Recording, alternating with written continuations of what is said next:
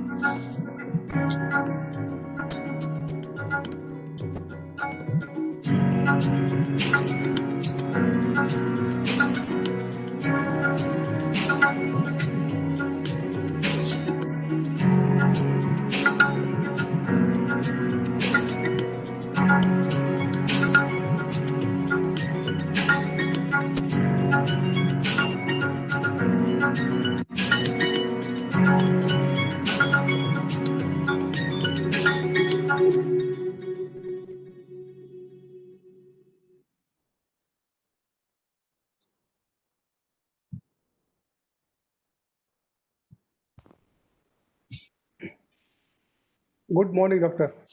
Good morning, sir. Good morning. Good morning. So I believe I am on time. Yes, sir. Right on time. Okay. Now we will just begin with the initial part and then we'll continue. Yes. Okay. I'm here. To live content by small means, to seek elegance rather than luxury, and refinement rather than fashion, to be worthy, not respectable, and wealthy, not rich, to study hard, think quietly, talk gently, act frankly, to listen to stars, birds, and sages with open heart, to bear all cheerfully, do all bravely, await occasions, hurry never.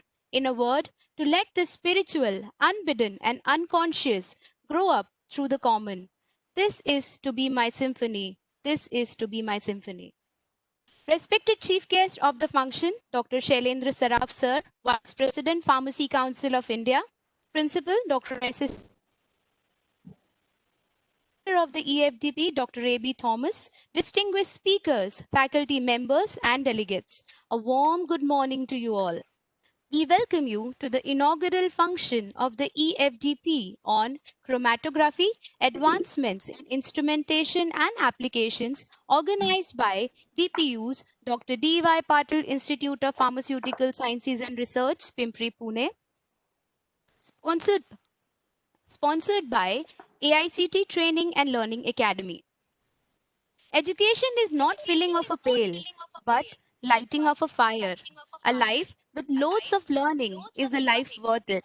And what can be better than disseminating knowledge to the educators who will use this to educate others and continue the chain? The topic of this online FDP was diligently selected to enhance the understanding of the ever-increasing role of various chromatography and hyphenated techniques in varied domains of research, quality testing, and analysis to accentuate the learning buds of the teaching fraternity in diverse areas. We at TPU Pharmacy stand by the quote, "Knowledge is the utmost power." Knowledge removes ignorance just as light removes darkness. Also, knowledge is a lasting inner wealth by which all outer achievements can be accomplished. Hence, to light the lamp, to bow down to knowledge as the greatest form of wealth. Every occasion, as per Indian tradition, begins with invocation to the Almighty and lighting of the lamp. I request the technical team to please play the Saraswati Vandana and virtual lamp lighting video. Please.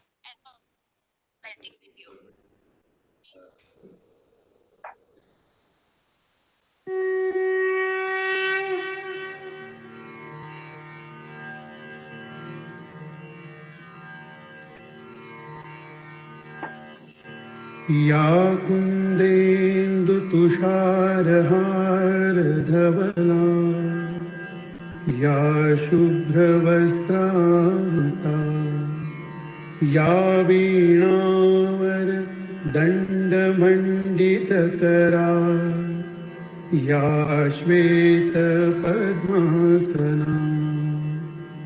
या ब्रह्माच्युत शङ्कर प्रभृतिभिर्देवैः सदा वन्दिता सा मां पातु Saraswati Bhagwati निःशेषजाड्यापः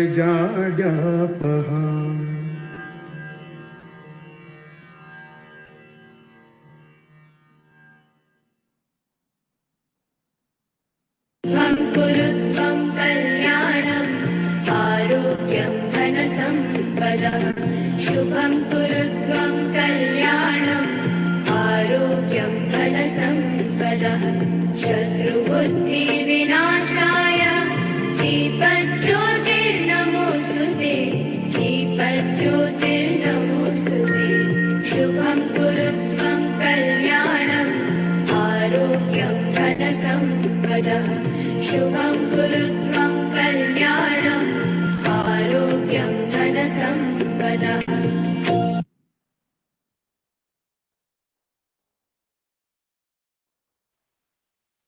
What a pious beginning of an auspicious occasion.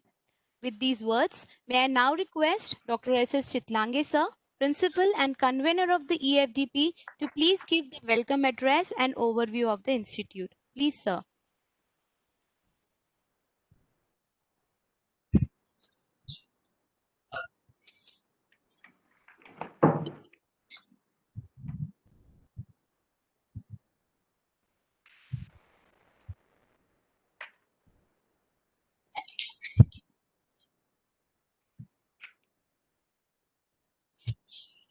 A very good morning to all of you. Honorable Dr. Shailendra Saraf sir, Vice President, Pharmacy Council of India, Mr. Ganesh KOKATE, Dr. AJIT DATAR, Dr. Asha Thomas, faculty member of the Institute, participants from the various institutions across the country, and my dear colleagues, I heartily welcome you all on this occasion of ATAL Faculty Development Program on Chromatography, Advancement in Instrumentation and Application. On this occasion, as a principal of the Institute, I wish to update you about the institution.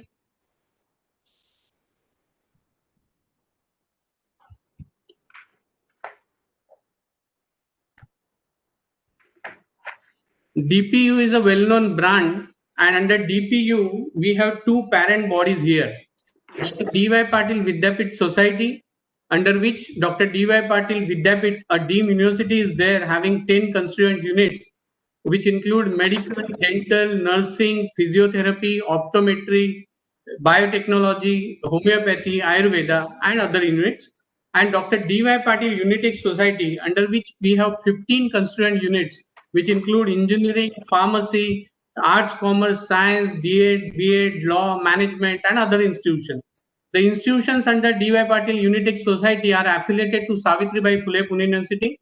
Majority of the institutions which are eligible are accredited by NAC with A grade.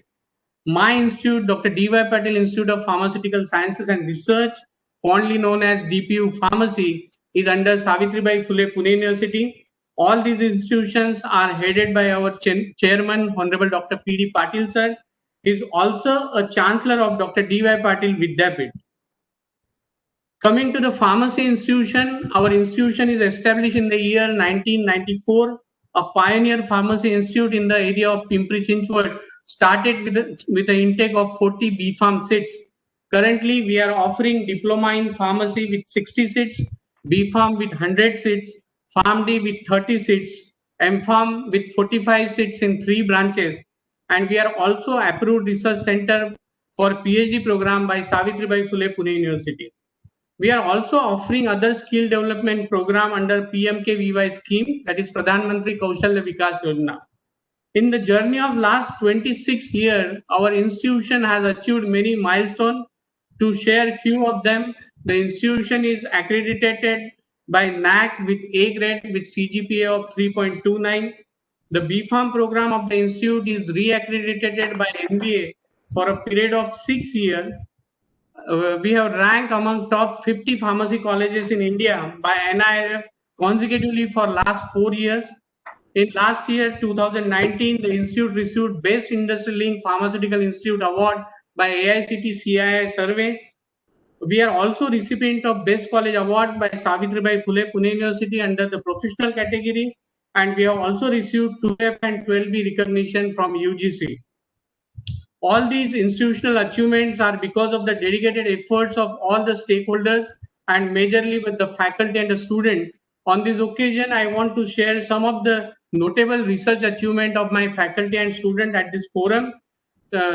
Faculty is having total 17 patents to their credit, 430 plus publications, 48 book and book chapters, 400 plus presentation at different state level, national level and international level conferences, and 110 research award to the credit of my student and faculty. Some of the awards which I want to highlight over here. Last year in 2019, we have received first prize at national level Chhatra Vishwakarma Award under the waste management category by AICT New Delhi, wherein the competition was amongst the engineering, pharmacy, management and all the institutions under the umbrella of AICT. Every year, my faculty is achieving a lot of awards at Avishkar and Invention competition organized by the university authorities at the different levels, state and national level. And we have also received many international awards and on different forums. These are some of the funding received by the faculty member and the institute in last 3 years. We have received almost 2.21 lakh rupees funding. We are the recipient of DST FIST grant for 60 lakh rupees for the establishment of Center of Excellence for Phytopharmaceutical Research. Faculty has received around 57 lakh rupees for RPS and Modron scheme from the AICTE. We have received around 15.6 lakh rupees from UGC under Paramarsh scheme. Here I want to mention that my institute is recognized as a mentor institute by UGC for the accreditation of non-accredited pharmacy colleges, and we have taken responsibility of 5 such non-accredited colleges to get their accreditation done. We are also recipient of grants from DRDO. Here with pride I want to mention we are the only private pharmacy institution in the country having MOU with DRDO, and we got grant for the clinical research in association with our medical college. Faculty members are actively engaged in the consultancy and giving their expertise to the industry, and we have received grants worth 60 lakh rupees toward the consultancy in last 3 years, and the faculty has also received research projects worth around 20 lakh rupees from the Savitribai Phule Pune University. We believe that collaboration is a must for the success of any institution, and with that belief we have signed MOU with the various institutions. We have more than 25 active MOUs at international and national level. Internationally, we have MOU with St. John Fisher College, New York for our PharmD program, Griffith College, Ireland for the postgraduate studies of our student, Life Pharmacy, UAE for the international placement of the student, Merck, Germany for the screening of anti-cancer drugs, and nationally with variety of the institutions which include GSK and Cognizant for train and hire model. Here also we are amongst very few institutions in the country having this particular MOU wherein the expertise from the GSK and Cognizant coming to my place, training my students and giving them the placement opportunity. Then we have additional MOU with other institutions for consultancy work, for placement and for all other activities. We all know that since last 8 months we are facing this corona pandemic, the adverse situation we are facing, but we believe instead of giving up on the face of adversity, we should face it with a positive attitude and smile. And with that belief, my faculty and students have contributed lot many activities, carried out lot many activities during this corona pandemic period. We have carried out awareness campaign for almost 10 awareness campaigns were carried out by our faculty and students on various themes. We have prepared flyers, we have prepared videos, and we have tried to motivate the faculty to remove the negativity from the society about the corona pandemic. We have carried out various surveys also, in which the major one was about the awareness about the Pradhan Mantri Bharatiya Janaushadhi Pariyojana in collaboration with Bureau of Pharma PSU of India. Additionally, some surveys on the lifestyle, impact of the COVID on the lifestyle, on the education and health. Along with these extracurricular activities, the institution has also carried out many academic activities. We were the first to conduct the EFDP, national level EFDP in collaboration with Association of Pharmaceutical Teachers of India in the month of May itself.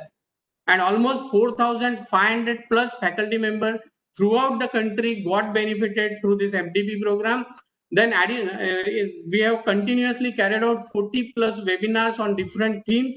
The faculty members have uploaded 50 plus courses on the LMS module, and that courses have benefited more than 27,000 students from all over India. We have also additionally conducted some of the activities for the participants from outside the institution, not only from the state, throughout the India, which include national level e-poster competition, national level video making competition, and national level skill employability test. And with all this, because of all these activities which we carried out during this corona pandemic, I am very happy to share that institution has received third position at AICTE Utkrishta Sansthan Award 2020 amongst very farm institution in the country, getting this recognition at national level. And the theme was this COVID only. In the COVID, how the institution has supported the society, and we got award under the counseling tele support provided by the institute. One more news to share with all of you: the institute will be getting award of the year 2020 under the innovative teaching approaches, the approaches which our faculty member has taken during this particular period of COVID pandemic. The placements, we have made 100% placement of the student in spite of the adversities, and the quality of education imparted by the institution. Additionally, we are also recognized among the 50 most promising educational institutions of India in 2020 by National Educational Excellent Award Bangalore. All these achievements, accomplishments are because of the teamwork of my faculty members, and well supported by the management, regulatory bodies, and all the stakeholders. And because of teamwork, we could achieve all these things. And this is not the end. This is a journey. Whatever we have achieved is a process, and the final destination, we want to establish ourselves as an excellence center for the academic delivery. And in that, I'm sure everybody will support me. My team is taking excellent efforts, and today also Dr. Asha Thomas and her team has taken a lot of efforts in this EFDP program, and I'm sure the program will be successful. On this occasion, I want to profoundly thank Dr. Shailendra Saraf sir for sparing his valuable time. I want to thank our management, Dr. P.D. Patil sir, Dr. Somnath Patil sir, for supporting all our endeavors. And I wish all the best for this activity. Thank you so much. Thank you so much, sir, for a wonderful insight into DYP IPSR culture. I now request Dr. A.B. Thomas, Coordinator of the FDP and HOD Department of Pharmaceutical Chemistry, DPU Pharmacy, to please present the overview of the EFDP. Please, ma'am.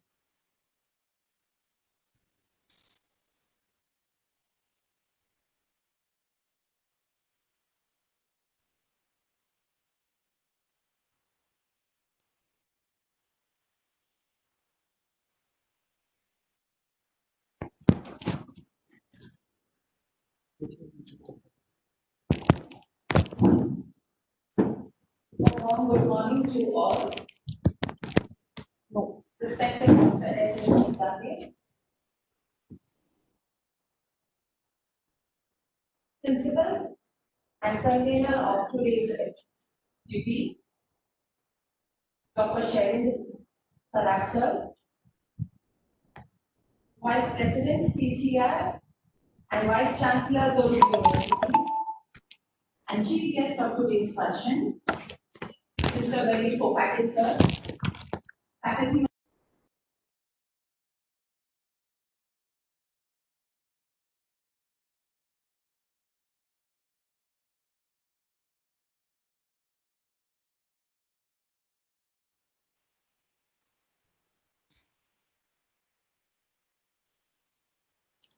Madam, you are not audible.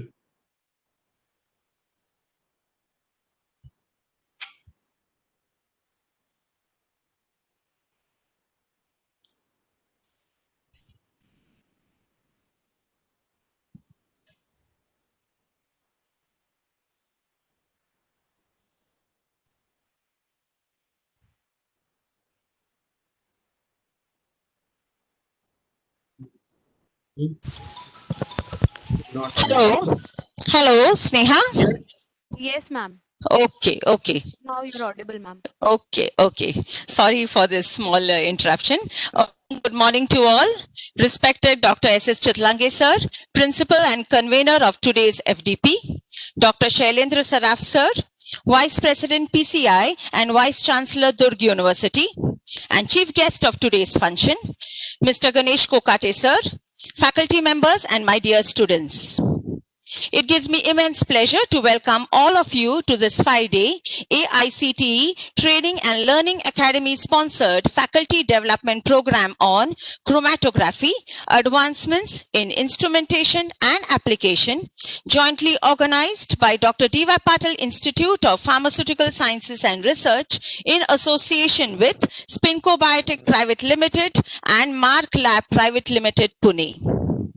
As we all are aware, the entire world is today battling the corona pandemic, and scientists across the globe are relentlessly working to provide a breakthrough solution to this pandemic that has affected millions of people worldwide.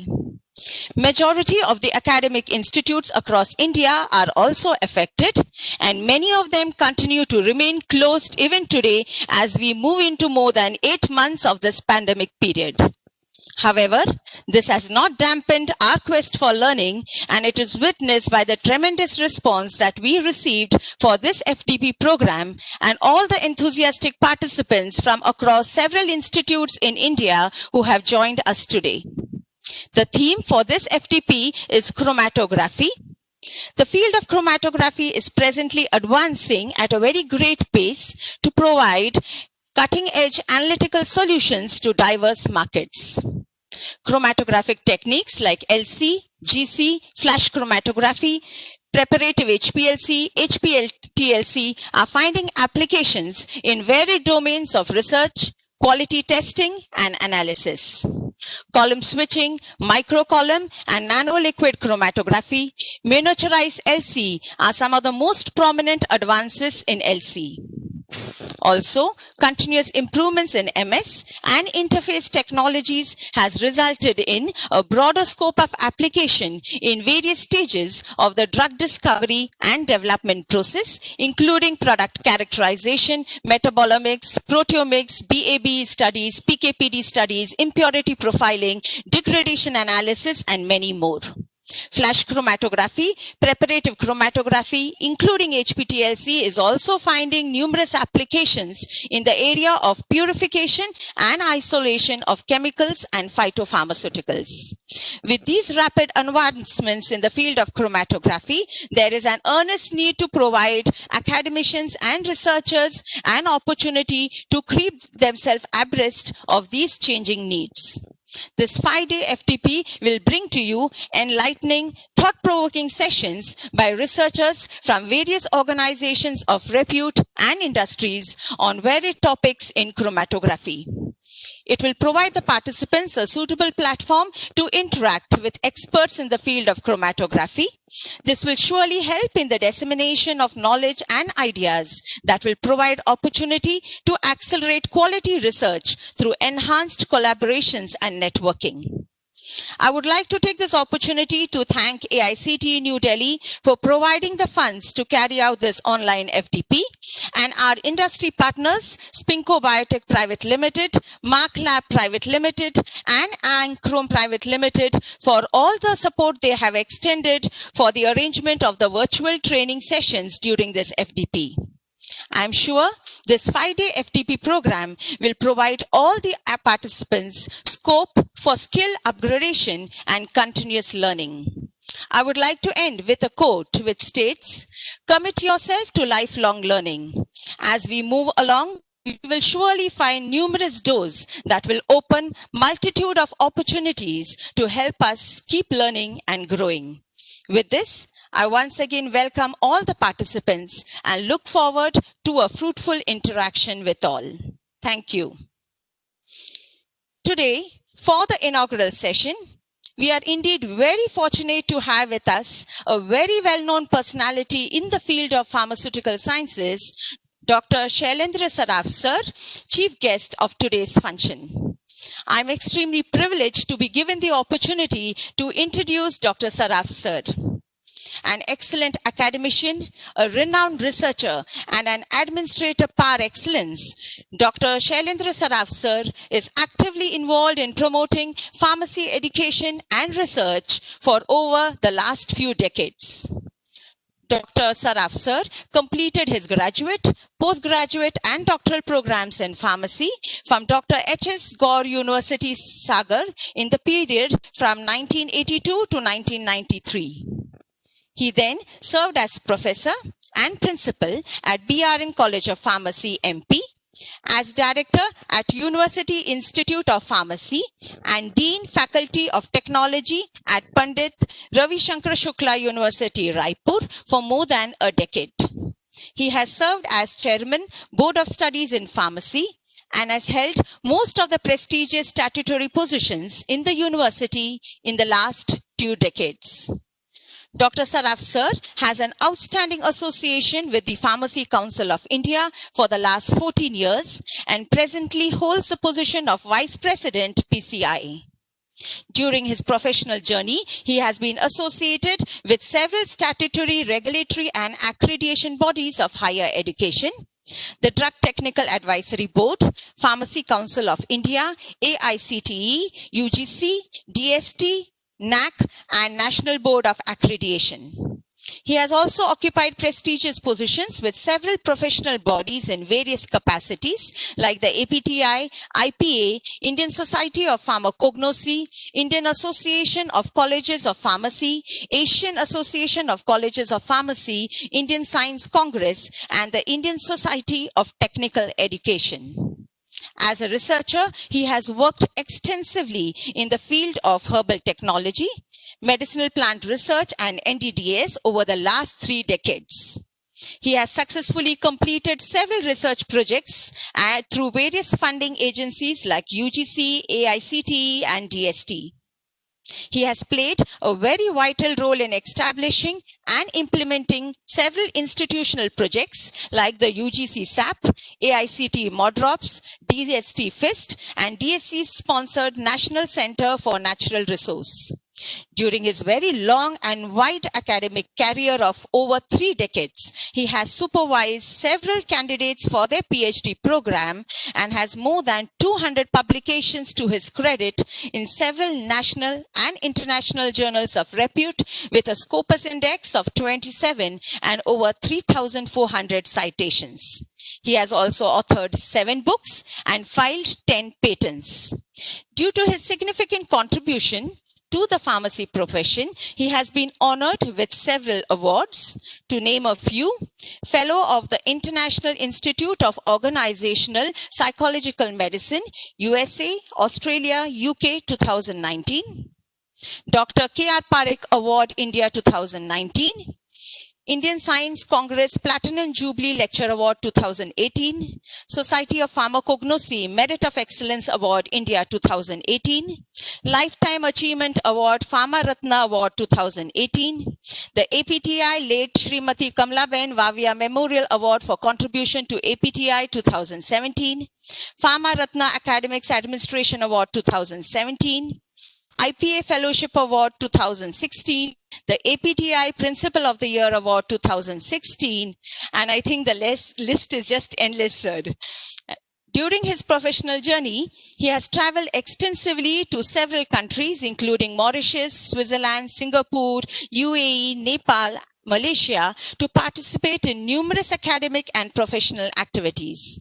He has also attended the International Commission meeting of the Accreditation Council for Pharmacy Education at Chicago, USA, and participated in the international study tour of PCI to UK. Currently, Dr. Saraf sir is serving as Vice President, PCI, and as Vice Chancellor, Durg University. With this very brief introduction, I would like to welcome sir on behalf of the management, faculty, staff, and students at DYP IPSR. I would now like to invite sir to deliver his keynote message and enlighten the august gathering with his words of wisdom. Dr. Shailendra Saraf sir. Thank you, sir. Thank you, madam. I'm humbled and speechless for giving a nice introduction. Thank you, sir. So, Honorable Principal of the institution, though he is my personal good friend, Dr. Chitlange, Coordinator, Dr. Asha Thomas, Madam, Dr. KOKATE, Dr. Chandnani, and other leadership of institution and management. A very fine good morning to all of you.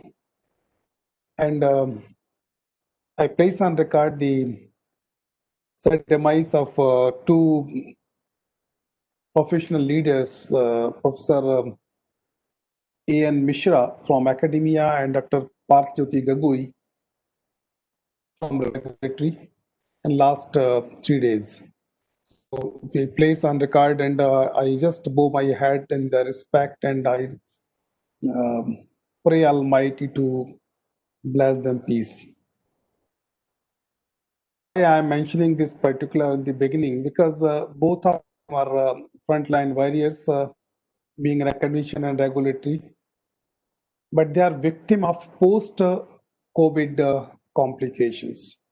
So this is another area where we have to play major role in times to come. So thank you very much, Dr. Chitlange, for inviting me. Though I was planning for a couple of years visit physically in your institution, because I always love to visit institution who are providing leadership to other institution in that region. So this is the reason, and whenever this pandemic is over, I will take it a point and I'll visit you. And it's really pleasure and definite, we can say, honor for me to be here on this platform organized by DPU, because I have seen your profile, and you have talked about your institution for about 10 minutes, but about an hour about institution, because I am keeping eyes on all of you and their journey. It's really amazing to have an institution, all the courses from diploma to from PhD, research, having NIF ranking continuously of 4 years below 50-40, and NAC accreditation at the same time. It's NB accreditation. And one can dare only if they have quality, then only they can go for accreditation and certification. And all the awards from the university, from the AICTE, central government, and recognition. So in light of it, I can request Dr. Chitlange to give a moratorium for 1 year, so that other institution also getting some awards.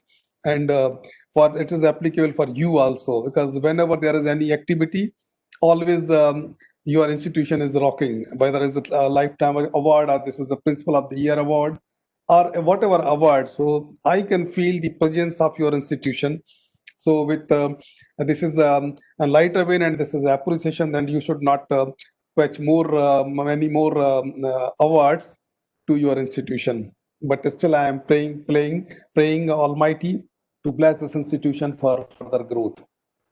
Believe me, if this institution was existing in the late 70s and early 80s, so I would have taken admission in your institution. So this is the only problem with me, that I could not study in your institution.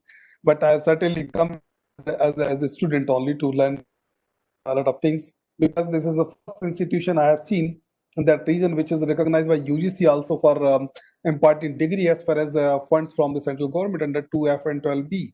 So these are some you can say yardsticks and milestone which are really very difficult to achieve. But one important thing you have already mentioned, you have identified you as a lead institution. So this is your responsibility to disseminate the excellence amongst the other institutions of that region in this country. As far as the topic is concerned, Dr. Thomas Madam has rightly mentioned life is through learning. But there is a small correction is required. We are living in an era where this industry 4.0 reached very silently. We are living in an environment where the industrial revolution 4.0 is a reality. And unlike earlier 3 revolutions, this 4th revolution came very, very silently. But beauty of this time is this is the amalgamation of biological sciences, physical sciences, and information technology. So for that, if you want to keep the track of all the technological development, if you want to remain relevant in that fast changing technological world, then one more paradigm shift in the teaching and learning required, that is known as unlearning and relearning. In fact, one of the social scientists rightly said, the biggest problem of the academia is they have to prepare the graduates and inculcate such faculty so that they can solve the problems of the society which is not known to the society. One more thing it is added, they have to tackle those problems, they have to give the solutions with the help of tools, techniques, and methods not yet invented. It means direct teaching learning is not going to help them, but the art of learning, if you are imparting in the graduates and representative and ambassador of institutions, then only we will be able to contribute our efforts significantly. Second part comes is the research. Mashelkar once said, the capacity of academia to translate their academic research into financial gains is responsible for the respect of the country, of the nation. So this we have to learn, because earlier the responsibility of academia and the scientists was given to make drugs available and affordable. And this challenge was taken by the youth of that nation. And we have demonstrated that we are something in the field of production of formulations. Recently, our Prime Minister said, and it is realized by all the nations, that India is the pharmacy of the world. What is next? For me, the next is India should become the pharmaceutical laboratory of the world, to make drugs available and affordable, and we have achieved it. Now, this is time to translate our own heritage Ayurvedic informations and come out with your own pharmaceutical or medical molecules, so that we will be able to command the respect in the world as a laboratory of pharmaceutical sciences. So whatever we have achieved, this is with the help of with the contribution of the senior pharmacists. Now we have to play our role in a significant way. And for that, there are two important things.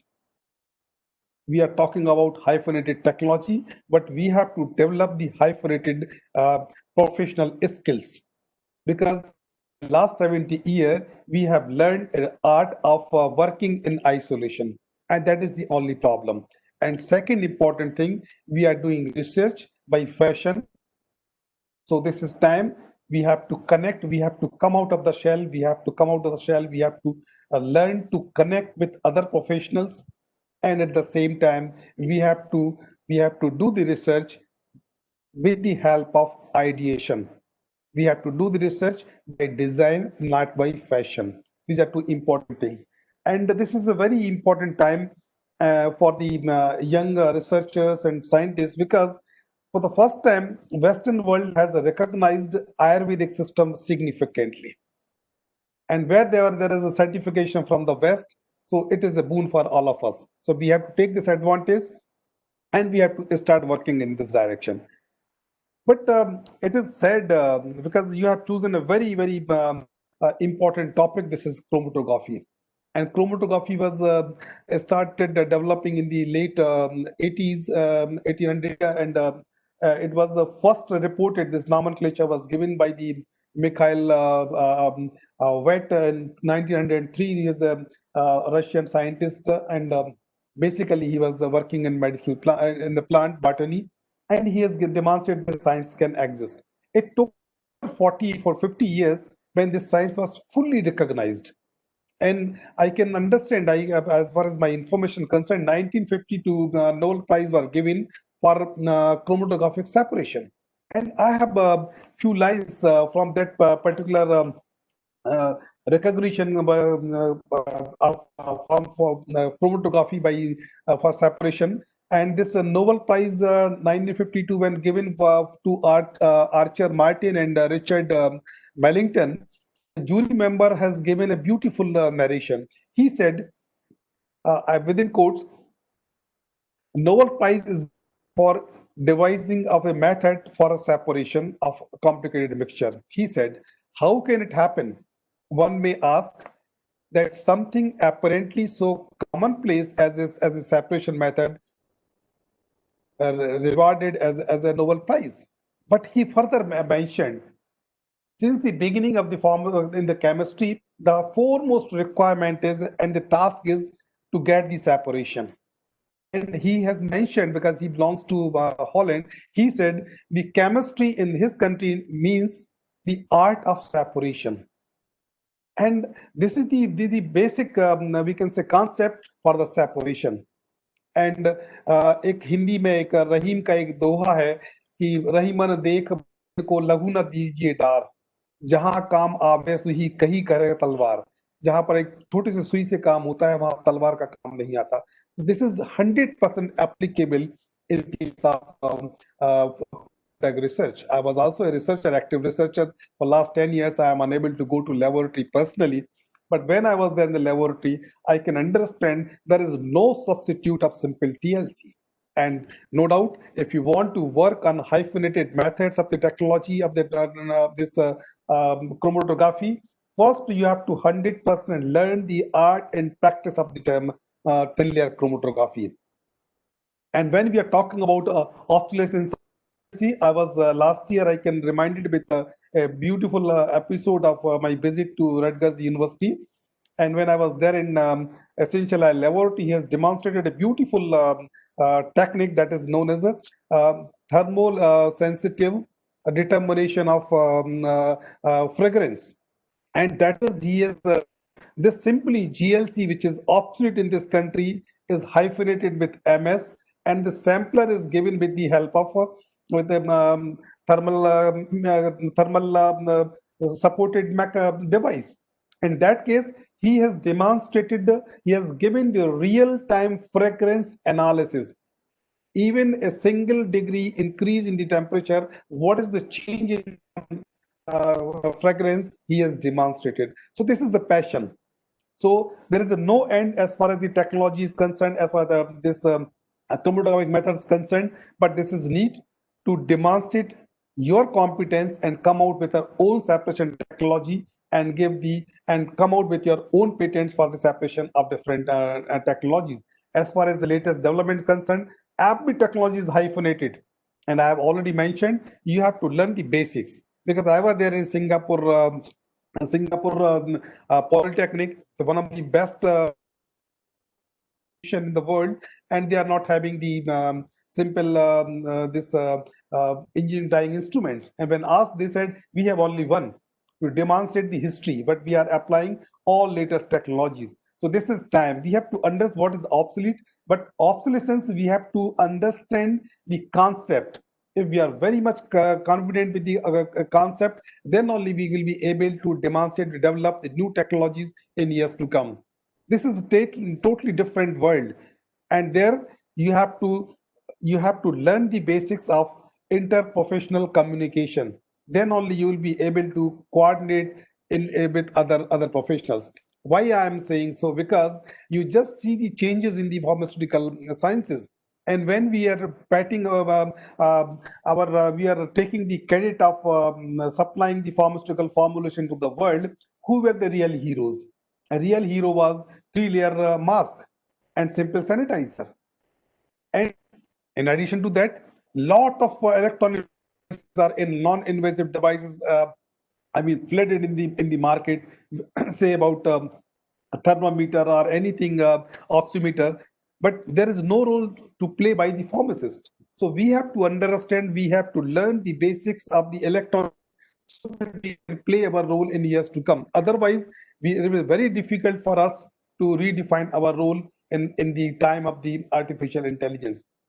Stephen Hawking once said that the real success in artificial intelligence will start writing the script of the end of human being. And this we are realizing. But he has mentioned, if you really want to survive in the time of the supercomputing, artificial intelligence, machine learning, and this another science is coming, that is the quantum computing. So you have to develop the super intelligence. And if you're not able to inculcate the concept of super intelligence, you must be lost, and there must not be any respect in years to come. As far as the future is concerned, I am not going to talk in great detail about the chromatography, as I can understand the scientists from different arenas are coming, and even industrial in the instrumental organizations are also demonstrate their facilities to the participants. But I am just thinking about what is the next. One I have mentioned, we should always start working in the area of developing our confidence to become and emerge as a pharmaceutical laboratory of the world. And second, we have to learn the interprofessional working, and we have to learn the collaborating with others, because the world, while talking about, in India, we are talking about the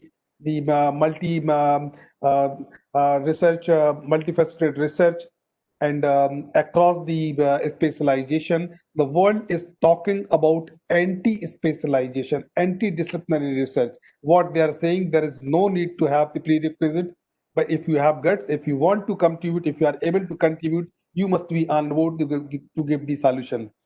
So we have to develop the confidence. और एक बार और मैं जो बात कहूंगा कि सुश्रुत ने बहुत पहले, आज से साल पहले लिख दिया था कि एकम शास्त्र मदीयानो न विद्या शास्त्र निश्चयम तस्मात् बहुश्रुतः शास्त्र विजानीय चिकित्सः।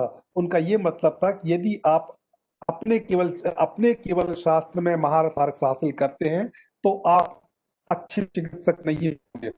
आप जब भी अच्छे चिकित्सक हो सकते हैं जब आपको दूसरी branches, this is the time to adopt the idea given by Shushruth 2000 years back. Then only you'll be able to come on this society. There is a need to have a clear cut, we can say, roadmap to have the basics of electronics and communication skills with the electronic engineers. Then only you will be able to better utilize the technology, and you will be in a position to give better technology for years to come. As far as the pharmaceutical field is concerned, that is totally driven by this artificial intelligence. I was just visiting the Watson initiatives, and IBM Watson, they are already 40 pipelines are waiting, and I can believe this, if this even 50% are there in the market, we have to again sit down for some time and we have to redevise ourselves. Why I am saying so? Because they have developed a Molly, a beautiful virtual nurse, which is capable of demonstrating to take the cater the needs of the patient. Before you woke up, your insulin level is glucose level is determined automatically, and insulin is delivered. This type of competence is being offered by the product like Molly. Another product is on the pipeline. This is known as a medical sieve. The sieve is efficient. There no additional, with the help of no additional requirement of blood analysis. Whatever data you have, this medical sieve can determine the nature of the tumors and its cancerous nature also. So a lot of things are coming, and one more concept is coming that is known as cloud-based research. Thought leaders are thinking about to reduce the cost of the products. So what is the most effective, which is the responsible for the cost of the medicine devices and medical products, is the ideation. And in case of ideation, the confidentiality is maintained, and they are not sharing the developments in their field. So they are thinking about a new model. This is not a cloud-based research. Whatever contribution you have, you will get the benefit for that. Information must be shared, so it must save the time, energy, and everything in order to come out with the latest solutions. And other areas which is really significant in years to come is a laboratory on pill. While your pill is traveling through the gut, it is giving with real time the total microbial flora. So here we can say the chromatography technique can play big role in years to come, because there is need to have very efficient methods for the prediction of environment. At the same time, there is a very important role is playing by the chromatographic techniques in the criminology. At the same time, this is the most efficient method used and available so far for the development of medicinal products and isolation and characterization of the medicinal plants. So one can learn from the experience of Tuyuyu, who won the Nobel Prize for the invention of artemisinin. But this particular biography one should read, who is studying, who is working in the field of medicinal plant, the commitment, the passion, the patience she got. But at the same time, she has developed the competence with the help of conventional training in Western pharmacology. At the same time, full-time course in the field of Chinese medicines. So this relearning, unlearning, and again learning. But you should have sufficient passion for the research, and only you can come out with a solution. So I urge upon all of you, keep yourself abreast with the latest technologies, and please never ever work for research under fashion, but with a purpose. Once Albert Einstein said, the highest form of the research is ideation. And this ideation is at present missing in our academia. So we have to devote as well. If very good in your idea, if you are having ideation, and if you're able to respect your ideation, then you must be able to command respect in the profession, society, and nation. So this is my suggestion, to have some time for the ideation, and need not to hesitate to share your ideas, because the conversion rate of hypothesis to thesis is almost less than 0.01%. Still, the scientists have this desire and this passion for the development, and they come out with the hypothesis, and they try to translate their hypothesis into thesis. So friends, I urge upon all of you to respect your own cultural heritage, try to translate it with the help of modern science, and with the help of numerical data. At the same time, you should have your own idea, but overall, foremost requirement, you should have your own respect for your own idea. This is time, because in last 70 years, our academia, our research has been observed the crisis of narratives. We are victim of the narratives of the West. We are the developing country, we are the backward country, but I have seen almost all the laboratories in the world where most of the scientists are working from this country. They are not recognized this country as a developed country, but in their laboratories, they always prefer to take scientists from this country. When I was there in the another university in the US, they always said, we are not having any structured mechanism to give the reservation for the Indians postdoctorate students, but unofficially we maybe make sure that more than 50% are coming from that region. And the simple idea for unofficially reserving the seat is, Indian graduates are coming with full of ideas. They have the facilities, but they are not having the ideas. So you have to learn to respect yourself. एक saying like South Africa में एक कहावत है कि until the lion tells telling his own story, the history of hunt will always glorify the hunters. So this is your own narratives, and this narrative we can write if you really have the feeling of pride in your hearts about your own culture, your nation, and your profession.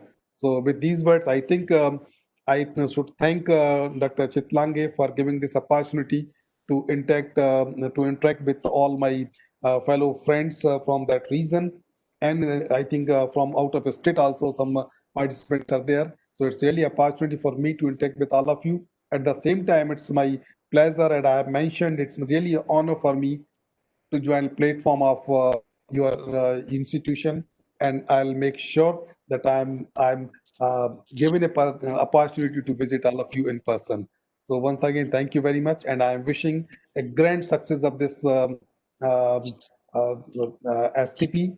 And I think everyone must learn something, and practice also, translate into practice also. So once again, be happy, and I'm just praying Almighty to bless all of us and keep ourselves safe.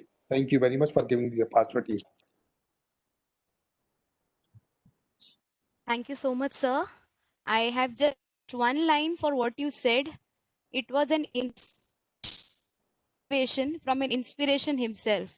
Thank you, sir, for gracing this occasion with your insightful deliberation and words of wisdom, covering the aspects of type of research, ideation research over research with passion, and newer avenues in artificial intelligence, need and importance of learning concepts of chromatography, and how academia needs to grow, unlearn and learn for betterment, indulge in interdisciplinary research, discussing examples of cutting edge research happening around.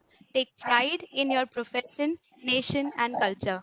Thank you once again, sir. I extend our warm regards and sincere gratitudes to you on behalf of the DPU Pharmacy family and all the participants for sparing your valuable time to be with us. Here, we conclude the inaugural ceremony of this online FDP. Sneha ma'am, Sir, Yes. for all the appreciation, and we will definitely like to you have at our place. So let this corona pandemic over, and definitely we will plan your visit to our campus.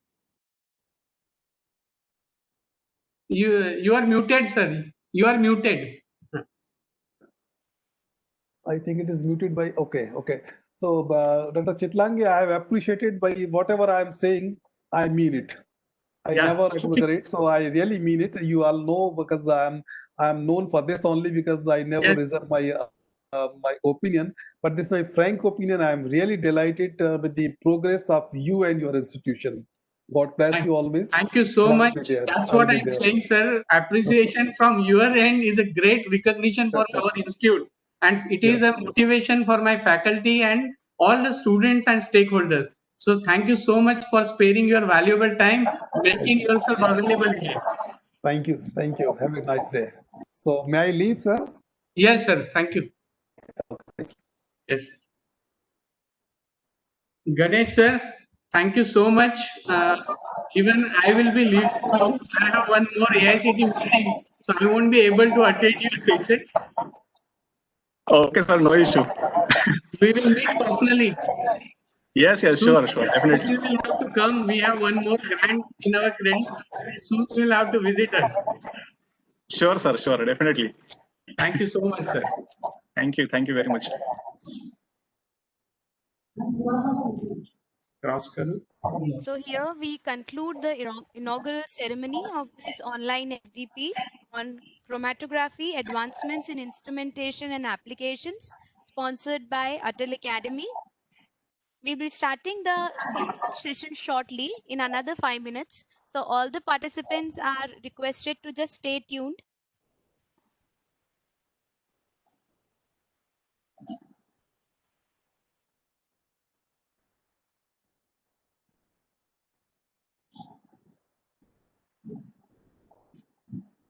I'm not on mute, I know that.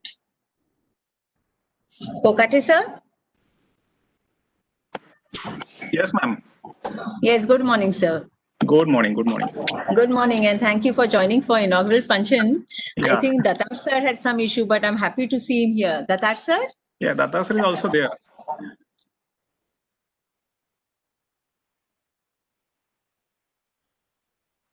Yeah, Yes, sir. Yes, sir. Welcome, sir. Good morning. I've talked completely, and also your introduction and Dr. Chilla's remarks also about the institute. I was there right from, except Okay, sir. only I Thank missed first a couple of minutes. Okay, sir. Thank you. Thank you, sir. We will start in a few minutes, sir. Yes.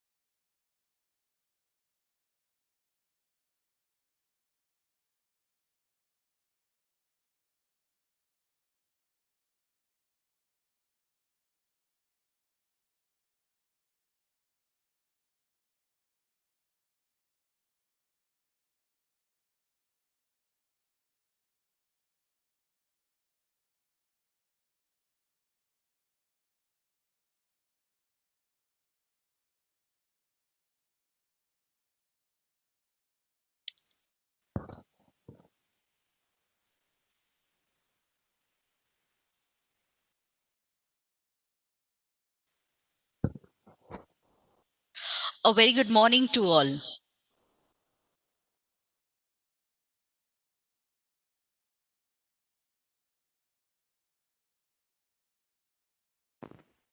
Sejal ma'am, we can start. Yes, ma'am.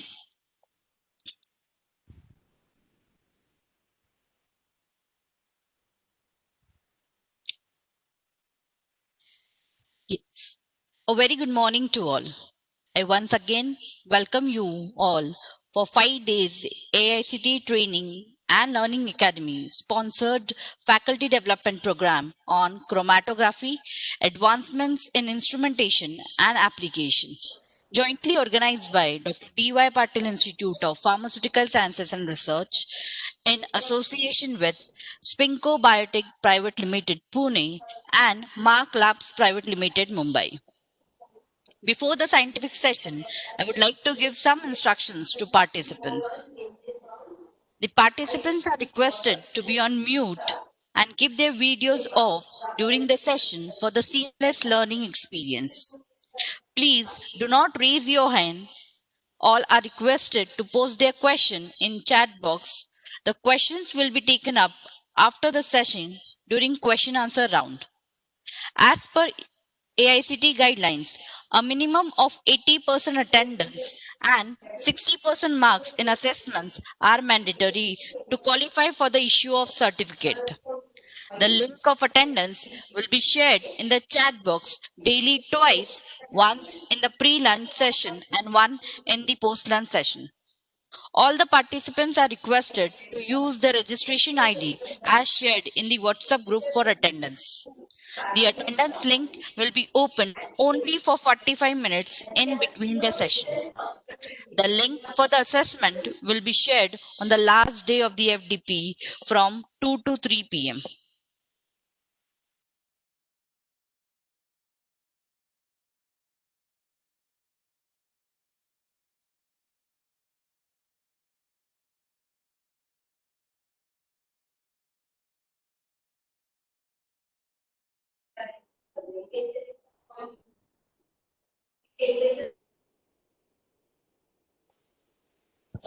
Yes, ma'am.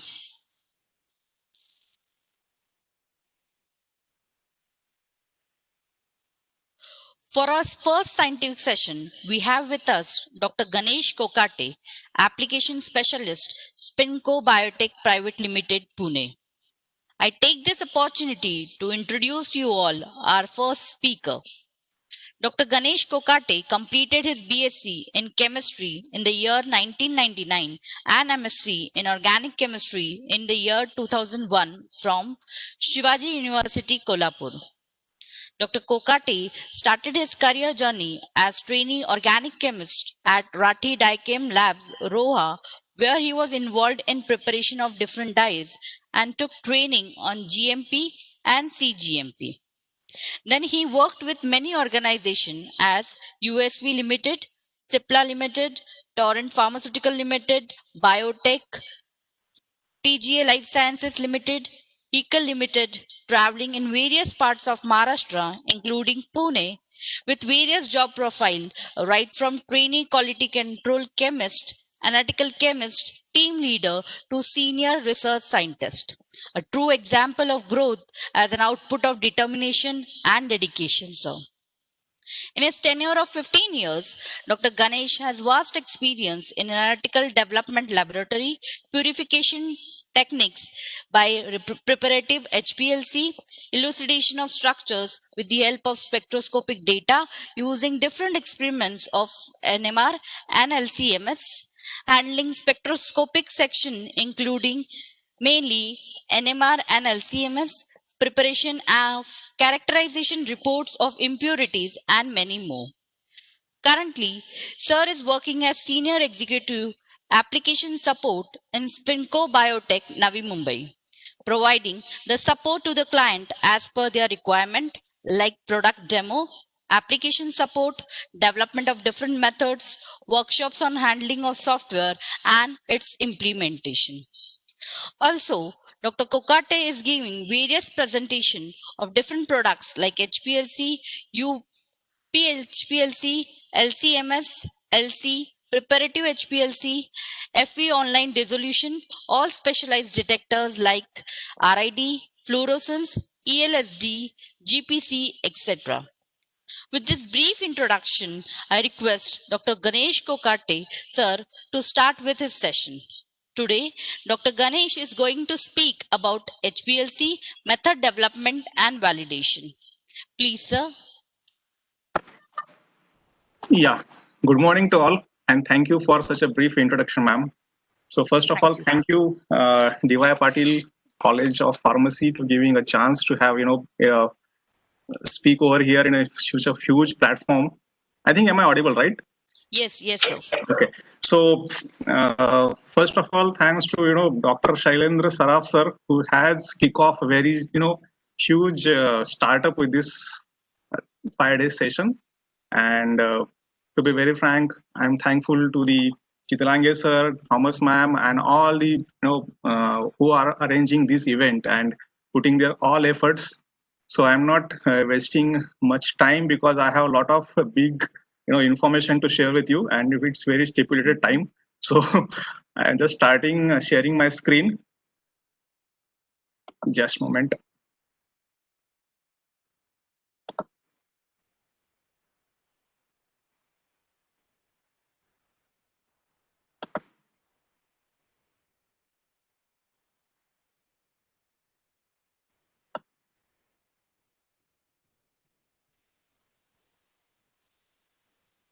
Okay.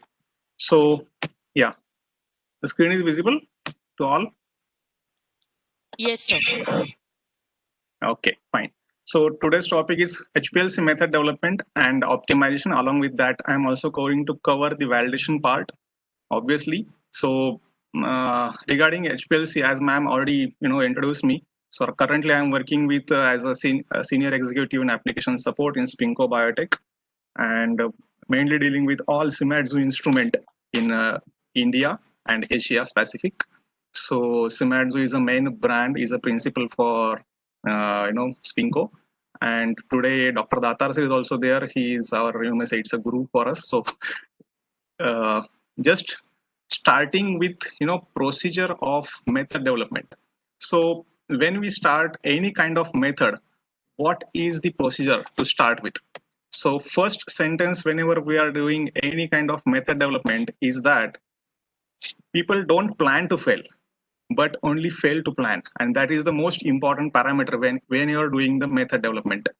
So planning is the one of the biggest feature before doing any kind of method development. And what kind of plan we need to do? The first, there are some 7 to 8, you may say, points we need to highlight. The first point where before starting any kind of method development is that we should know the proper information about the sample which we are going to do the method development first of all. Then what is our separation goal? Is it about the any kind of impurity separation? Is it about the peak purification, or any kind of how many impurities are there in that particular sample? So we need to focus on the information of sample along with the separation goal. The next point come as a special procedure for sample pre-treatment or maybe sample preparation. So what kind of sample is it? Is it properly soluble in water? Is it properly soluble in organic phase? Or is it proper? Need to do some pre-treatment before going to take the sample for the on the instrument itself. So before going to instrument, these are the very crucial and important parameter for any kind of method development. The third one is detector. Okay, so what kind of detector we need to choose for that particular method development? First of all, after knowing the structure or maybe sample information, we should know, is it UV active or is it UV inactive, or is it having any other sense, or what kind of method development? Is it up to the ppm level, or I need to go LOD or LOQ up to the ppb or ppt level? According to that, we need to choose the detector and its on setting, because there are a number of detectors. I'm going to in a brief introduction or in a brief about detectors, about the brief about the different detectors as well. So after that, we need to choose the LC method. Preliminary run, we need to see what kind of behavior of the sample, how many impurities are there, what is the separation. So either with the isocratic or with the gradient. Normally, we are not talking about a lot about isocratic because now it's all about the gradient method. Normally 70 to 80% of the chemistry, HPLC specifically, plays within our reverse phase and with the gradient method.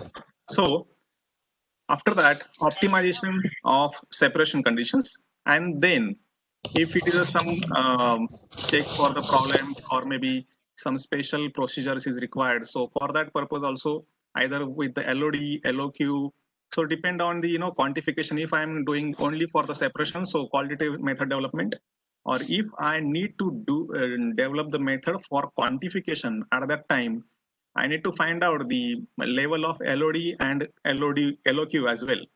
And along with that, with the calibration curve, I can easily correlate the minimum detection, okay, minimum detection or minimum quantification level, and recover of the purified material as well.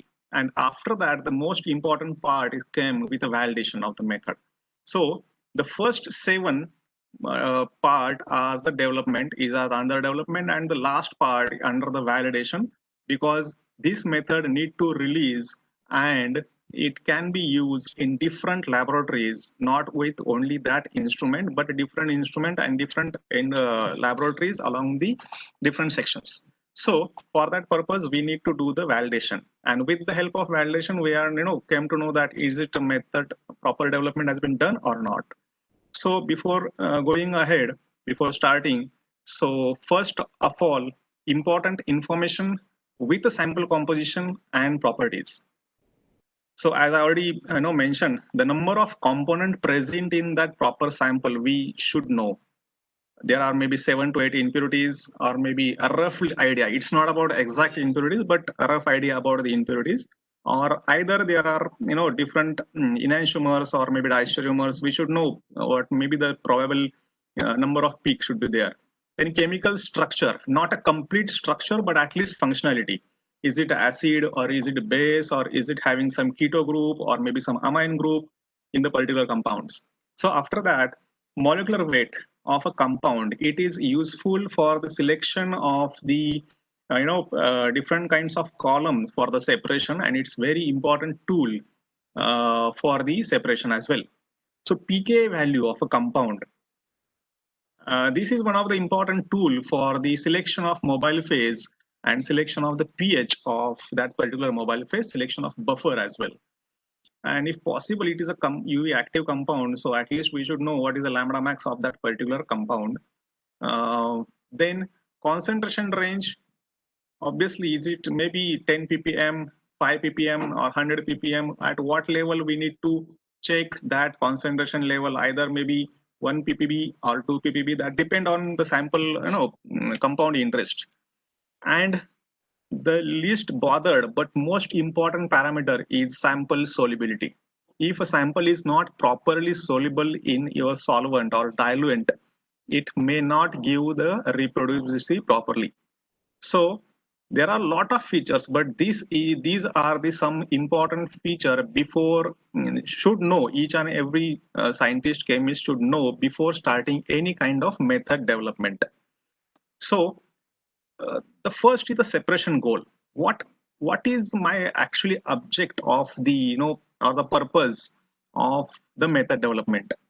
Because as Saraf sir already told that the focus is also important, but the purpose plays a very crucial role of what kind of purpose for this method development. So primary, the purpose is the quantitative analysis or detection of the undesired substances or desired one, or you may say the characterization of unknown samples or known samples, or maybe there may be the only isolation, or maybe so as to get the purified compound. So there may be the preparative HPLC as well, so get the purification instrument to get a proper method for separation. Or else, if I don't know the structure, I need to find out the structure with the help of certain other techniques as well. And if I required some quantification, maybe at lower level, So for that purpose, what kind of method I need to prepare, that goal should be there before starting any method development. And the next one, to resolve all sample or all sample component, is it really required, or I am just focusing on 3 different impurities, that's it. So if there are total 10 impurities in your compound, so if I am focusing on only my desired peak, for example, there are impurity A, B, C, along with your main API or main formulation study. For example, if it is a metformin, then am I focusing only on the metformin, or along with that there are other impurities which are harmful, like genotoxic impurities. So those kind of analysis I need to prefer. So that in that case, I don't require other separations. I'm just focusing on 3 to 4 impurities only and with the main peak. So if quantification is required, then at what level of accuracy or precision is required? So that is also most important part.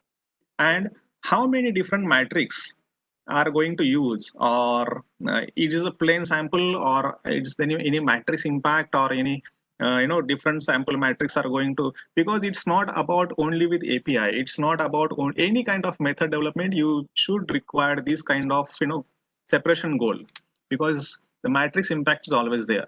So how many samples will be analyzed in one time, at a one time?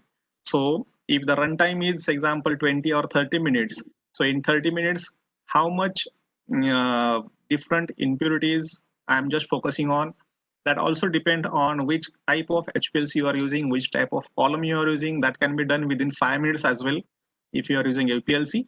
But in general practice, at least 20-30 minutes in how much impurities are there, and I'm able to analyze different impurities at that particular time.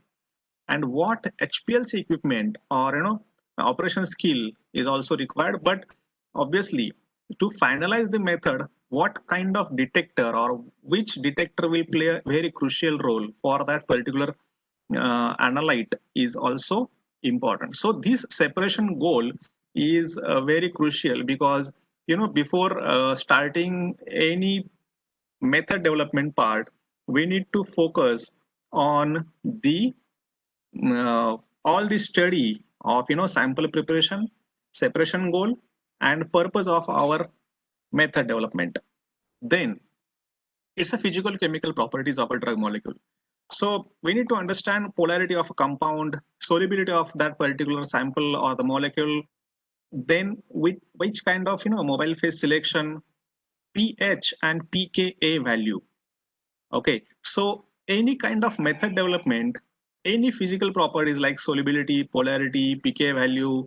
So what kind of polarity? If the physical properties of a compound is a polarity, then it should have help in different analysts to predicate the solvent and composition of a mobile phase.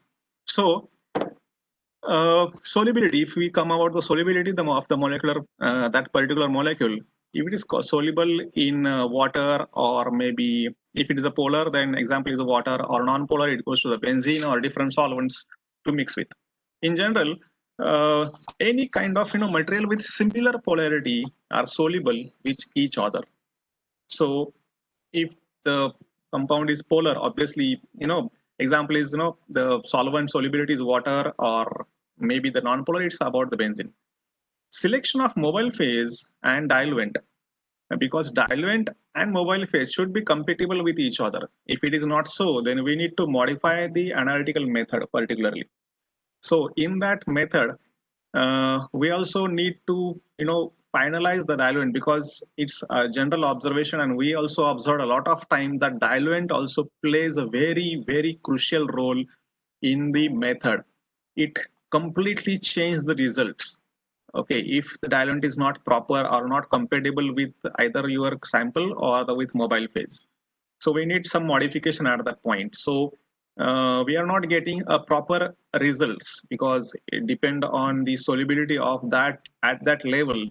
If sometime I'm getting 5 ppm or other, if the diluent is I'm taking on a large quantity, then obviously the sample dilution is there, but the data may vary. So I'm not getting any proper linearity if the diluent is not proper. pH and pKa, I'm going to talk a little bit more on the pH and pKa after some of the slides. So that is also very crucial in the HPLC method development part. As you know, the pH is always defined as negative logarithm of H plus ion. So the selection of proper pH for the ionizable analyte leads a symmetrical and sharp peak.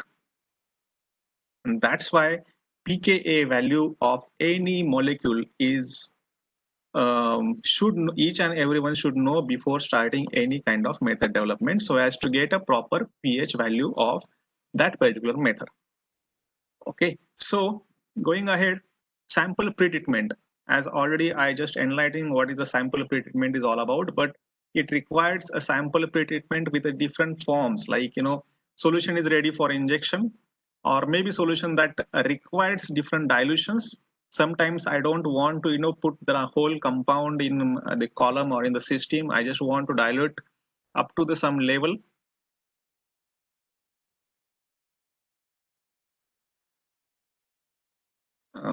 What is that? It's content. Okay, so sorry for interruption. Yeah, so solutions that requires dilution or buffering, or maybe the addition of the internal standards as well. See, in addition of internal standard means what? Sometimes we, if you are doing the quantification, and normally the external standard has been used, but the sample is not properly not showing any proper stabilization, or having some issue with the stability, or having some response factor variation, and my method is rugged or it is properly validated or not. For that purpose, we need to put an internal standard in such a way that the internal standard will behave same throughout that particular sequence or particular method. So for that purpose, we use the internal standard as a reference to calculate the concentration of your analyte or particular molecule. So solid that must be first dissolved or extracted. So sometimes it's not a proper solid. We need to extract from other resources. Like if I need to identify different biological or maybe botanical extract. For that purpose, I don't know about I'm not injecting no, I'm not dissolving a leaf directly in a solvent. I am just doing the injection. So if I'm analyzing the azadirachtin, so for that purpose, I need to extract that proper leaf in that particular solvent. After extraction, I need to take that sample, and then it goes to the injection. So that wholly depend on which kind of sample you are going to use. Then sample that requires the sample pretreatment to remove the interference. Sometimes it happens that there are a lot of interference with the main peak, or maybe with the particular impurity. So for that purpose, there may be chances of having either with some other molecule, some other component with it. So for that purpose, we do the sample pretreatment. Is a huge topic, sample pretreatment basically. So I'm very covering in very short time. So sample pretreatment is a important criteria if you want a proper analysis on the HPLC, or proper reproducibility of a content on that. Basically, the thing is that to remove the interference and to protect the column, we require some sample pretreatment, and equipment damage also we avoid with the help of sample pretreatment. Now, coming to the next part. Yeah.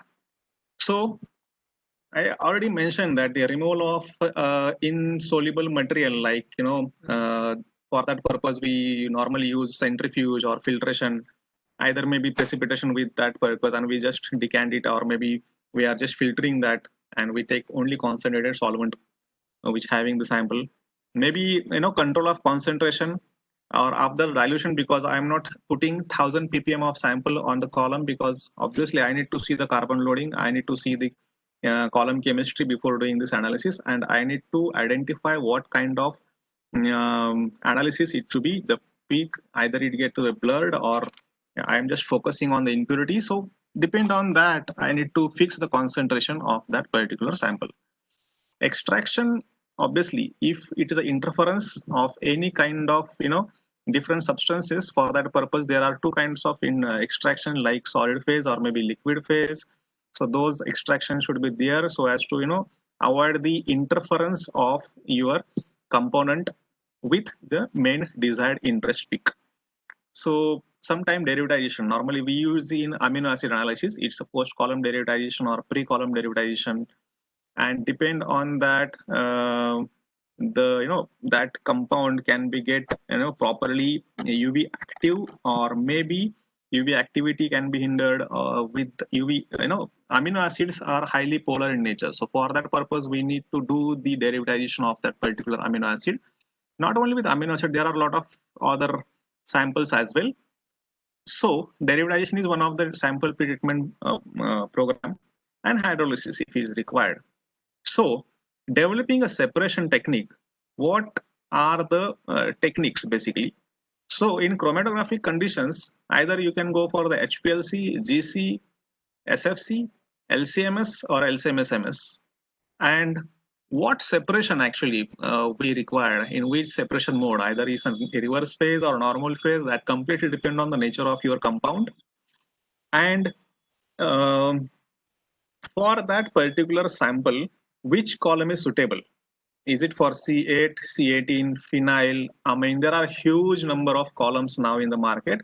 So what column is suitable for that particular analysis? That is also very crucial for me. That column temperature is also plays an important role, because in a particular, some of the components are temperature sensitive. So it will get a better peak shape or better separation or a better resolution at higher temperature, or maybe if you want, that completely depend on the which kind of temperature you are going to play with. And mobile phase, obviously, either isochromatic or a gradient, or maybe buffer and pH. So buffer and pH are the crucial role. So we will take in one by one what is the optimization on separation of the reverse phase basically. So selecting the HPLC mode, so either reverse, ion pairing, or either normal phase. So always whenever we are doing any kind of method development, the first preference should be a reverse phase, as it's very easy and first choice of any kind of method development.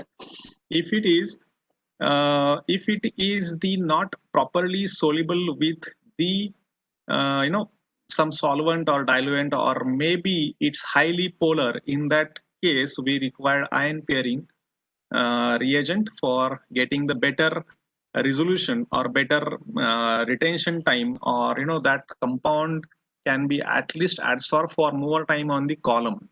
That's the main purpose of ion pairing reagent.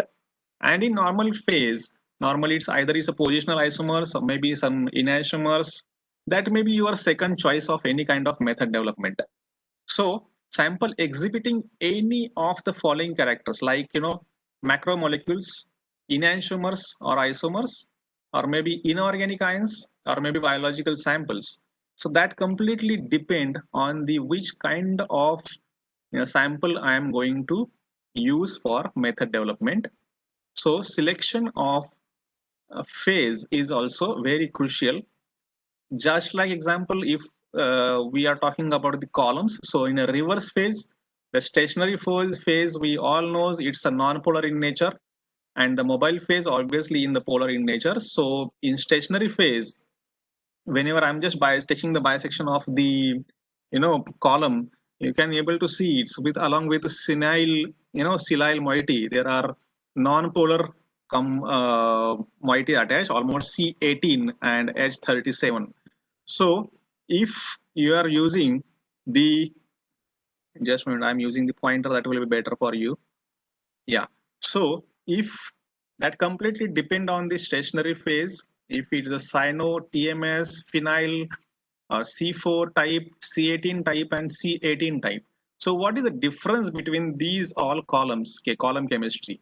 Basically, the silyl moiety is same, but along with that silyl moiety, for the adsorption of the molecule, we are attaching the different carbon chain over here, depend on the nature of your compound. So if it is a C18, So it's, having the long carbon chain.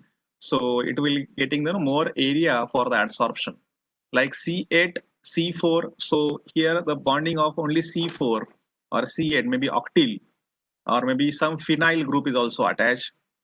Then TMS or maybe cyano, depend on the structure of your molecule. That's what we should know at least the functional group of that particular molecule before starting analysis, so as to final which kind of column should be used.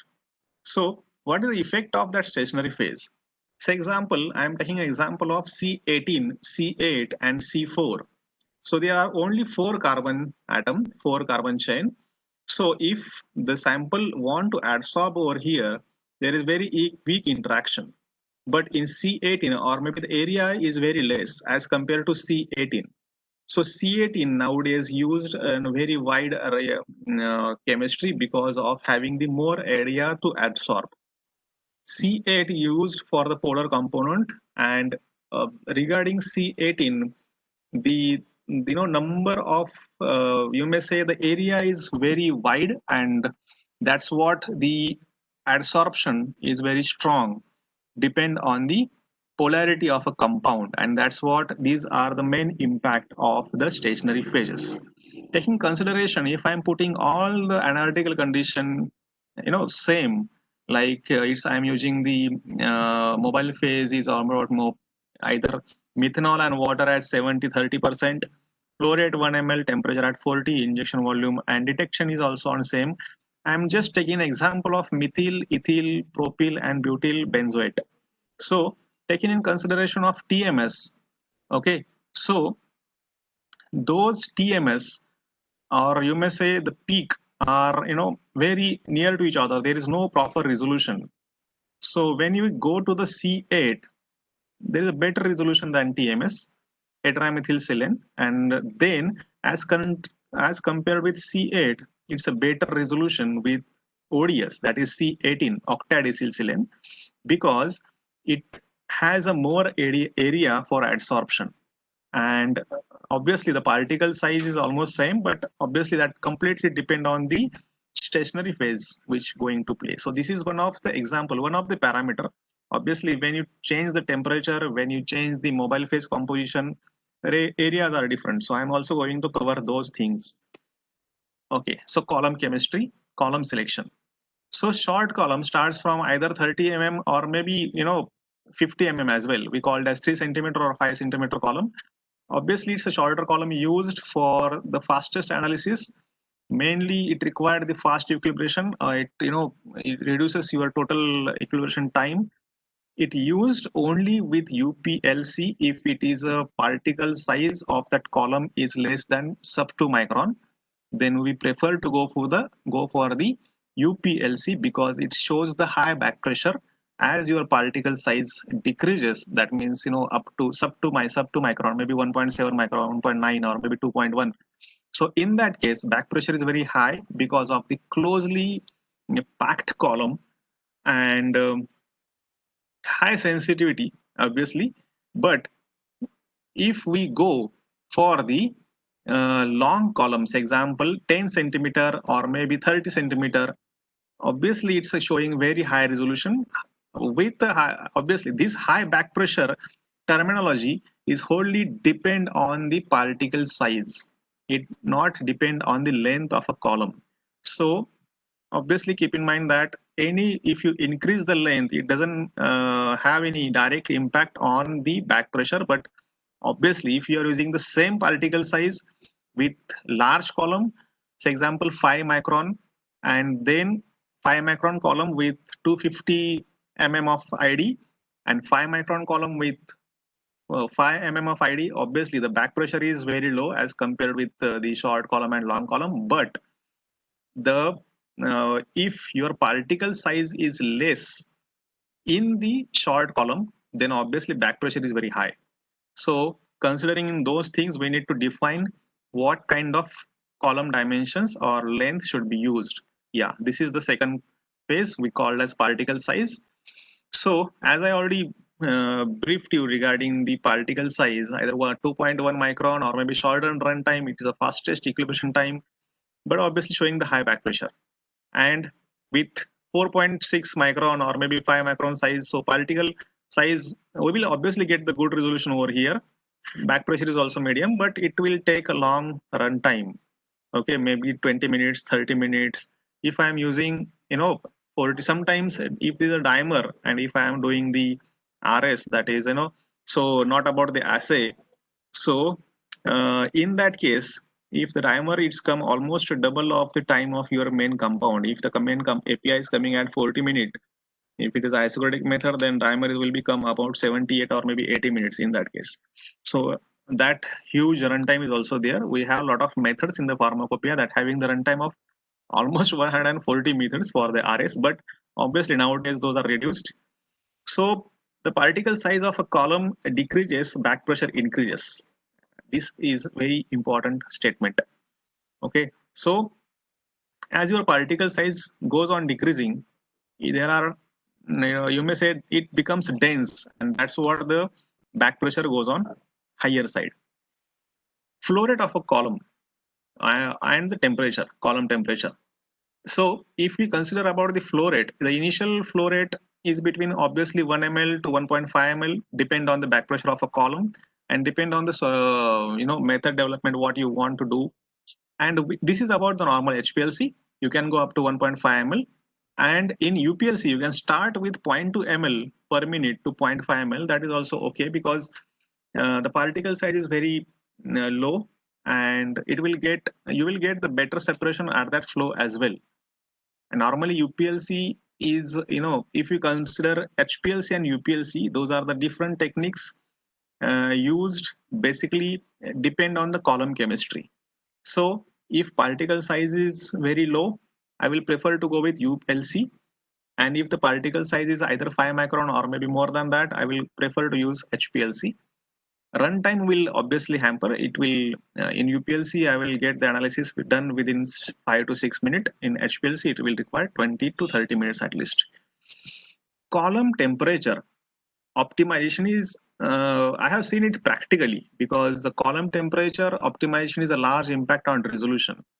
So if we do one analysis at a room temperature, for example, 25 degree centigrade of column temperature, and same analysis if we are doing on 40 degree centigrade, so that two data will show a different RT along with that different resolution as well.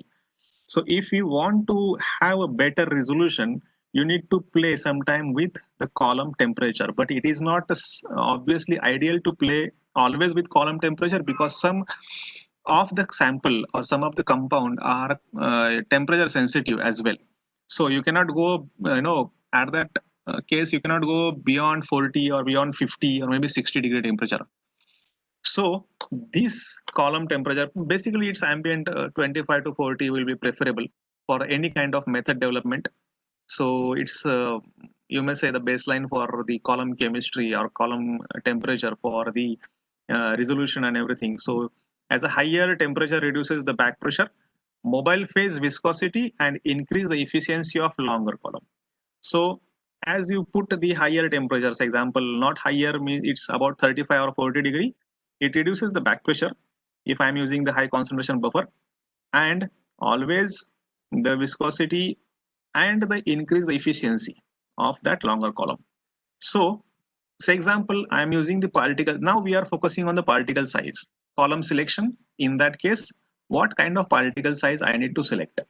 So in the particle size, the spherical particle reduces the back pressure. This is a spherical particle size. It's obviously gives a very good or balanced pressure. If it is not spherical, then there are huge chances to get high back pressure.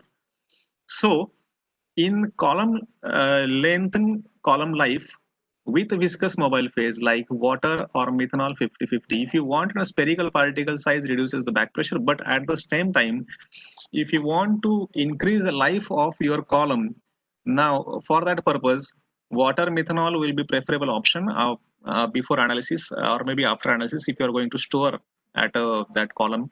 So yeah, that is another part. Actually, that is very different topic, how to store the column and how to take care of the columns. So I'm not going in that session today. But if column having the particle size of 3 micron, or maybe if you are considering this with the 5 or 10 micron, then 3 micron obviously shows very sharp peak with high resolution, but with high back pressure. But same case, if you are doing with 10 micron, obviously less resolution, it's broadening of the peak and low back pressure. So this 10 micron, if you compare with 3 micron, obviously the resolution will hamper. But if you are doing the, in between those two, maybe 5 micron is a good compromise between efficiency and back pressure, because low back pressure is fine for the for the instrument, but if I'm not getting a proper resolution, so that particle size will not solve my purpose or the uses of that particular method. So, and also if I'm using 3 micron particle size, that is also not good for me for some cases, because I got the good resolution, but the high back pressure shows will create some problem while developing the method on the HPLC.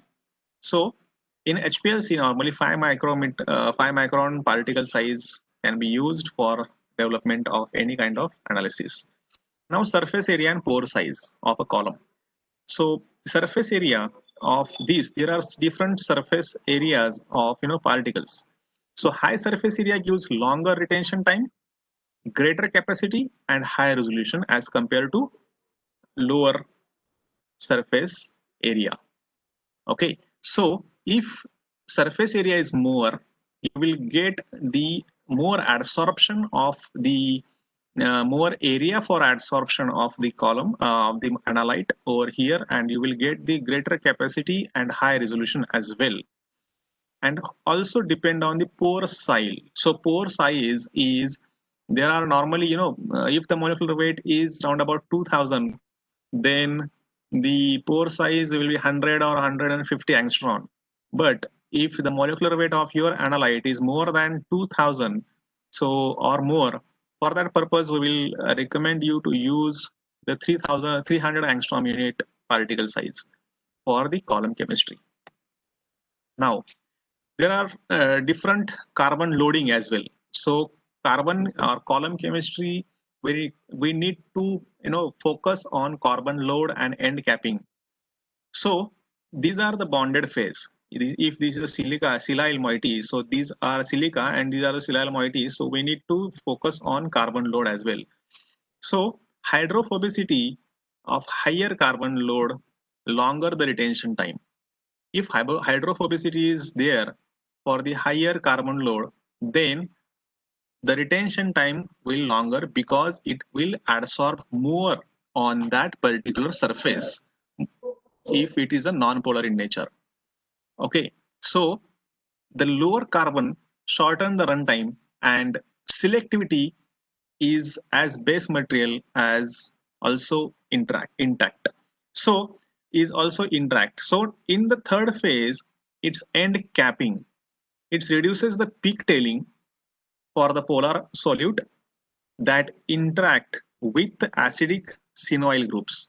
So end capped column chemistry and the carbon loading also plays a crucial role while we are focusing on the resolution of the 2 or 3 different analytes peak.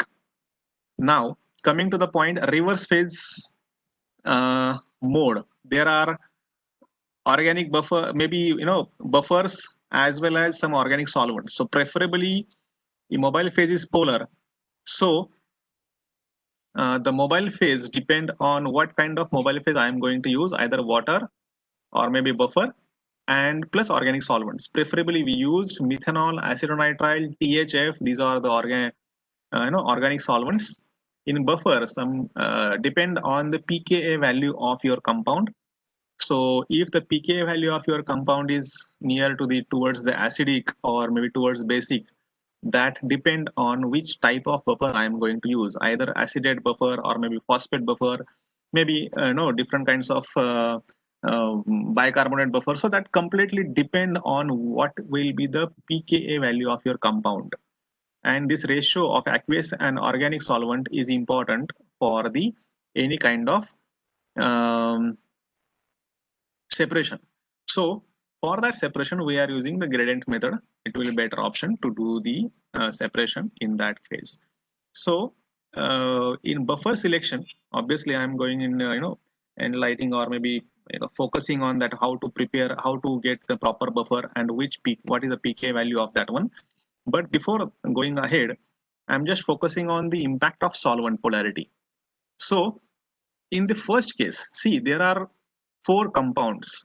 First one is hydroxymethyl or hydroxyethyl, hydroxypropylyl, and hydroxybutyl. All are the benzoate. So in the first case, water methanol composition is 20:80. In second case, the combination, just I reduce the concentration of organic from 80 to 70. And in another case, I once again reduce the concentration of organic from 80 to 60. Now, in that case, I'm just increasing the concentration of water. Okay, so if I increase the concentration of water and reduce the concentration of the your organic phase, obviously the separation is far better than the first one. So this is the impact of solvent polarity. If I reduce the polarity, the impact is over here. So this is the first case, and it's not like that each and every molecule, if I'm not getting a better separation, then I need to reduce the concentration of the organic phase. It's not like, it's also depend on which type of column. So it's whole combination of whatever I'm explaining. It's about the column chemistry, it's about the mobile phase, it's about the organic phase, it's about the structure of your compound. Whole those all parameters are playing important role, or maybe all together plays an important role while developing the any kind of method. So the this is about the solvent polarity impact. Now coming to the point, mobile phase changes. Sometimes what happen, if I am focusing on these 4 compounds or these 4 peaks, example A, B, C, and D, and after that I'm using the simple method like methanol or water. I'm just focusing methanol water gives the separation. A and B, I'm getting proper separation, but at the same time C and D get merged. So for that purpose, actually I use THF along with water. So I'm getting separation from C and in between C and D, but in this scenario, A and B get merged. So in the scenario, in the all above 2 analysis scenario, although one organic solvent cannot provide a good resolution, there may be chances of having 3 combination of a mobile phase, water, THF, or in a methanol. It will give a proper peak step. That wholly depend on the which kind of column chemistry you are playing with. Is it that column is THF compatible, or what is the concentration of THF you are going to use, either 1%, 2%, or like that. You cannot use complete THF as a solvent for the organic reverse phase specifically. So this is the mobile phase impact of on the separation. Now fixing of organic modifiers. Example, just I already mentioned you that acetonitrile, methanol, and THF are commonly used organic modifier. Why? Because of their low UV cutoff. Now the UV cutoff is at 190 for the acetonitrile, 205 for the methanol, and 250 for the THF. That's why we always prefer to use those solvent or organic modifier for the as a diluent, so as that will not get any interact or impact on the your analysis. So acetonitrile is the best choice for the low viscosity. As you know, if you are using the HPLC and just I'm using water methanol and water ACN. So as compared with water methanol, I will get the low back pressure with water ACN because of the low viscosity. As methanol is a proton donor and acetonitrile is proton acceptor, so that selectivity is sufficiently different, significantly, because thing is that if methanol is proton donor and acetonitrile is proton acceptor, so that selectivity is completely different. Sometimes I have some example of if I am using methanol as a diluent, I am getting the different result because that methanol may get impacted on the you may say sample because they may get the another form, and if we are using ACN, it will become intact. So obviously those are the sample, those are the some examples are also with me. So THF as a mobile phase are not stable because of highly oxidative. THF will have the oxidation phase on the higher side, so we are not preferred to use as a single THF directly for the analysis. You can use it, but use it with certain concentration, maybe 1% or 2%. Now coming to the point, pH of a mobile phase. How you can define the pH of a mobile phase, and what is a pKa value? What actually is all about? This is a very crucial parameter for any kind of method development. So if you know the pH of a mobile phase, that sample contains acidic or basic compounds, retention time obviously vary with pH. Okay, saying the example, if you have the amine or if you have some acid moiety with you, it's showing CO or minus, or maybe amine with protonated. So adjust of pH, say example, I am doing the analysis at pH 2.4 or maybe 3.1, and same analysis I'm doing on pH maybe 7.2. Obviously peak shape will hamper, I will get the different data, but that peak or the pH selectivity, how we can select the pH, that I'm going to focus. Okay, so what is all about the pH of the precautions to taken about the pH and how to select pH. So it completely depend on the pKa value of your compound. So what is pH pKa value? So before going ahead, I just want to have some clarification about the pH and pKa relationship. So everybody who are attending this session knows about the Henderson and Hasselbalch equation, right? So pH is always equal to pKa plus logarithm of ionized divided by unionized moiety. Taking the consideration of HCl, I am taking the two example of HCl and methane, maybe CS3, so HCS3. So in that case, if I am taking example of HCl, so the dissociation is always that means K is always equal to concentration of H plus into concentration of Cl minus and divided by the concentration of HCl, that is non-ionized. So in that case, if the acid dissociation is round about 10 you may say 10 raised to 8, okay, but negative logarithm of the negative logarithm of your acid dissociation is obviously -8, and pKa is negative logarithm of Ka. So it always goes to the -8. I'm just taking an example, and if it is a consideration of the methyl, you may say HCS3. So in that case, the pK value is on a higher side, that is either 40 or 50. So -8 is a highly acidic. So negative pK value is a strong acid. Okay, and a large pK is a weak acid. So we need to focus the what kind of pH we need to define, or we need to define for that particular mobile phase. It wholly depend on your pKa value of your compound, and it should always be plus minus 1 or 1.5 unit from your pKa value.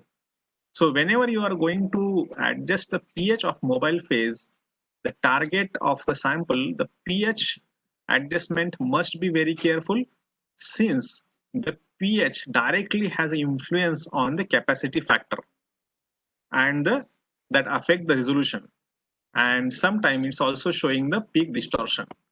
So just a moment. Yeah, so it's also showing the peak distortion. The pH of a mobile phase is obviously always should have the close to the 1 or 1.5 plus minus depend on your pK value of analyte of interest. Because if you are defining the if your pK value is, for example, 4.5, I'm taking a common example. If the pK value is 4.5, so the average pH for that mobile phase is either 3.5 to 5.5, or if it is a barrier of 1.5 units, then up to 3 pH to 6 pH you can play with the pH of a mobile phase. As simple as that. So normally pH which does not affect the capacity factor, or K, should be selected. Say example, this is the very important factor. Always keep in mind, this is most important factor of the dissociation and association. So dissociated type of it goes down when it goes associated. So wherever the is higher, okay, if the associated is higher, K factor is higher. If it is the dissociation is lower, obviously K factor is lower, and the whole depend on the pK value. So in simple language, if your pK is lower, it's a strong acid. If the pK is higher side, it is a weak acid. So depend on that, we need to select the pH of a mobile phase. Once again, that's what I'm just repeating a lot of time, because this is a very crucial for the separation technique. Okay, so what is the relationship between K, pH and buffer capacity? I already explained in detail the pK and the buffer capacity, but the buffer capacity means what? Ability of buffer to maintain a pH. Okay, here is the equation, whatever I already shown you, that's called as Henderson and Hasselbalch equation. It's already given over here, and the selection of buffer depend on the pK value of either it's a strong or base. So in very consequences or sequences, and the bracketing indicates that concentration of an acid of a conjugate, and it's a conjugate base. So if you are focusing on the A, that is dissociation divided by, or maybe you may say ionized divided by unionized. So whichever factor is more, say example A minus divided by AH. Okay, so A minus, if it is a more, and if AH is lower, so in that case it's a highly acidic, and it's a vice versa. If the A minus is in penny and AH is in a huge amount, that indicates that the pK value is on the higher side, and that is a weak acid. Okay, so this shows that pK and pH are equal when half of the acid has been dissolved, or maybe not dissolved, dissociated. Okay, so both are same when half of the acid is dissociated. The buffering capacity of any species, or its ability to maintain the pH of a solution, is highest when pKa and pH values are close. So while selecting any kind of buffer, the best choice of the pH is to target on pK values. It should be close to the pKa. So normally, if we are you are going to have, the just I already explained, if the pK value is 5, then you can choose up to 4 to 6 pH for the proper dissociation of your analyte. So buffering concentration, or the buffer concentration, obviously range from 5 to 100 millimoles. Adequate to the reverse phase is low enough to avoid the problems. You cannot go up to 2000 millimolar or 2 molar or 1.5. Obviously that those mobile phase also there, but that is for the different purpose. And if it is so, we can use the as low concentration as possible. Normally we used 5 to 10 millimolar of a buffer, or if it is an acidic condition, we can use 0.1% of formic acid, or maybe 0.2% of formic acid, like that. And THF, obviously if you want to use THF in a mobile phase, you can use it, but not directly with the mixing with other, because it's having the oxidation lifespan. In addition to that, other organic solvents. For example, I'm just taking an example of estrogens. So it's ACN and water. Okay, but along with that, I'm just taking an example of some ethers. So ethyl ether, or maybe propyl ether, maybe dioxane. So, or maybe cyclohexane dioxide oxides. So in estrogen, if I want a proper separation and peak sep as well and proper resolution, so in that case, I'm using 10% ethyl ether so as to get the better separation.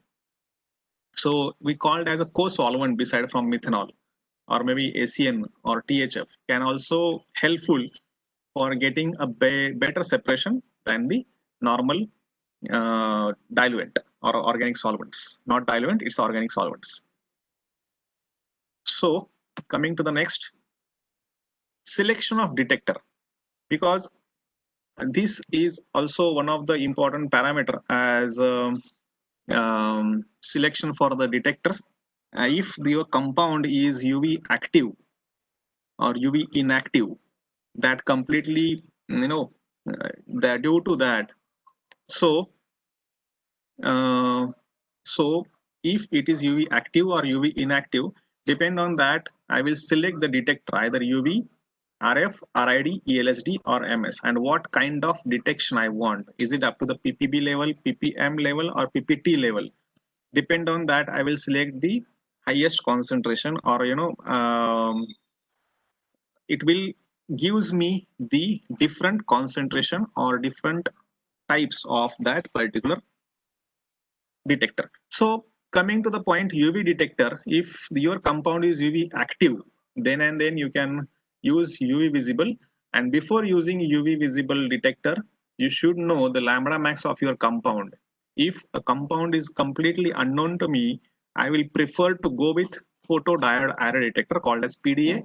If I am doing any research work, if I don't know the lambda max of my compound, then I will prefer to use the PDA. If the fluorescence, obviously some molecules I need to go with the fluorescence as well, because it will not go showing any strong absorption in the UV or PDA. In that case, fluorescence is also required. Refractive index, RID, normally used in sugar analysis or different kind of analysis for the trace level. That each and every detector has its own significance. So refractive index detector also very crucial if it is a UV inactive, and I am just focusing on the different forms of the analyte. Then refractive index is also used. ELSD is completely if the molecule is UV inactive. In that case, if it is a complete carbon chain or it's complete, it doesn't have any chromophore in it. So for that purpose, we need to use ELSD, called as evaporating light scattering detector. So the beam is passing through the source, and that beam goes to that particular analyte molecule, and that scattered, and the scattering angle has been detected, and with the help of that scattering angle, it will detect the analyte peak is coming or not. It will not define any other technique. It's just simple scattering angle calculation. And everybody knows about the MS. So MS is also plays a very important role in the detection at low level traceability, because this traceability, if you are doing the analysis up to the ppb or ppt level, then probably your PDA or UV will not work. In that case, MS is such a huge and advanced technique. Dr. Datar sir also focusing on that MS aftermath session. So I'm not going in detail about MS, because you are lucky to have Dr. Datar sir over here to discuss about the MS technology specifically. So if you are going for the lower traceability, then MS will play a very crucial and important role. So this is all about the detection, selection of the detectors, as I mentioned. So in addition, in ideal LC detector should be have following criteria before selecting any detector. These are some criteria should follow. Low drift and noise level. Okay, so we call as S by N, it should be low. So as to get the S by N should be high, it's not low. Drift and noise level should be low. And S by N, signal to noise level should be high. That means if I am focusing on a very trace analysis. So for that purpose, I required this is most important parameter. High sensitivity for my molecule. Obviously, that depend on which molecule you are focusing on. Fast response, wide linear dynamic range. If I am using the quantification, I'm using for the gradient method, not a simple isochromatic gradient method. Some gradient compatible detector should be there.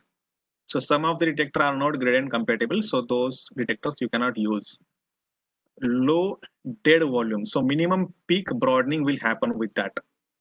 Then cell design, which eliminates the remixing of the separated bands. So nowadays, cell design, everything is a hardware combination, so that we don't need to, play with a lot of things with this cell designing and everything, because it's comes under the HPLC having the fixed flow cell design with semi micro or micro, or depend on your resolution, what kind of resolution you want. And obviously the insensitivity of the changes types of the solvents, flow rate and temperature. If I change temperature a lot, that will not directly impact on that particular detector. So that also we need to take care of before selecting a detector. And operation should be simple and reliability. I just want to reproduce that reproduce that method on each and every time, so it will not deviate, or it will show a linear curve, or it will show reproducibility at least for that particular compound. So those are the some important parameter we need to focus on. It should be tunable. That detector can be optimized with different compounds.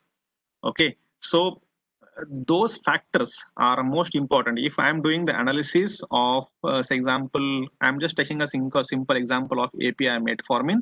If I am focusing on the 100 ppb of a sample concentration, and if I want to do the linearity or maybe calibration curve, and I know the LOD of the metformin, so if the linearity I need to put from 5 ppb to, obviously it's not possible on the HPLC, but if I am putting 1 ppm or maybe 5 ppm to 100 ppm like that, so up to 1 ppm and 100 ppm, it should shows a linearity with that particular detector, and R square should be 0.99. So that part I will cover in the method validation part. So it just your sake of convenience that what kind of detector you need to choose. So development of gradient elution method.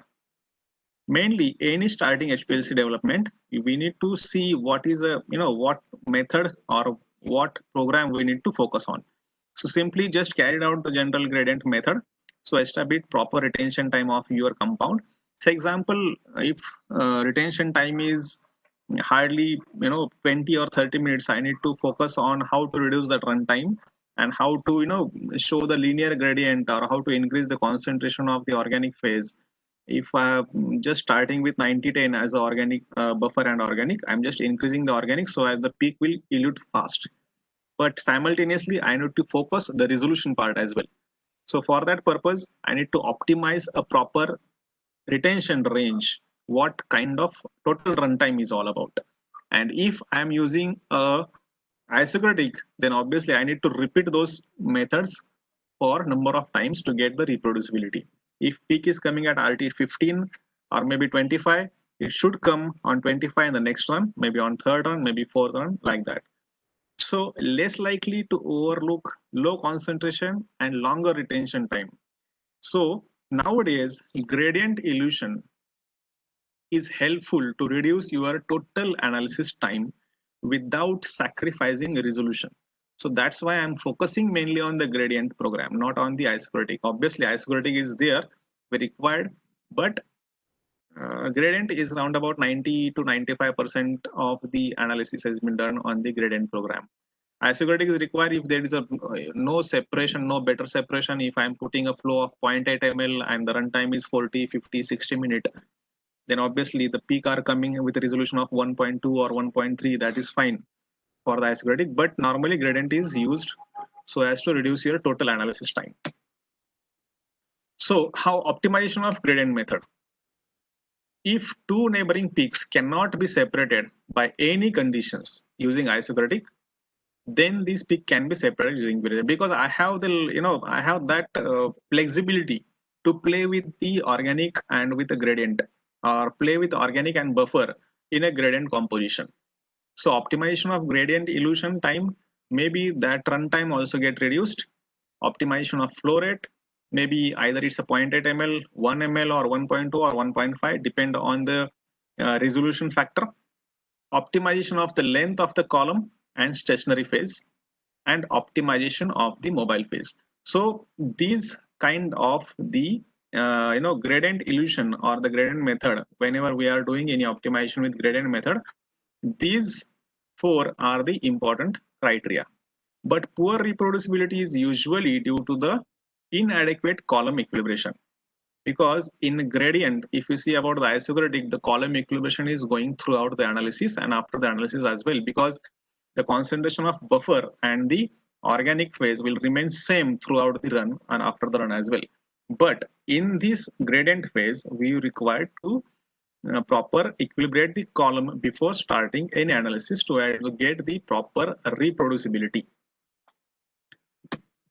So separation goal, as we are coming to the what is my separation goal in the method development. First one is a resolution.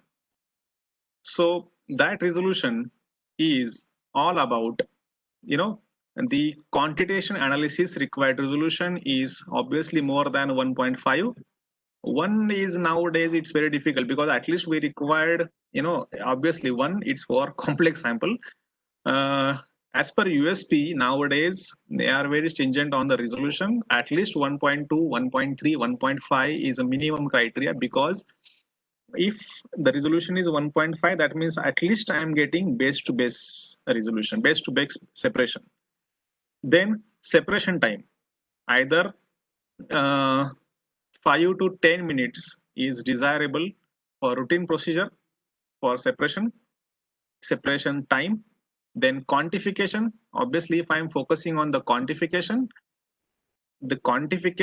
if I am doing the LOD and LOQ level or different trace analysis, then RSD is obviously less than 1% and 5% for the trace analysis.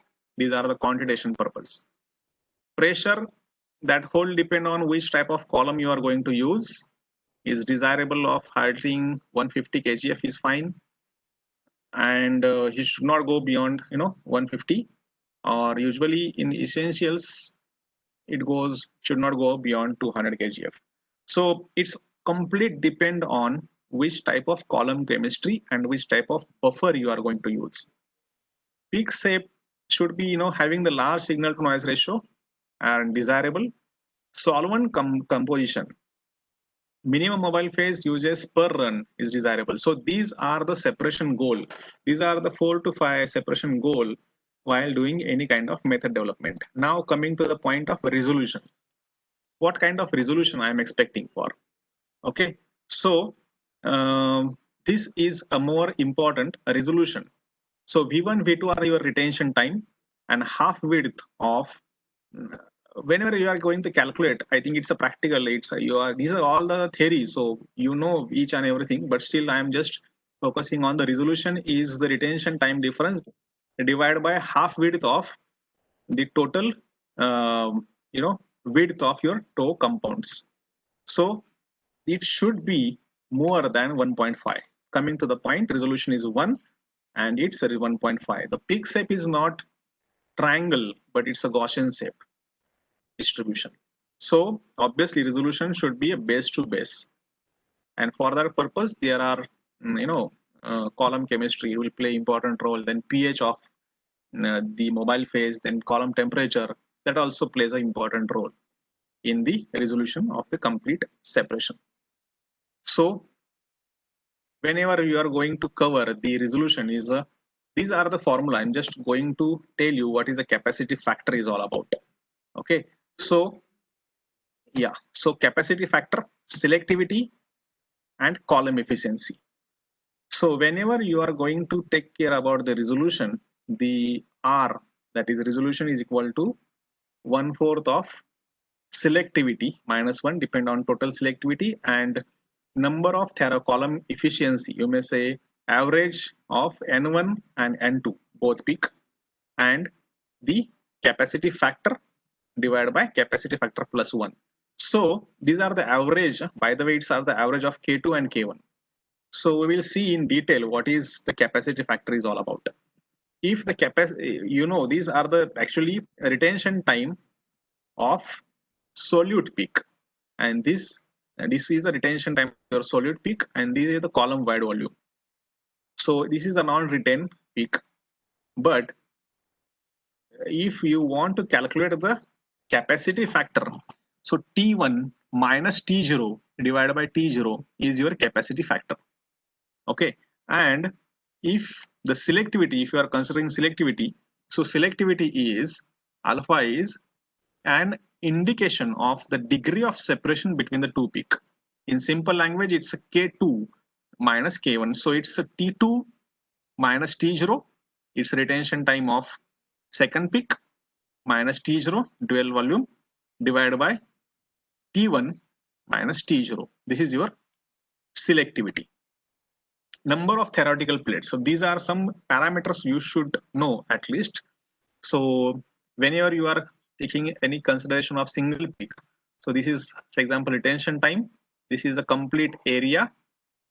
This is the width of a column. This is the half width of column, half height of not column, half width of that peak, particularly half height of that peak, and this is the full height of the peak. So equation is number of theoretical plate is always equal to 16 into RT divided by W square. So whatever the RT divided by total width of your peak square now has been actual for the equation has been modified for the actual measurement is 5.54 into retention time divided by half width of your peak square. So for the integrator purpose, now in HPLC modification modifier, the calculation is total number of theoretical plate is equal to 6.28 into retention time, whatever the retention time you have, into height of that peak divided by area square, whole square. So this will give you the number of theoretical plates for that particular peak. Now, what are the factors affecting for the resolution? Say this is the initial condition. If I increase the number of theoretical plates, example, if I increase the, if I change the column, either you will get some better separation, but if I increase the capacity factor, that capacity factor gives me the proper separation. And also if I change some selectivity using the mobile phase pH, or maybe the different impact of either column or either mobile phase, it also depends on the selectivity, which kind of selectivity you are going to use.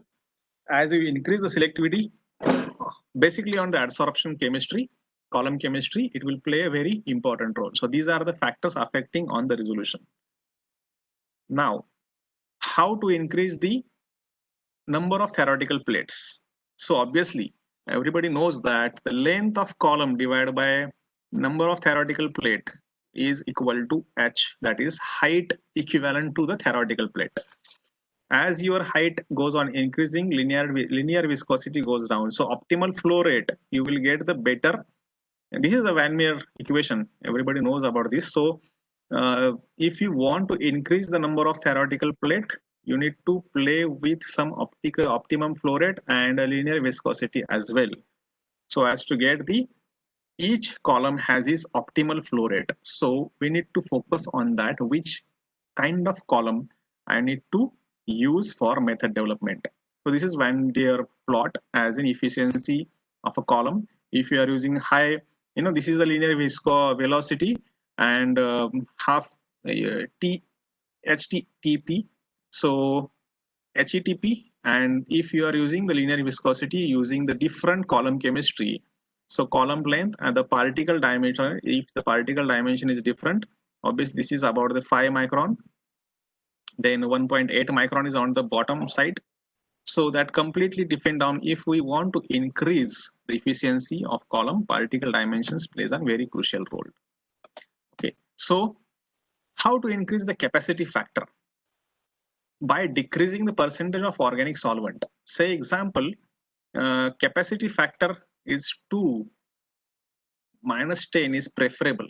2 to 10 basically. 2 to 10 means what? Say example, if you are having the resolution long, insufficient separation. If it is a less than 2, it shows the insufficient separation.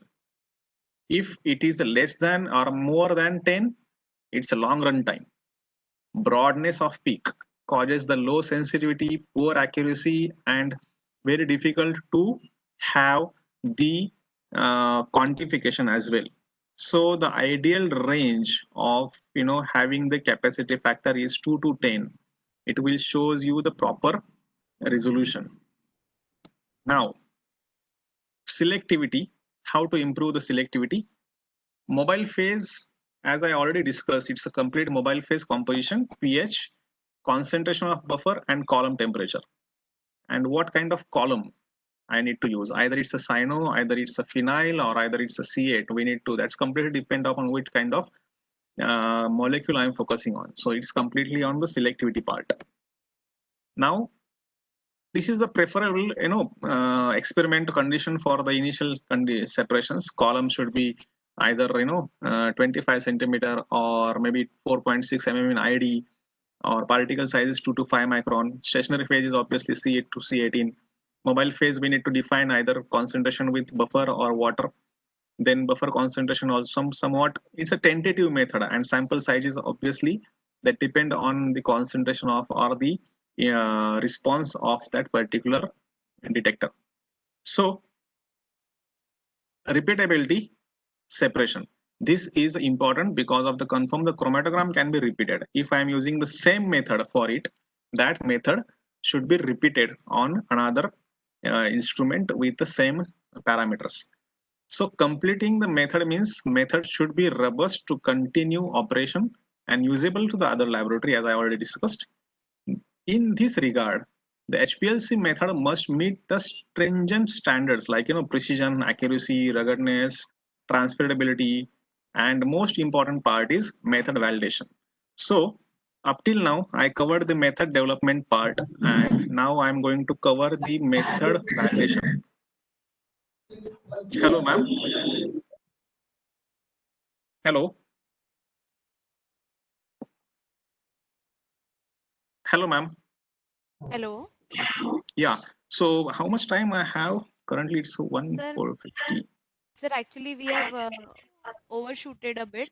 Okay. Maybe another, maybe another 5 minutes. 5 minutes. We Okay, fine. answers also. Sure. I will cover in fast level. Yeah. So yeah, thank you. So regarding the method validation, we need to focus on different parameters like mainly we need to focus on the process of the analytical methods like what kind of identity, strength, quality I used, or maybe the purity or potency of that particular method. And apart from that, the method requires validation documents like chromatographic method. If it is a pharmaceutical analysis, then what is the CMC, or maybe bioanalytical, what is PK, PD, clinical studies. All those are the documentation part we need to fulfill. And considering the sum of the parameters in the method validation, that is suitability of the instrument, qualification, quantification and calibration, suitability of the material, reference standards, reagent, placebo if it is there, and some of the documentation part of the stabilization. And obviously, whenever you are going to do the method validation purpose, it's completely, you require complete status of training, qualification records, etc. So purpose of method validation, I'm directly coming to the point. What is the purpose of method validation? Identification of sources and quantitation of potential errors. And if you, whatever method I defined or I developed, so for that purpose, I required some acceptance, because if the method is robust or can be used, repeatability as well. So we need to focus on those parameters and obviously satisfy the FDA requirements. So before going that, we need to ensure that all calibrations, analytical method validation, what is not analytical method calibration? Yeah, this is also important part. So analytical method validation is not a calibration, by the way. So just like HPLC detector calibration or like that, it's not a method validation. So if I'm just focusing on the system suitability or like that, so it's not a method validation. So method validation means optimization development has been already done and then validation is required. So for that purpose, there are different guidelines of validation. I'm not going in detail, but there are different FDA guidelines, ICH guidelines, or CDER guidelines. So depend on the validation requirement and the parameter. There are different guidelines under USP as specificity, linearity, range, accuracy, precision, LOD, LOQ, ruggedness, and robustness. In ICS guidelines, all those things are there. Along with that, they require the range as well, and linearity are the different characters. So specificity and selectivity. Specificity is ability to analytic method to measure the analyte in interference due to the other component. We need to specify it is that specified component as not having any impact of other detect. You may say material or like that. So specificity of impurity assay, it's a completely chromatographic method. It's required the resolution demonstration. If it is an impurity degradation, then spiked with the impurities or degradant as well. We need to see this study as well. Show the resolution and lack of interference. Impurities or degradant are not available, then trace sample. For assay, the stressed and untraced samples should be compared. And for impurity, the test impurity profile should be compared. So example like this. So force degradation is also required. So the sample should be degraded forcefully, like temperature, by increasing temperature, by having different humidity, acid hydrolysis, base hydrolysis, or maybe oxidation, light, impact. So these are the force degradation studies. And after that, the whatever method is developed should have the linearity within the range, because ability of an assay to include and direct proportionate to response is most important. Linearity should be evaluated. It should always be linear regression R square is always more than 0.95. Now the criteria has been changed. Now it's almost 0.97 or in some cases 0.98, depend on the recent guidelines as well. So requires the minimum 5 concentration level for the calibration of the not a calibration for the linearity purpose. Example, if I'm doing the calibration linearity for the 10 to 50, that means I require 10, 20, 30, 40, 50 ppm of a sample to get the linear regression, and it should not be forced through. It is always linear. Range is also important. Acceptance range of the interval between upper and lower concentration of the drug substances is 80 to 120 for the test concentration, and uniformity assay is 70 to 130 for test concentration. For dissolution, it should be plus minus 20 for the entire specification range. Impurity assay for reporting level to 120 of impurity. So in this case, if the reporting level is example maybe 0.5%, so 0.5% and 120 of 0.5%, so it's almost goes to 1.2% or like that. So accuracy, whatever method I developed, it should have accurate. So closeness to the test result. So these are some test linearity, accuracy. So closeness of test results obtained by method to true values. I'm just doing this method number of times and it gives me a highest accuracy. So accuracy should be established across the specific range. For example, minimum 3 concentration and 3 triplicate. So this data should be accurate throughout the analysis. And if I am specifying 10 ppb of a sample, so it should be given at least 9.8 to 10.2 ppb for the demonstration purpose. And percentage recovery is also important. If I want to recover, I need to spike some sample in the known compound, and for that purpose, accuracy data will be covered. So if I know the amount of concentration added, and whatever the concentration I'm adding to that particular sample, it should reflect within the range. So recovery range is also important. If I'm adding 15.2 mg, I'm also getting 15.4. That's fine. So 100% recovery, or maybe 150, 149, so 99.5% recovery. So this is the important criteria. Then precision, how close you are with your target. So precise, the method should be precise one. The closeness of the agreement between the series of measurement obtained in the multiple sampling and same homogeneous sample. So this should be precise one. So this is the important criteria. Repeatability, intermediate precision, and reproducibility. These comes under the precision level. So repeatability means if I am injecting number of times, example, example, I am using the same sample for 9 or 10 times, or having the 3 different concentration with the 3 replicates, or minimum of 6 determination of 100% level. So whatever I am doing, it should be repeated, or repeatability should be same. Intermediate precision is one of the part. So repeatability and intermediate precision means day 1 I am getting the result of 100.6. I think whatever the results I am getting on day 2, I need to find out. And if I got the result of mean of 100.5, and day 2 I am getting the result of 199.5. So RHD is 0.36, 0.25. So total grand is mean is 100%, and RHD is within the limit. So this is called as repeatability and intermediate precision. These are the reproducibility. I'm using on the same method for ability to reproduce the data within predefined precision. So day 1, man 1, 3 preparations. Day 2, man 2, that means a different operator and 3 different precisions. Day 1 is a label 2.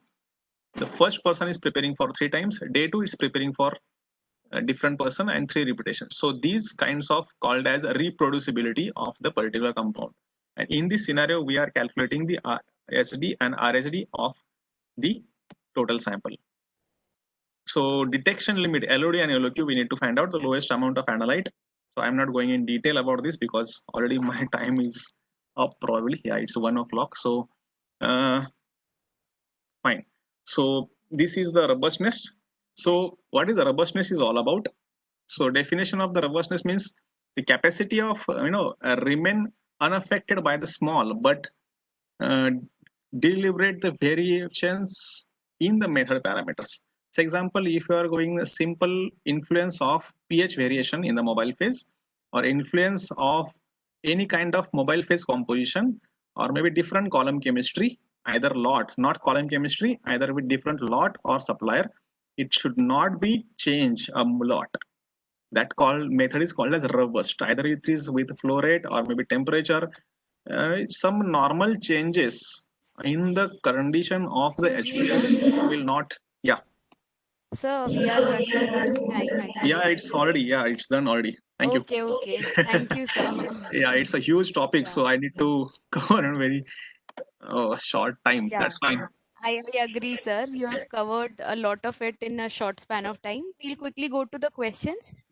The first question that we have is, how much should I change my injection volume if I change the size of the column? From Preeta Bose from JIS University. How much volume should be changed based on the size of the column? No, if the column, that means if you are talking about only with length or only with particle size, there are 2 different compositions. So if you are changing the column length, there should not be any much impact on the column volume. But if you are changing the particle size as well, so obviously injection volume should be very less. That means if the particle size is having 5 micron, injection volume is 10 microliter, and if the particle size is 1.7 micron, then the injection volume should be less than 10 microliter. But if you are only changing the column length, obviously there is no any requirement of changing the column injection volume. Okay, thank you, sir. Thank you, sir. Next question is with respect to pH and pKa. Many times there is confusion in adjusting the pH. So is it to be adjusted for and then for the mobile phase and then mixed with the organic solvent, or is it to be adjusted for the final mobile phase? So we have to adjust the pH of the buffer and then mix with the solvent, or we have to adjust the mobile phase, the pH of the Yeah, entire it's mobile a phase. really good question. The thing is that a lot of time it happens. A lot of time it's I'm seeing the same thing because whenever you are doing any pH adjustment, I will highly recommend to adjust pH separately. Don't dissolve or don't interfere with mobile maybe organic phase, either methanol or maybe with ACN, because it will highly, if you are managing the pH of 4.5 with some acid treatment, if you are adding some acid in it, hardly a drop of acid will remove your pH to a 4 or maybe 3.5. So the buffer preparation should be completely different. If I am preparing a 10 millimolar of ammonium acetate, and pH should be either 4.5 or maybe 5 or like that, because ammonium acetate is showing pH of 6.8, almost towards the normal pH. But uh, I will recommend to go to have a separate pH for buffer and then add the organic phase if it is isocratic. Okay. Thank you, sir. Next question is, the difference in the pH and pKa cannot be more than 1.5 for good separation. So, is it correct for all the analysis by Dr. Hemant Jain? Yeah, normally it's correct for almost all analysis. You can apply this for the 99% of a compound. Some cases, obviously, pK value is too higher, that we cannot use that pH because pH has its own range, right? So we cannot go beyond that. But obviously, if it is a highly basic or highly acidic, so we have a lot of confusion which kind of pH we need to maintain.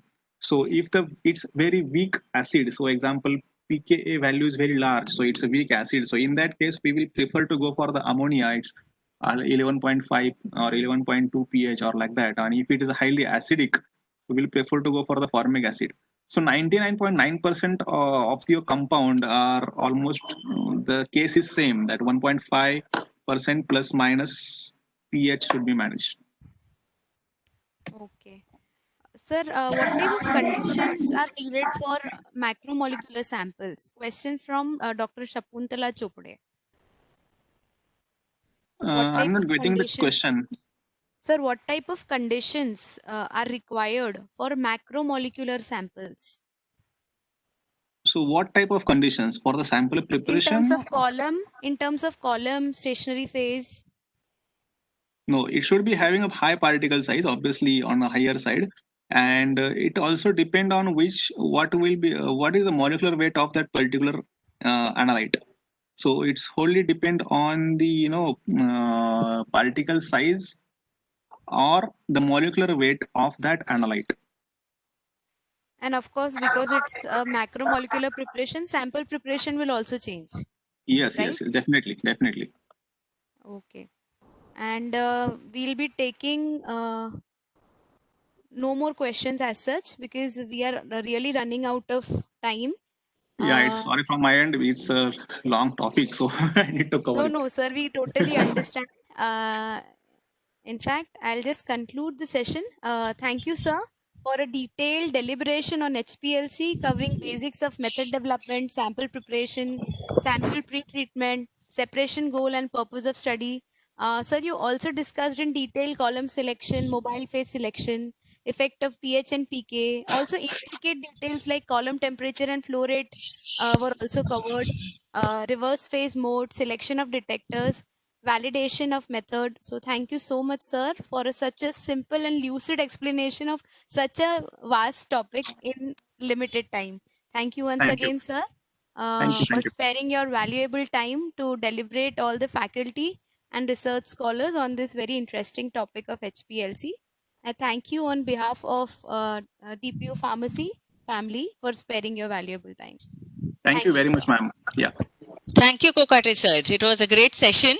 And I think you spent a lot of time on all intricacies and details of HPLC. So a lot of learning from your session. Thank you very much, sir. Thank you, ma'am. We now begin the second scientific session on the topic LC-MSMS, Advancements in Instrumentation. To deliberate on this topic, we are indeed glad and pleased to have with us an energetic personality with a pouring enthusiasm and zeal, Dr. AJIT DATAR sir, ex-advisor Shimadzu Corporation India. I now request Dr. A.B. Thomas ma'am to please introduce the next speaker of the session, Dr. AJIT DATAR sir. Please ma'am.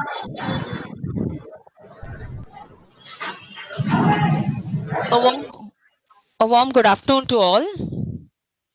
I'm indeed honored to introduce our next speaker, Dr. AJIT DATAR sir. Dr. AJIT DATAR sir is a very well-known personality, especially in the field of chromatography and spectroscopy. Dr. AJIT DATAR received his MSc in 1971 and PhD in 1976 from Mumbai University. He was a recipient of the Department of Atomic Energy Fellowship in 1971 and carried out his PhD research from Analytical Chemistry Division of BARC. Sir, in his first assignment, was associated with Central Research Station of Associated Cement Company Limited as research officer. He served ACC for over 12 years and has developed methods for characterization of catalysts and products using catalysts. He indigenously also developed the BET surface area analyzer and particle size analyzer. He then served for Chromeline and IR Technologies as technical director and senior manager for over 15 years.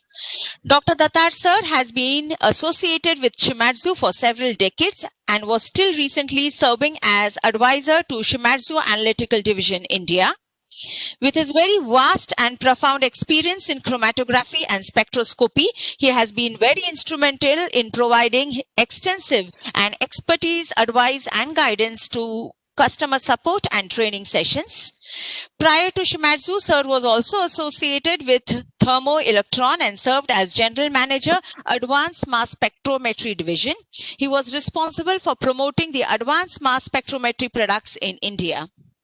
Through his vast research experience, sir has guided several students for their master's and PhD program at Mumbai University and also has several publications to his credit in national and international journals of repute.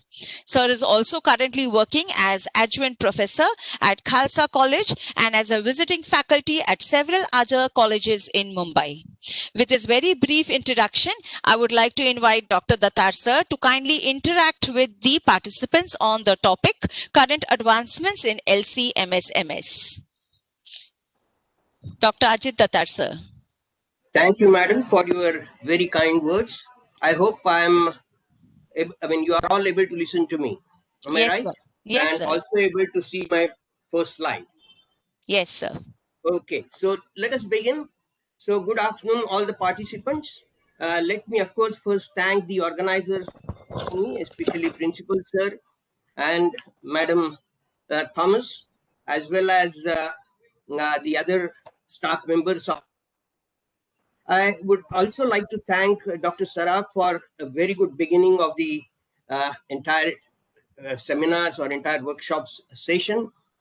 So Dr. Ganesh has started his first lecture very well. He was the opening batsman of the whole inning. So he did a very good job in reasonable time which he had. And now I'm going to talk about the technique which is LC-MS. Okay. Now the technique which I'm going to, and especially the workshop is on current advancements, I would put part of my talk on what is LC-MS, and then remaining part probably I will get into the advancements in LC-MS. Okay, so I will restrict first half of my session on the LC-MS basics and how it has progressed so far, because the overall progress of LC-MS in India I have been observing for last about 25 years. It has changed a lot from where it was when I started talking about the subject 25 years back and what it is today. So there is a lot of growth which has taken place, but unfortunately it has yet to come into the syllabi of the colleges and the universities to that extent. It has been introduced, but these kind of workshops probably students to and the participants to understand about this technique a little bit. Okay, so my aim is to introduce you the concept of the mass spectrometry. But before that, I would like to introduce you to a friend of mine. So let us begin with him. Yeah, so this is a friend of mine. Sorry, I mean, he's without mask. So let us put a mask on him. Okay, so he is nothing but a juggler, and he is also nothing but analytical chemist. Okay, so analytical chemist has to do a job of juggling the things. Okay, so what he's playing with? He's playing with some important terminologies in analytical chemistry: sensitivity, selectivity, separation, structure, and speed. These are 5 important S of analytical chemistry. I always begin my talk with this particular juggler. Uh, that's because of the fact that I would like to introduce the concepts of analytical chemistry to all the students. Okay, so that I have made this juggler myself and put it on a transparency before I started 25 years back when there were no PowerPoint presentations. And then I started explaining the concepts of analytical chemistry by means of these 5 S. Now, important thing is I'm not going to time on each of those 5 S, but the important thing which we have to understand that all these 5 S are important and they are all met by the technique which we are going to talk about, that is hyphenated technique, LCMS. Okay, so LCMS gives you that kind of a sensitivity. It gives you much better selectivity. It gives you separation both by LC as well as by MS. It definitely gives you structural elucidation, and all that can be achieved at much higher speed than human LC. Okay, so LCMS gives you better speed than by LC itself. Okay, so that is how we are going to talk about this. But then to play with this 5S, one has to do something to suppress some of the errors which can come. Okay, so first thing is sampling error. That's the one very important thing. How you collect your sample is very important. In addition to that, how you prepare your sample is also equally important. So sampling error can come because of these 2 facts. That is, one is the fact which is related to how you collect your sample, whether it represents the bulk or not, and then how you prepare your sample. Are you doing proper extraction? Are you taking the care of your sample properly when it is stored? So all that part is related to sampling error. Then you get a lot of background, and background can come because of so many factors.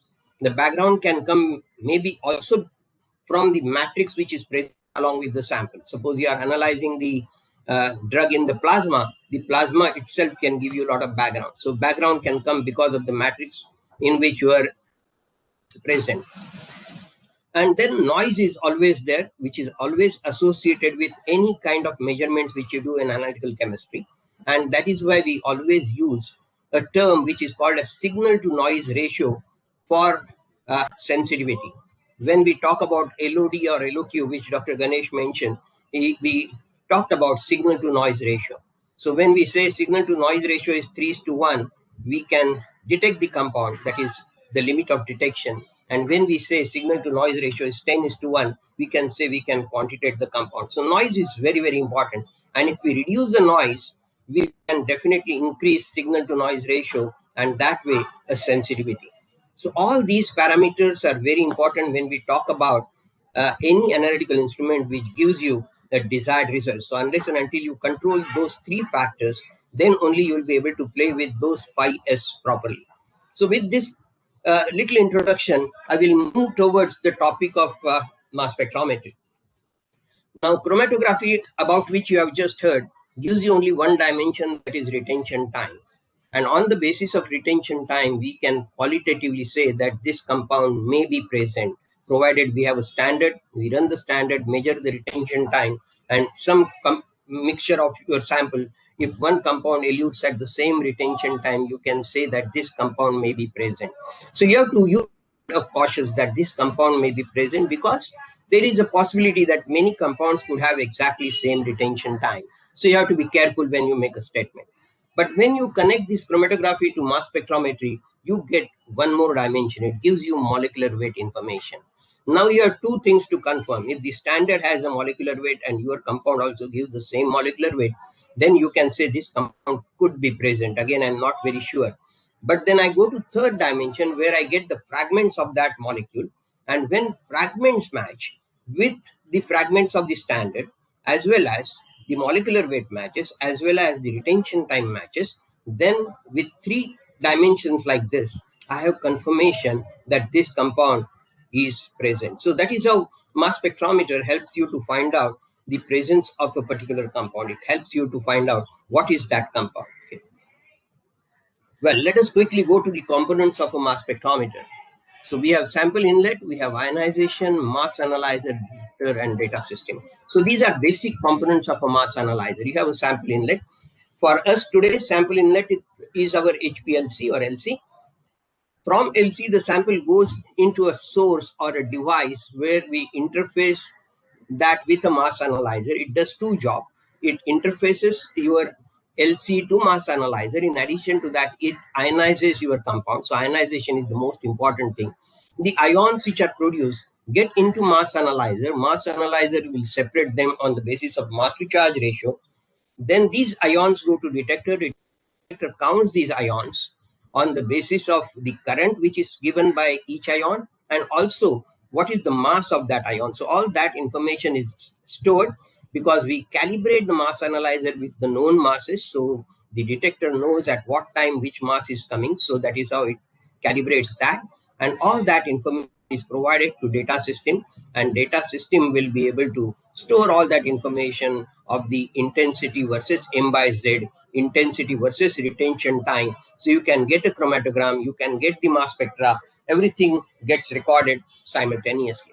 And then you have a vacuum system, because that's a very much essential component of a mass analyzer, because with the vacuum system, you ensure that the movement of the ions from the ionization chamber through the mass analyzer to the detector happens without any kind of a collision with any other gases. So unless and until there is a high vacuum, the ions will not be able to migrate from one place to the next place to the next place. So that is why you require a very high vacuum of the order of 10 raised to minus 5 to 6 millimeter level of vacuum is required. Okay, so that is what the mass spectrometer looks like. And we'll now enter into the ionization part of the mass analyzer, because ionization is the most important thing. So ionization can be done in for 2 different types of compounds. So types of ionization: volatile samples, we have a way of analysis; non-volatile samples, we have way of analysis. We know volatile samples can be analyzed by GC, which we use normally for any kind of volatile samples. And for non-volatile samples and thermally labile samples, we prefer to use HPLC. So LC and GC can be distinguished on the basis of the capability of vaporization of a sample, and then ionization. All these are very, very essential. Probably some of you have heard me saying some of these punchlines, that if you ask GC what you can do, GC will tell you that if you can evaporate, I can separate. If you ask LC what you can do, this punchline is very famous. It is in the books also, that if you can dissolve, I can resolve. And if you ask mass analyzer what you can do, it will tell you that if you can ionize, I can recognize. So if you know these 3 punchlines, you know 3 techniques very well. So for volatile samples, we require a GC, and which was invented much earlier, before LCMS. So in 1952, GC was invented by Martin and Sinch. And then within 4 years of its development, that is 1952 to 1956, in 1956, first GCMS experiment was performed. And by 1959, it became quite a useful technique at that time. Okay, so GCMS had is much earlier to LCMS. Though LC was invented by Mikhail Sweat in 1903, the LCMS came into existence, or LC as an instrument came into existence only after 1960. And because of that, LCMS took a very long time. So let us try to understand what is the difference between these 2 techniques. And for some time, we'll spend a few slides on GC. Okay, so we'll try to understand how the sample is ionized in GC, and most of the time, electron ionization is the source of ionization as far as a GC is concerned. So electron ionization is a highly energetic process. We use 70 electron volts energy of electrons onto the molecule.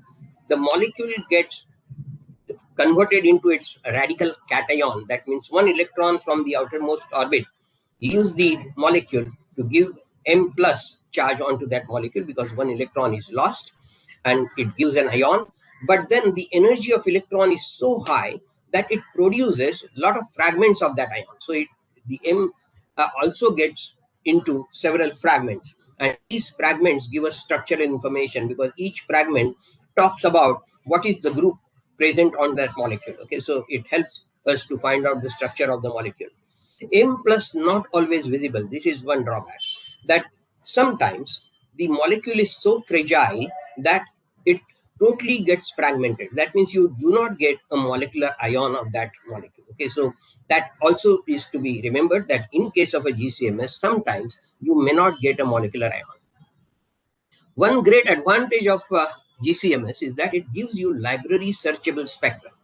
That means when you use 70 electron volts as energy, you will always get a spectra for a given compound every time same. So if I do it today or if I do it after 1 year, the spectra would look identical.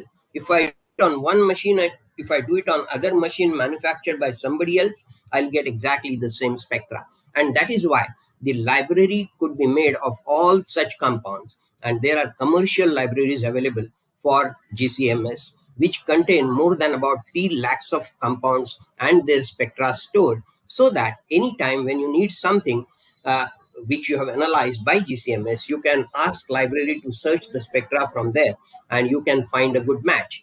And maybe that compound which is obtained after the match could be your compound, but I'm using that could be because this is only giving you some idea about what could be present. But then unless and until you know the background of your compound properly, you may not be able to conclude on the basis of library that this could be your compound. So just keep it in mind.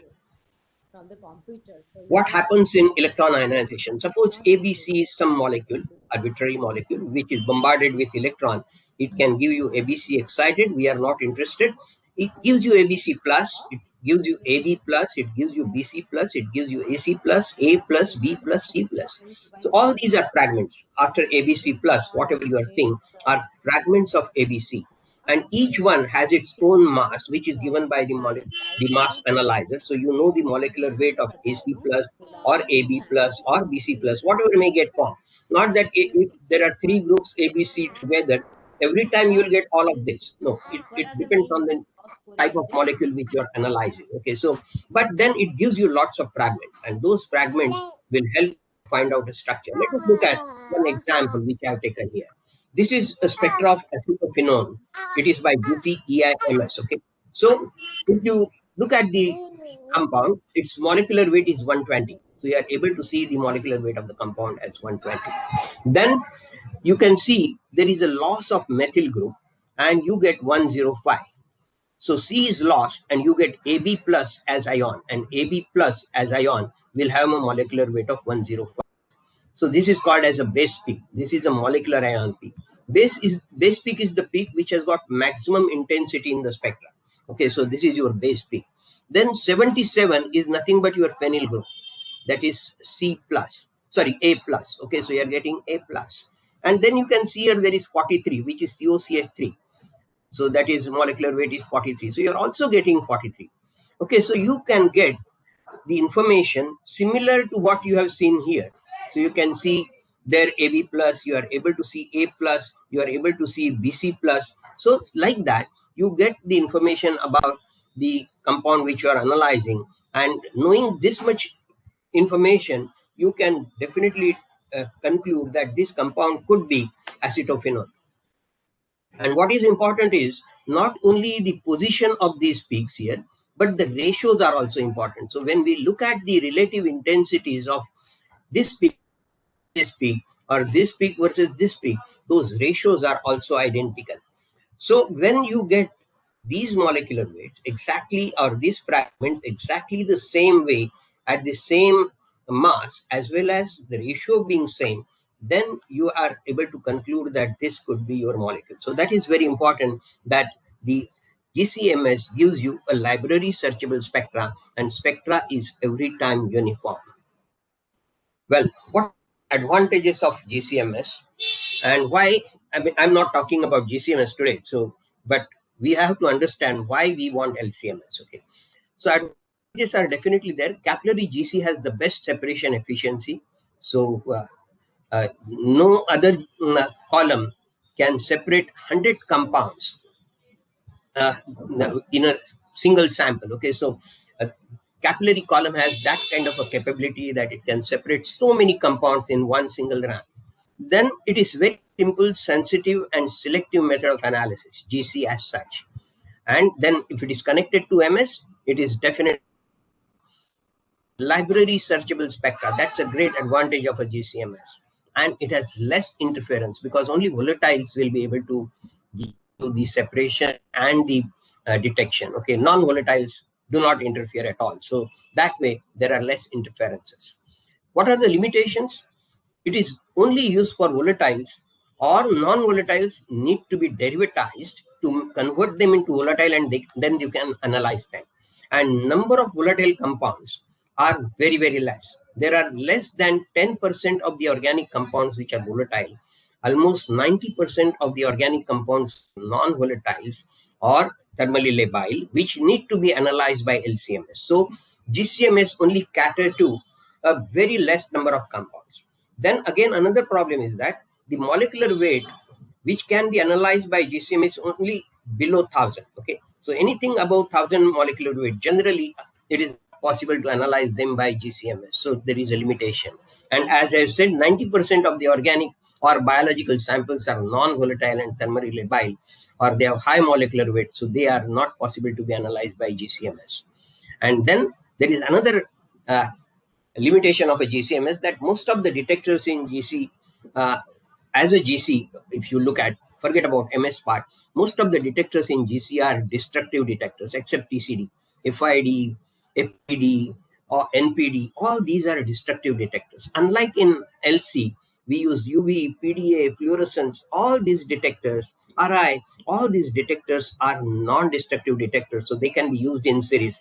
So you can have UV connected to MS. So LC, UV, MS, LC, PDA, MS. So all these kind of combinations are possible with LC, MS, but these kind of combinations are difficult with GCMS. Okay, so these are some of the advantages and limitations.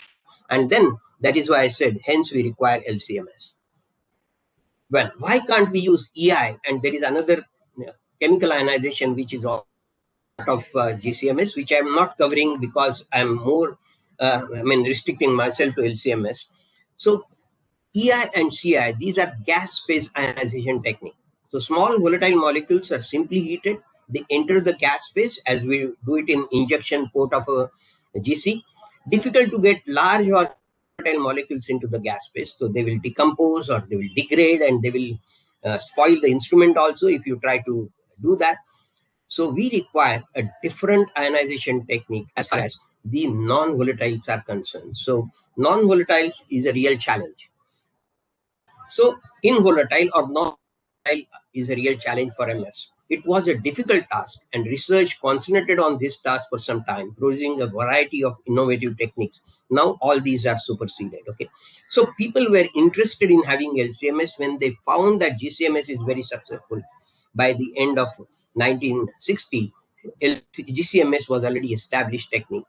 But then LCMS was not near in sight because of the reason that non-volatiles was a real challenge. How to take these into, because there is one basic requirement of a mass spectrometer, is that you require a compound to be ionized and you require a compound to be in a vapor phase. Then only you can separate them by mass analyzer. Okay, so these two basic requirements are there. Now to take the compound into vapor phase without heating it, or by doing something by which you can preserve that molecule intact and take it into vapor phase and then analyze it by mass analyzer, that's a difficult thing, and that was a challenge. So there were few techniques which got evolved during that time, and these were, as I said, superseded. So it was considered that it is, in fact, when they tried all these techniques and they were not very successful, there was a feeling that maybe LCMS is impossible. Okay, so I put a cartoon saying that this love affair is impossible because one is in the atmosphere, air, and the other is in the water. So one is in the gas phase, other in the liquid phase. Mass spectrometer requires the compound in the gas phase. in liquid chromatography, the compound is in the liquid phase. How these two things can come together and can be successful.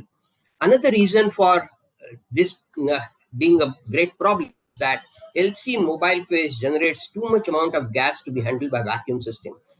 Remember one thing, that in case of LC, we use 1 ml per minute flow. In case of a GC with capillary column, we use 1 ml per minute flow of a carrier gas. But these two things are different. 1 ml of a carrier gas flow at NTP will be again close to 1 ml, depending upon the temperature and pressure. But in case of LC, the 1 ml of a solution or a liquid mobile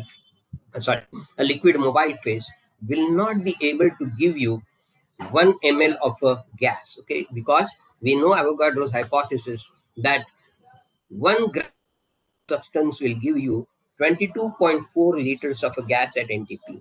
Now, 1 gram mole means what? The molecular weight in grams. Okay, so if we talk about water as a mobile phase, just for example, so water as a mobile phase, that means 18 grams of water will generate 22.4 liters of a gas. That means 1 gram of water means 1 ml per minute flow of water will generate 22.4 divided by 18 would be about 1.2 liters of a gas. So compared to 1 ml of a gas, in case of a GCMS, we have now 1.2 liters, that is 1200 ml of a gas.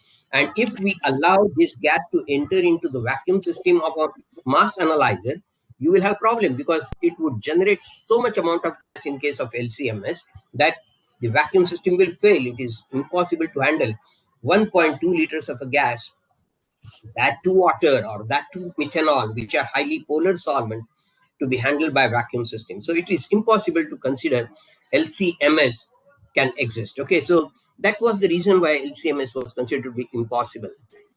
Well, again, methods of ionizations of involatile. We are not going to talk about all the old techniques. I will just cover one technique, thermospray, as an example, and then we'll go to modern techniques of ionization. Okay, so there are so many outdated interfaces for LCMS: direct interface, moving bed technique, thermospray, particle beam interface, fast atom bombardment, flow fab, and so many. Out of that, we are going to consider only thermospray, which was commercial for some time. There were LCMS available with thermospray and particle beam. They were successful for some time. But then as they were not able to give you good sensitivity, and they are only restricted to some mid-polar compounds, not very highly polar compounds. Molecular weight cannot be increased by, more than 1200 molecular weight, so Dalton. So it was difficult to extend that beyond certain limitations. Okay, so it was first widely used in LCMS interface. Flow rates were okay, 0.5 to 1.5 ml, good for polar or semi-polar compounds to be exact. It produces M plus H, that is protonated molecule, or M plus ammonium ion added to that molecule, because ammonium acetate is used as a buffer in many applications.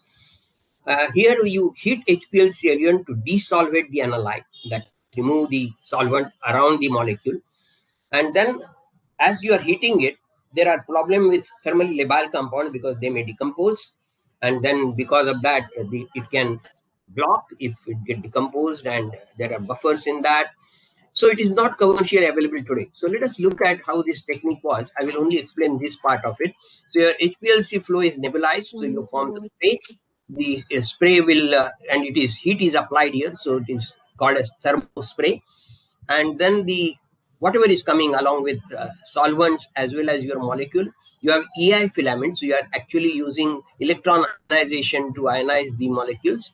Then you have a pump which will suck the mobile phase. Of course, a lot of mobile phase ions also will enter into mass analyzer, which is on. Then it will give you a huge background because of the solvent which is present, which is very high amount of vapor of solvent which is present. And that is why it was not able to give you the desired kind of sensitivity, because background is very high and my juggler says background has to be low. So because of such reason, all the old techniques were miserably failing. So then new technique came, which are called as atmospheric pressure ionization technique. So if you look at this technique, the vacuum pump is here. So we are trying to ionize everything under vacuum. So you have AI filament, which is bombarding electron here, which is everything is under vacuum. So we are now coming to the technique, which is atmospheric pressure ionization technique, where the ionization is occurring in the atmosphere, not under vacuum. Okay, so this technique I will quickly again go through. Atmospheric pressure ionization, it is most important LCMS technique. There are three types of atmospheric pressure ionization technique. One is electrospray, atmospheric pressure chemical ionization, atmospheric pressure photoionization. So we'll cover all these three techniques. Ionization takes place outside the vacuum region. That's the very important point to be noted, that it doesn't happen in a vacuum, it happens in the atmospheric pressure. So how this is working? Okay, so we have the capillary, as we have seen in thermospray, which is also heated to some temperature, and the gas is passed to nebulize, so you form the spray. But this spray is under atmospheric pressure. So you have this spray happening in atmospheric pressure in presence of a flow of nitrogen gas. So you have nitrogen gas flowing here. Only difference is that now this capillary through which the mobile phase is flowing along with your sample is applied with a very high positive voltage. So there is a voltage applied, potential difference applied between this capillary and this lensing system. And then if this is a high positive voltage, the droplets which come out are positive droplets. So these droplets will evaporate because of the flow of nitrogen and because of the initial heat applied, and droplets will start shrinking. And as they shrink, what will happen? The positive charges which are sitting on the droplet will start coming together. So there are now two forces acting on the drop. One is the electrostatic repulsive forces, which are the forces which are coming closer together, which will repel from each other. So it will try to take the drop apart. And there is a surface tension force within the drop, which will try to keep the drop intact. So these two forces are acting against each other. At a particular limit, which is called as Rayleigh limit, this electrostatic repulsive forces or Coulombic forces become more stronger than the surface tension forces, and the drop shatters into small droplets. The surface area increases, the charge gets distributed, but then the process continues till if the droplet has a molecule inside, because all the droplets may not have molecule inside because sample is very less in quantity. So if the droplet has molecule inside, as the droplets evaporate, the charge gets transferred to the molecule. It becomes positively charged because proton gets transferred, because most of the time we are using protonating solvent or we are adding formic acid or acetic acid as buffer into the mobile phase. So the proton gets transferred to the molecule and it becomes positively charged. Now all this solvent has evaporated and now it has become free. It is in air or it is in and it enters into the mass analyzer, and mass analyzer would separate all those positive ions as it goes inside. Okay, so that is how the electrospray ionization works. Okay, so this is what happens. Your ions are going directly. So that generally it is orthogonal way. So most of the mobile phase molecules will go straight, while your ions of your sample molecule which will enter inside. So there are theories of ESI. This is one is called a charge residue model, where what I just said happens. The droplet shrinks in size. As the size comes down, number of charges being the same, they will repel. You get smaller droplets, and as it evaporates, you get positive ions which will enter into mass analyzer. Then this is what electrospray summary is. I hope I am okay. The sound is clear. There is no problem. Okay. So electrospray summary, ESI is an atmospheric pressure ion source. Smaller molecules may be singly charged. High molecular weight samples become multiply charged. So especially the proteins or peptides, they become multiply charged. So there are more places on that molecule where proton can get added. So they become multiply charged. And molecular weights up to 1,50,000 Daltons can be measured accurately. So you can think of that such a high molecular weight compounds can be analyzed by a mass spectrometer now by taking them into vapor phase without decomposition by this technique, which is called as electrospray. Okay, so that's the great advantage of this technique, and that is why LCMS is possible now. So for proteins, peptides, nucleic acids, pharmaceutical, a lot of pharmaceutical compounds, lots of natural products, electrospray can be used for. Okay.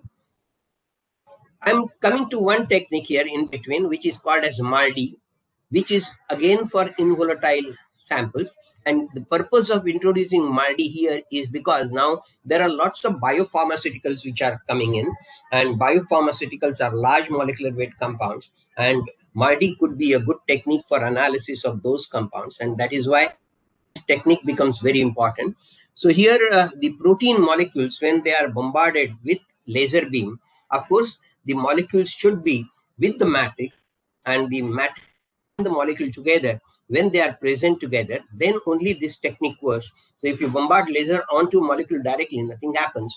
But when you bombard laser onto molecule which is in the matrix, you get molecule with H plus ions. So that is, proton gets added and protein becomes protonated, and it gets into the mass analyzer, and it comes into vapor phase and goes into the mass analyzer.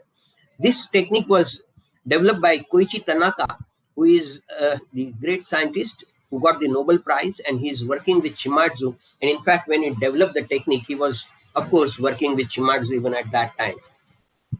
These are the matrix molecules which are used for analysis of protein, especially these two, synapenic acid, and this is also called as cinnamic acid. Okay, so synapenic acid and cinnamic acid, these are the ones which are used for peptides and proteins. These are other benzoic acid derivatives. Generally, all are benzoic acid derivatives. These are used for synthetic polymers. Okay, so MALDI can be used for both biological as well as synthetic polymers as well. Well, this is the example of how the spectra looks like. There it is talking about the albumin protein with 66,000 molecular weight, and you are getting a lot of information about it. It is 66,000 with single charge. This is 132,000 with the dimer, which is formed because it has got 2m plus charge. Then it is a trimer of the same molecule with plus charge again, and this is the multiplied charge. So it is same molecule with two charges on that. That is why it has come as half the molecule of this.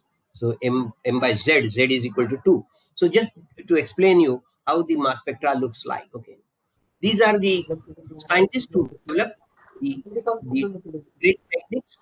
The first one we are seeing here is Dr. John Fenn, who developed electrospray ionization.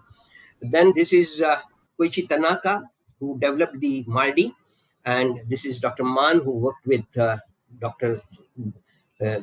Chen, and both of them are involved in electrospray ionization. John Fenn and he are working together. Koichi Tanaka is from Shimadzu, and they are all sitting together at the function when the Nobel Prizes were awarded to them in 2002. So all these scientists received a Nobel Prize in 2002 for ESI and MALDI development. Okay, so because of these two developments, LCMS, not only LCMS, the involatiles can be analyzed by mass spectrometers. Otherwise, nobody thought of taking the protein molecule which has got molecular weight of 500,000 or more, can be taken into vapor phase and can be analyzed by the mass spectrometer. Nobody even thought of that at the earlier stage, but because of them, it is possible to analyze this large molecular weight compounds by using a mass spectrometer. What they did was a wonderful thing. They provided wings to the elephant so that elephant could fly in the mass spectrometer. Okay. Well, we'll go to the next technique, APCI. Now, ESI, which we talked about, which is atmospheric pressure ionization technique, which is used for highly polar compounds. But there are some compounds which are semi-polar, so we want to ionize them too. So this technique is used for semi-polar compounds.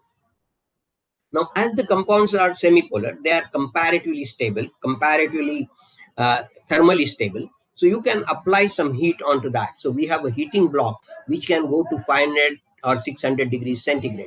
450 to 600 degrees centigrade is generally the limit, and through which your mobile phase is coming, and it gets converted into gas phase because of the high temperature. So everything is in the gas phase, but in the atmospheric pressure, there is a flow of nitrogen. And now there is something which is introduced here, which is called as corona discharge needle.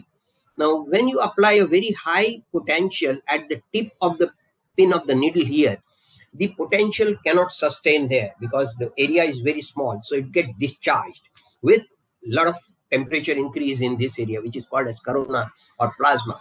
At that temperature, the solvent molecules which are coming from your sample, mobile phase, LC, those solvent molecules, mobile phase molecules, get ionized, and then they ionize the sample molecule.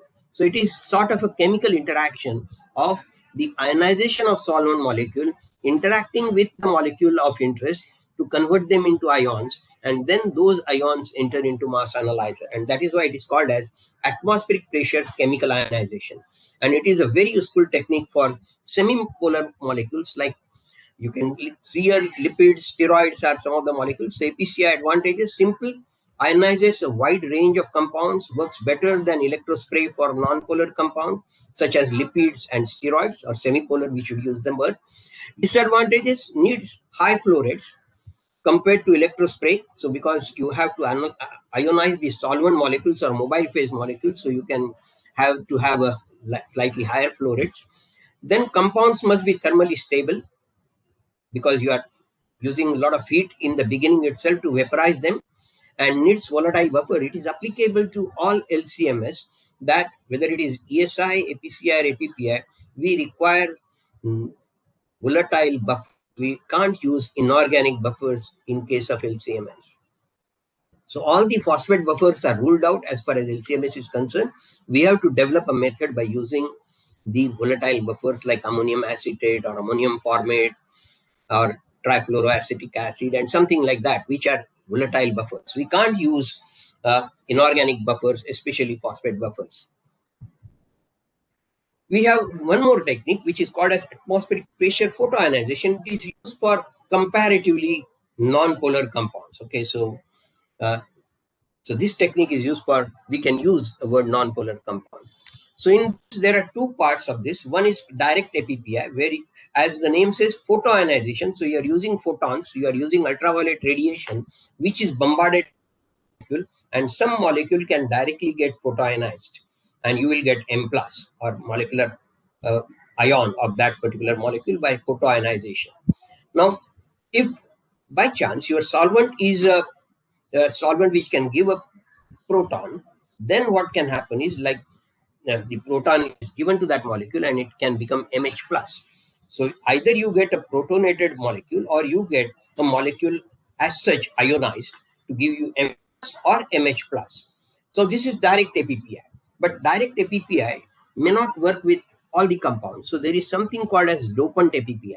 So what is done? The molecule which you are sure about, which will get ionized by bombarding the radiation or photons onto that, ultraviolet radiation on that. Now this dopant molecule or dopant ion will interact with the molecule to give you either MH+ depending upon the solvent which you are using, or it will give you M+, and the dopant becomes again a neutral. So there are possibilities of using either direct APPI or dopant APPI. And dopant APPI, you can use toluene as one of the reagent which can be added post column, and then it can be run along with the detector. So detector is something like that. You have a UV lamp which will bombard the UV radiation. Your sample is coming from your LC eluent, gets ionized by using UV, and then it enters into the mass analyzer. Okay, so it looks very simple. Well, we have not studied all the techniques, but whatever techniques we have at least seen on the paper, we'll see how they perform with respect to the molecular weight and the polarity. So we have EI, which we have seen as far as GCMS is concerned, which can go up to maximum 1000. Here I have shown only up to 800 molecular weight. Then we have which we have not studied, which can be used for some polar compound. There is flow fab, which can be used with HPLC. It can go up to something like 5000 molecular weight and used generally for polar compounds and to some extent some semi-polar compounds. Then we have the TSP, thermospray, which I have showed you, which is used for semi-polar compounds. Molecular weight range is up to about 1000 or 1200. Then we have APCI, which is used for semi-polar compounds. As you range, this is on this side non-polar, on this side highly polar. So APCI, which can be used up to again about 1000 molecular weight, and semipolar compounds. Then we have APPI, which is used for non-polar compounds. Molecular weight range could be 500. And then we have ESI, which can be used for 150,000 molecular weight with a very high polarity, and it covers large number of compounds. But the important thing to notice is that ESI, PCI and APPI together, they can cover highly polar, semi-polar and non-polar compounds. And because of the atmospheric pressure ionization techniques which are now available, LCMS has become a very successful tool. And it exists, and it gives you the desired sensitivity to a good structural information, and all that is possible because of atmospheric pressure ionization. So I thought of drawing another cartoon, and that cartoon says that the cock in the previous picture has compromised. He said, I can't marry fish, but I can marry duck, who can also exist in water, and it can also exist in atmosphere. So the marriage is successful, and there is a chickling which says, or which doesn't say quack quack, doesn't say chick chick, it says quack chick. Okay, that's not important. What is important is that LCMS exists because of the atmospheric pressure ionization. Okay, so atmospheric pressure ionization has changed the concepts of LCMS. Now let us go to the next part. So ionization now has come out of the vacuum. It is in the atmosphere. Then you have a mass analyzer, then you have detector, and then you have data system. So now we are going to talk about the mass analyzers. Okay, so there are several mass analyzers which are generally available. Magnetic sector, which is outdated, quadrupole, ion trap, Fourier transform ICR, time of flight, hybrid or sector or trapped off, or something which is combination of two different mass analyzers like QTOF or trapped off or sector trap. There are so many combinations which are possible, or trap with FT or trap with orbitrap. There are so many things which are available. So we are going to talk about the mass analyzers, but again, for the availability of time, I'm not going to consider, and maybe as a development, I will talk about orbitrap. So this is a quadrupole mass analyzer, which is used for more than 85% of applications. So most of the mass analyzers which are used with LC are quadrupole mass analyzers. So in case of a quadrupole, what we do is we apply DC and RF voltage onto these rods. So these rods are very compact. They are about 25 centimeter in length. So, and the diameter is about 8 millimeter. So it is a very short rods, and 4 rods can be held in a hand, and then we apply a DC and RF voltages on this quadrupole in such a way that at any moment of time, these two opposite rods will have the same either positive or negative voltage. So if these two rods are positive, these two rods will have negative voltage. Then when these two rods will become negative, these two rods will become positive, and the voltages are continuously scanned. So what happens is that I'm not going to explain you the theory and the way I generally explain in the classroom, but I will try to put it in such a way that when you scan the DCRF voltage, at a particular DCRF voltage, the ratio of DCRF voltage, one ion gets stabilized and go to the detector. At that DCRF voltage, all other ions will go out. So one ion is shown here, another ion, if it is present, it will go in the other direction. So only one ion at a particular DCRF voltage will go to the detector. Maybe at next DCRF voltage, some other DCRF voltage, this ion will get stabilized and go to the detector. And at that time, this green ion may go out. Okay, so like that, at a particular DCRF voltage, one ion reaches the detector. That means if you scan the DCRF voltage one by one, all the ions will reach the detector, and you can get a mass spectra of whatever sample components you have in your sample, or whatever peak which you are getting from your LC. That will be analyzed during the time of the peak, and you will get a mass spectra of that particular peak. Now, one thing which we have to understand, as I think I will go further and explain you that. So in the scan mode, when you scan the DCRF voltage, you get the mass spectra, which will cover the entire range of a particular compounds which you are analyzing. And generally, quadrupole mass analyzer go up to 2000 molecular weight, or generally we use the word Dalton or ANU. So it goes up to 2000 mu or 2000 Dalton, not beyond that. So you will have a mass spectra of the compounds up to 2000 molecular weight.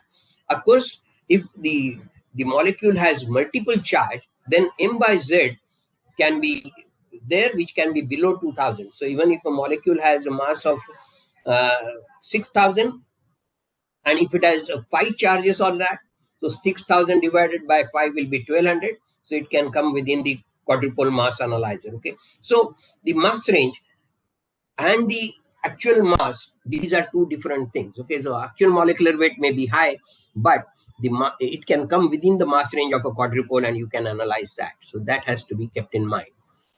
But then there is one more aspect of it, that if I want to analyze only green ion, or whatever is shown by green color, and I don't want to even look at this because this is the one which I'm interested in quantitation, then what I can do is I can fix DCRF voltage. Now I'm not scanning. I know which ion I want to analyze. I will keep this DCRF voltage constant, and then what will happen? Whenever this green ion will always go to the detector, I will never miss it. So I can then use that information for quantitative analysis, because I'm not losing green ion at all.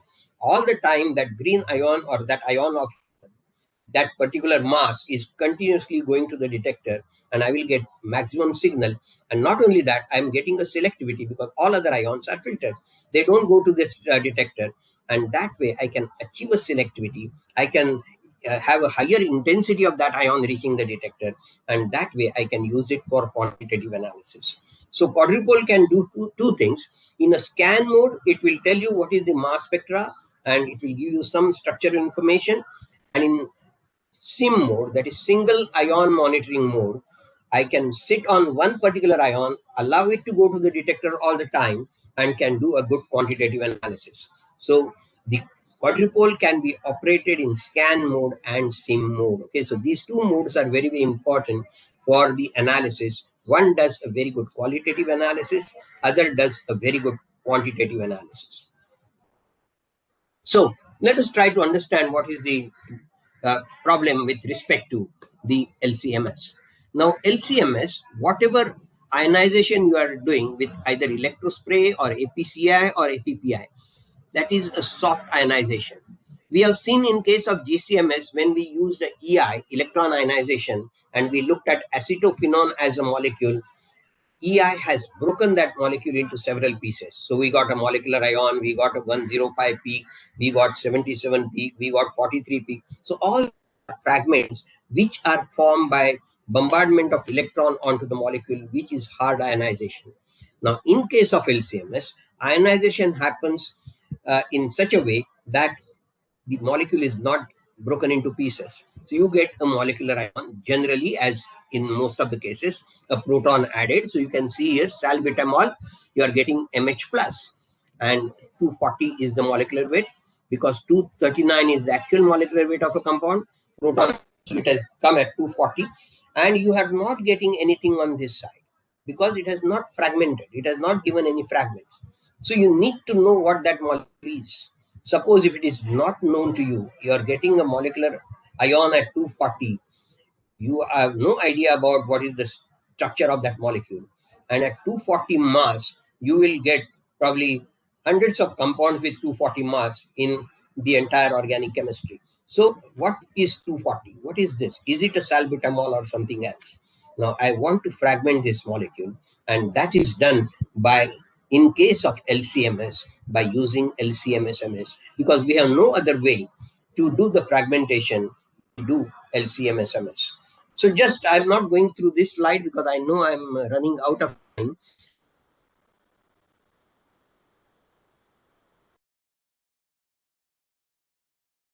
Region-induced dissociation fragment, MS-MS. So that's very, very important, because the next talk, which is by KRISHNAPRIYA madam, she will definitely talk about impurity profile, and she will talk about MS-MS, because fragmentation is very, very important.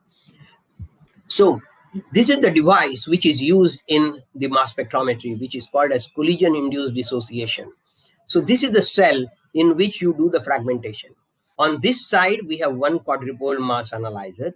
This is the quadruple mass analyzer, which is used as a collision-induced dissociation cell. And there is one more quadruple mass analyzer beyond this. Now, what happens in the collision cell? So you select the ion which you want to fragment, say salbutamol, you have brought here, and then you give a collision energy to it. That means you make it vibrate in this field, and you are introducing a leak of argon gas from here. Now, as the collision energy is given to this molecule, as it vibrates here, it collides with this argon. And because of the collision, it dissociates, it breaks. That means the fragments are formed. And those fragments are swept into the next quadrupole, which will scan them and will be able to give you the mass spectra of this particular ion. So you will get the fragments, which will help you to find out the structure of that molecule.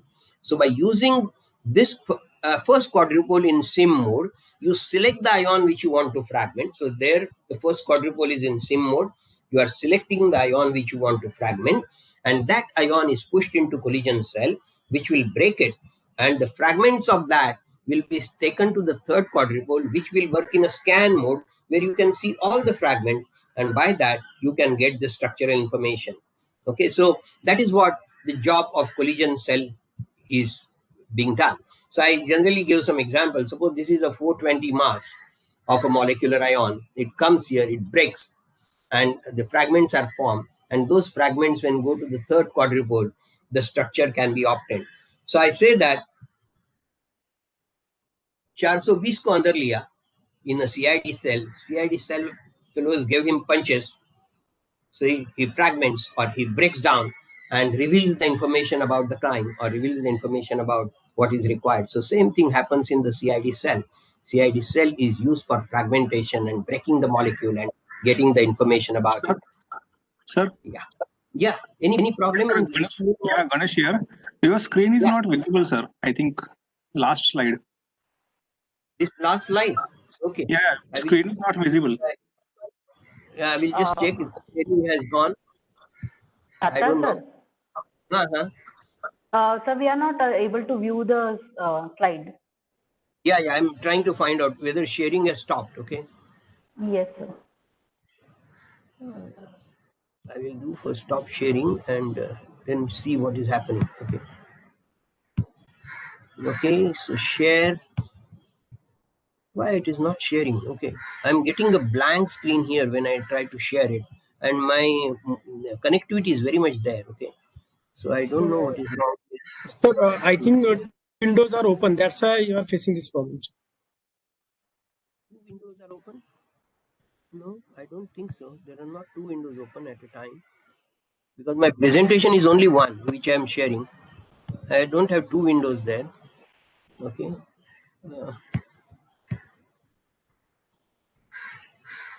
But when I go to share, I'm able to share.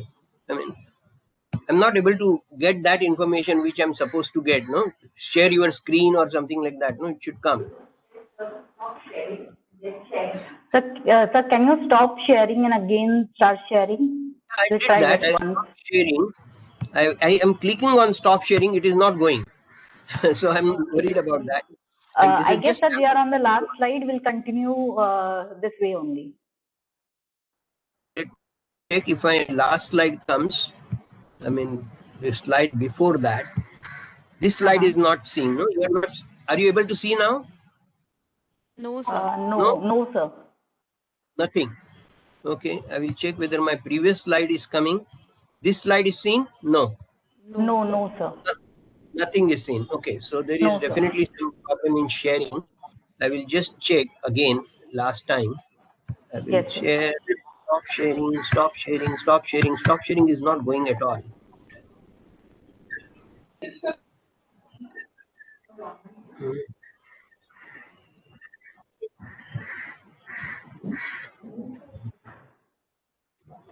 Should I? No, I don't want to end meeting. What is wrong? Suddenly what has gone wrong? I am not able to understand. It was going so smoothly and suddenly something has gone back. And my connectivity is very much there. I have no problem.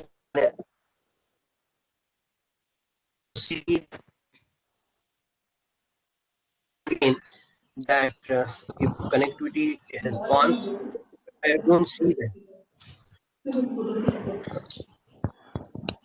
Datar sir, I think we can continue, sir, because then we have many questions. We can take up the questions then. You Assuming, I will just explain and complete everything. yes, So right. at least the theoretical part, I can talk and explain some of it very clearly. Okay, so I will just keep my slides open for my.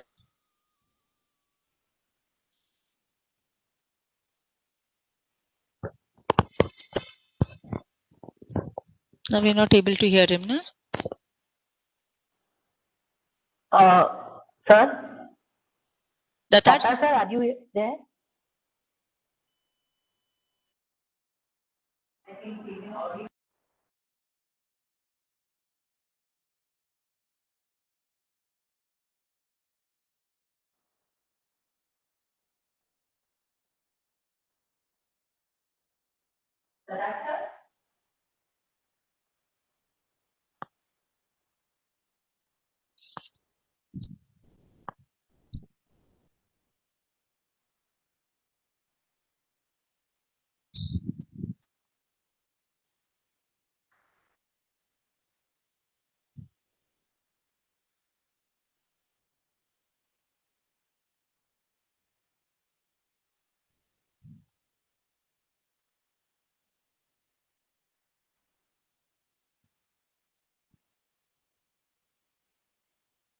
They are able to hear?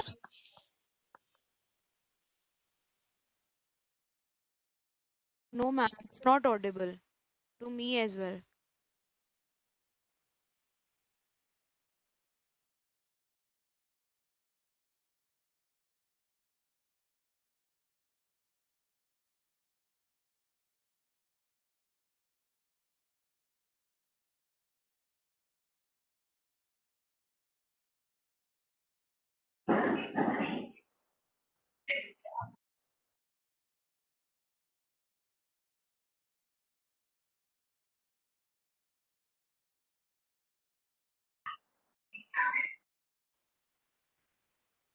We request the participants to please stay online till we resolve the technical issue which we are facing. Please stay online. All the participants are requested to stay online. We have some technical issue at the speaker's place.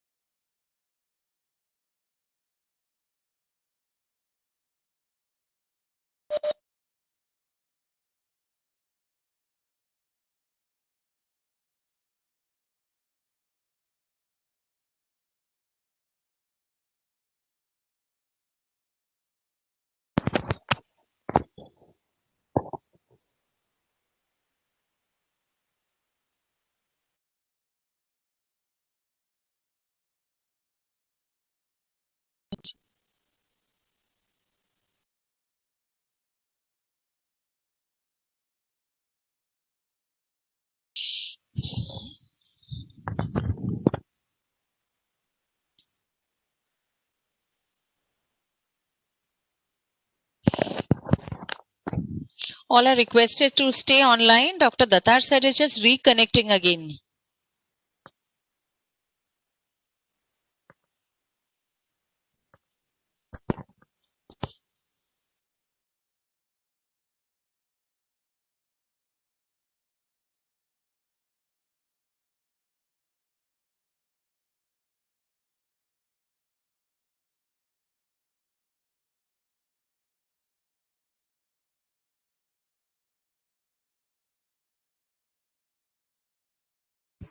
Hello, are you able to listen to me now? Yes, sir. Yes, sir. Yeah, okay. So now I will share my screen. Now I am able to do that. Okay, so hopefully it will be okay now. And I'll be able to share my screen. Okay, so yeah, okay. Is it okay now? Yes, yes, sir. But your voice is too low, sir. My voice is low again. I think I have to again look at what is wrong with that. No, it's So we can supposed to be. start, sir. Yeah, I think I will increase it to some extent, but let us see. Okay, fine. Yes, sir. Yes, sir. Yeah, okay. Yes, Yeah, sir. fine. Okay. So I was on some slide where I will go again. Yeah, quickly. Okay, so I explained to you how the MS. So you have one MS on this side, then a CID cell, and then there is one more MS on the other side, and that is how the MSMS is used in LCMS. Okay, so most of the LCMS systems are actually LCMS systems. Even people may say I have LCMS, but mostly he has LCMS. Okay, so the LCMS system would look like this. I mean, this is the first quadrupole, this is the second quadrupole. In between there is a collision cell. Okay, so you have a triple quad system, they call it as. Okay, so TQ stands for one quadrupole, this is second quadrupole, and this is third quadrupole. So they call it as TQ, triple quadrupole, or LCMS system. Okay, so the system may look like that. One quadrupole, second quadrupole, which is called a CID cell, another quadrupole. That is why it is called as Q1 and Q3, and the in between Q2 is called as collision-induced dissociation cell. There are a lot of things which are possible by SMS. I'm not going to explain you all of them, but what we have to understand where the advancement is taking place. Okay, so I will just try to explain you this slide, which I'm taking on the full screen. So this is your quadrupole. So what happens in the first quadrupole? I select a ion which is of my interest, take it to the collision cell. It gets fragmented there. The fragments travel to Q3. They get separated, and that is how you get a spectra at the detector end, which will tell you what are the fragments of this particular ion. Okay. Another thing which I can do is I can put Q3 also in a SIM mode and only monitor one ion reaching the detector. So when I do that, I will get the transition of this ion giving me this ion, and this is called as MRM transition. That means multiple reaction monitoring. I'm monitoring a reaction where the precursor ion, the ion which I have selected in the first quadrupole, gives me a fragment ion or a product ion which I monitor, and then get a chromatogram which is called as MRM chromatogram, and this chromatogram is very specific for this transition. So when I want to analyze drug in plasma, I use this kind of a transition where the impurities which are there or interferences which are there which can come from plasma are eliminated, and I get a very good quantitation of this particular drug in plasma at very low level. Otherwise, by HPLC, it is totally ruled out to get a level of detection at picogram, unless and until you have LC-MS system. Even LC-MS may not be able to give you picogram level sensitivities.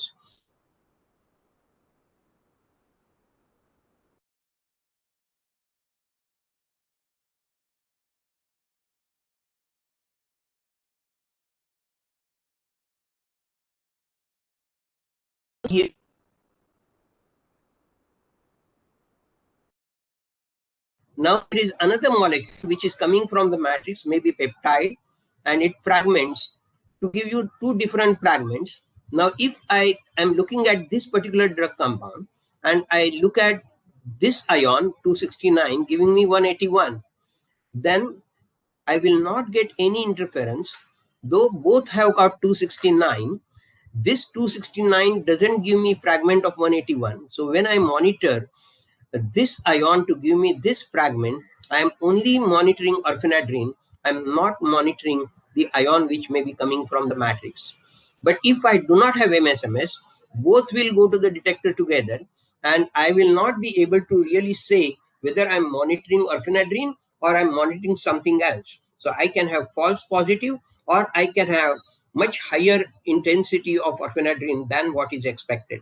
So because of this, the this kind of transition, which is called as MRM or SRM transition, either you monitor a single reaction or selected reaction, or you monitor many such reactions, it is one and the same. So MRM or SRM is used for quantitation, and all the CROs in the world, they use triple quad only for this application, and they measure the drug in plasma or biological samples very accurately by using the MRM transition. So metabolite identification, metabolite quantitation, or the drug concentration for BAB studies or for clinical trials, everywhere the MSMS is used in this way.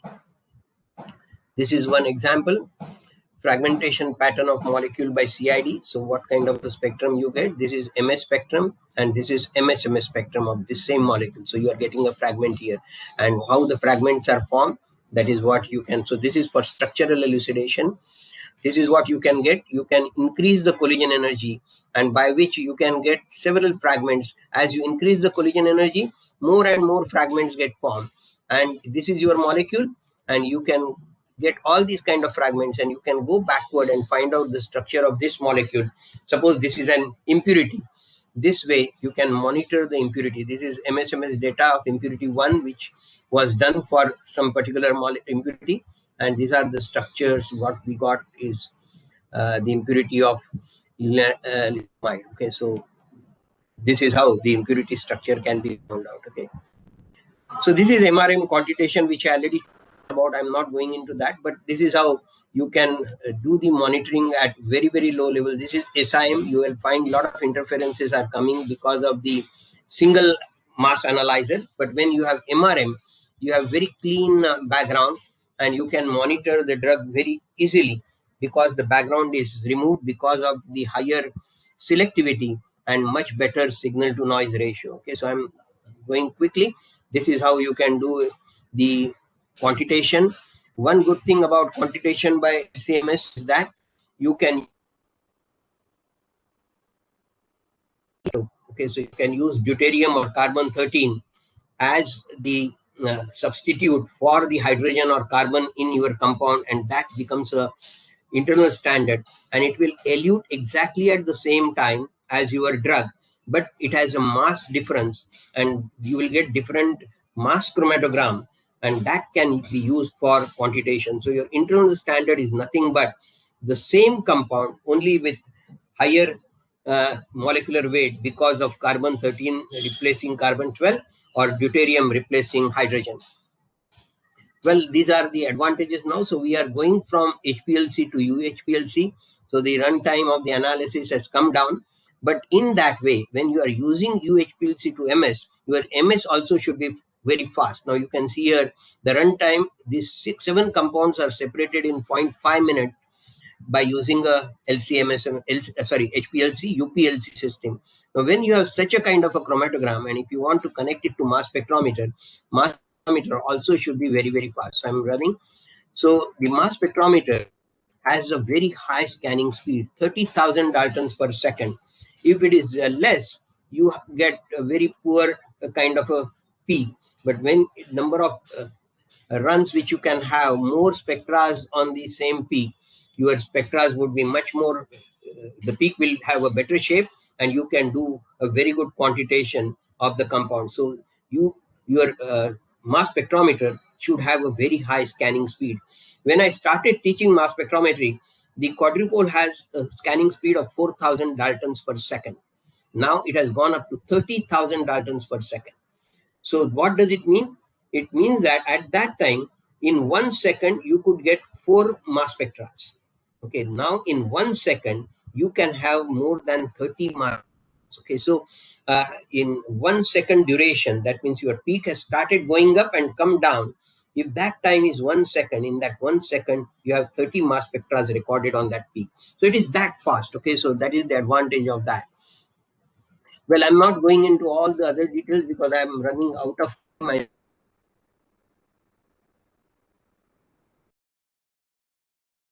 Everybody will like to have lunch before that.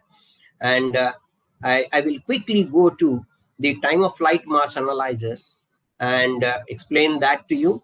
And in this case, you have a plate in front of which you take the ions and push them by applying high positive voltage. So they will try traveling towards the detector. And how they will travel? They will travel in such a way that the smallest ion will move fast, because kinetic energy is equal to 1/2 mv square. So velocity of the smallest ion will be fast and high, and the one which is higher in mass will move slowly, and that is how the separation occurs in time of flight.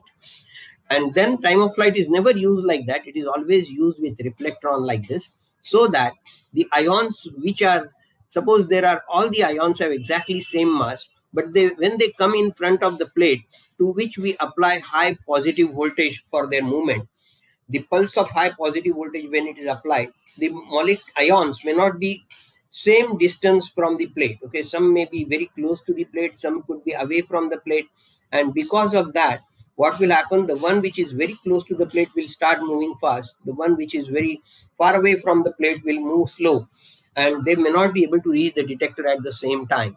So to control that, what is done is the ions which are moving fast will go little deep inside and turn back. The ions which are moving slow will turn little early. So if both the ions have exactly same mass, they will again meet at this point and they will go to the detector at the same time. So we will have a good sharp peak if all the ions are of exactly same mass, and that is what gets reflected here. So if I have a reflectron, I get such a nice peak. But when I do not have reflectron and my Mardi top is only one single tube, you get this kind of a mass spectra, which indicates that it is very broad and there is some play which is going on, and some ions are coming little later because they were slow, and that is what happens. Now, the time of flight mass analyzer gives you very high resolution. So that means you can measure the mass up to 4th decimal level. And that is the great advantage of time of flight mass analyzer. So time of flight mass analyzer gives you high resolution compared to quadrupole, which gives you only unit mass resolution. So quadrupole gives you these masses. So the molecular weight, if you measure by using this, that is what quadrupole will give you. If you use these masses, that is what the time of flight mass analyzer will be able to give you. Okay, so this is high resolution. This is a poor resolution or unit mass resolution. So that's the difference between the two. So this gives you much accurate mass, much better structural information compared to this. Okay. And then the resolution of a mass analyzer can be calculated by simple formula, m by delta m, that is the mass of the ion divided by delta m, that is the smallest mass which it can differentiate, the mass analyzer which can differentiate, that is delta m. So m by delta m is the resolution. So if delta m is 1, then it is, suppose the mass is 1000, 1000 by 1 is only 1000. If delta m you can differentiate is 0.1, then it becomes 10,000. So resolution will increase as far as the delta m concern becomes smaller and smaller. Okay, so I'm not again going into that. So the time of flight has higher resolution. So this is a time of flight mass analyzer where you have a quadrupole here, and then time of flight mass analyzer, and this is the time of flight with reflectron. Okay, so I'm not again going into deep. This is a new mass analyzer which is called as Orbitrap, and this is produced by thermoelectron, and this is the highest mass resolution machine. There is another one which is called as FTICR, which is even better than resolution compared to Orbitrap, but that is not available as far as it is concerned in India.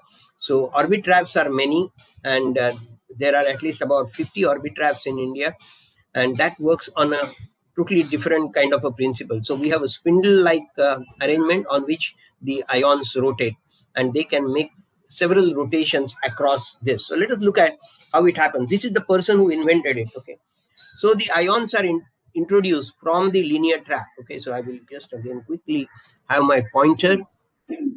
Yeah, so ions are introduced from the linear trap, and then linear trap can analyze them. It has its own detector, so it will analyze it, and you will get the mass spectra. And then it goes to the C trap. From C trap, it goes to the Orbitrap, where Orbitrap will start oscillating it. If there is one ion, it will oscillate to give you a nice spectra, which is only for one ion. But when there are multiple ions, you will get a very complex spectra, or what we call as the signal, which is the frequencies domain signal, because the detector is here. Will give an induced signal onto the detector, and it will become positive and negative on both the sides depending upon which ion is where. And this can be analyzed by Fourier transform, like we analyze the spectra in the interferogram in FTIR.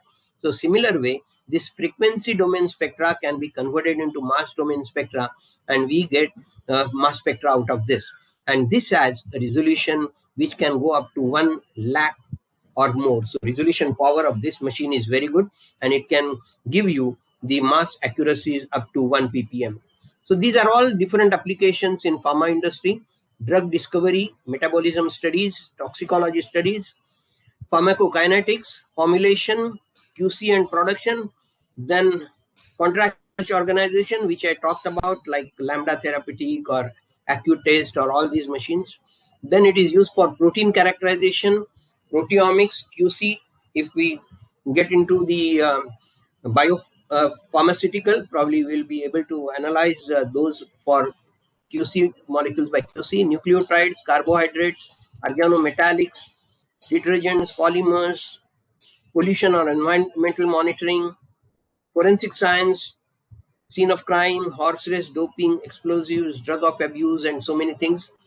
Neonatal screening, therapeutic drugs. So this is clinical diagnosis area where it can be used. It can be used in academia and teaching. So I think I will stop here.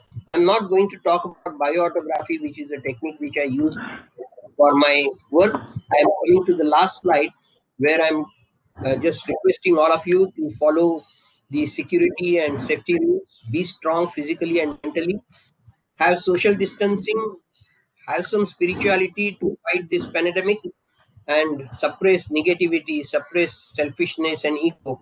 And then we can beat this pandemic and succeed in life, succeed in all your future research activities.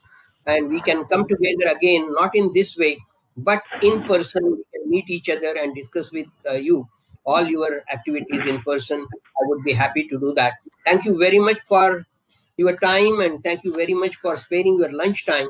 And any questions I can take quickly, because next lecture is 3 o'clock, and along with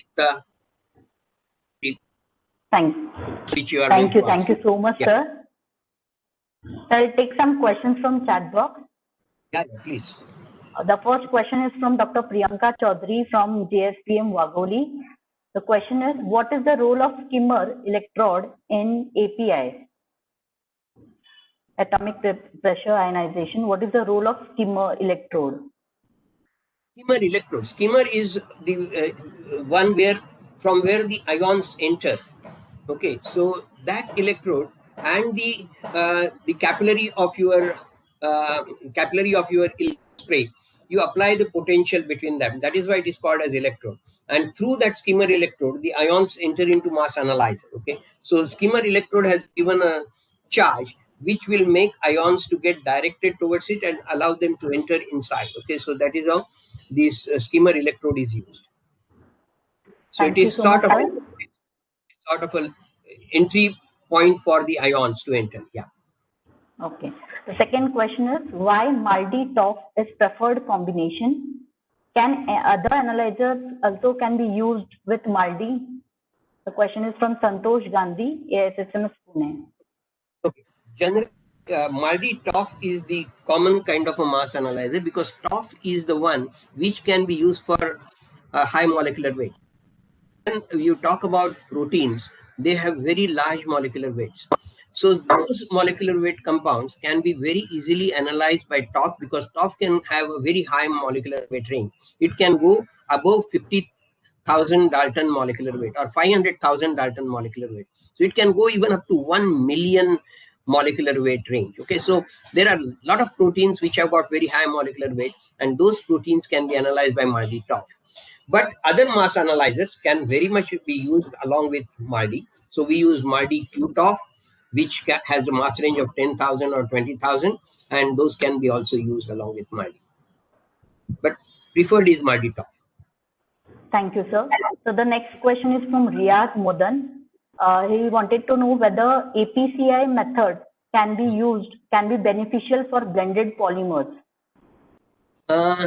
No, because again, polymers have again high molecular weight.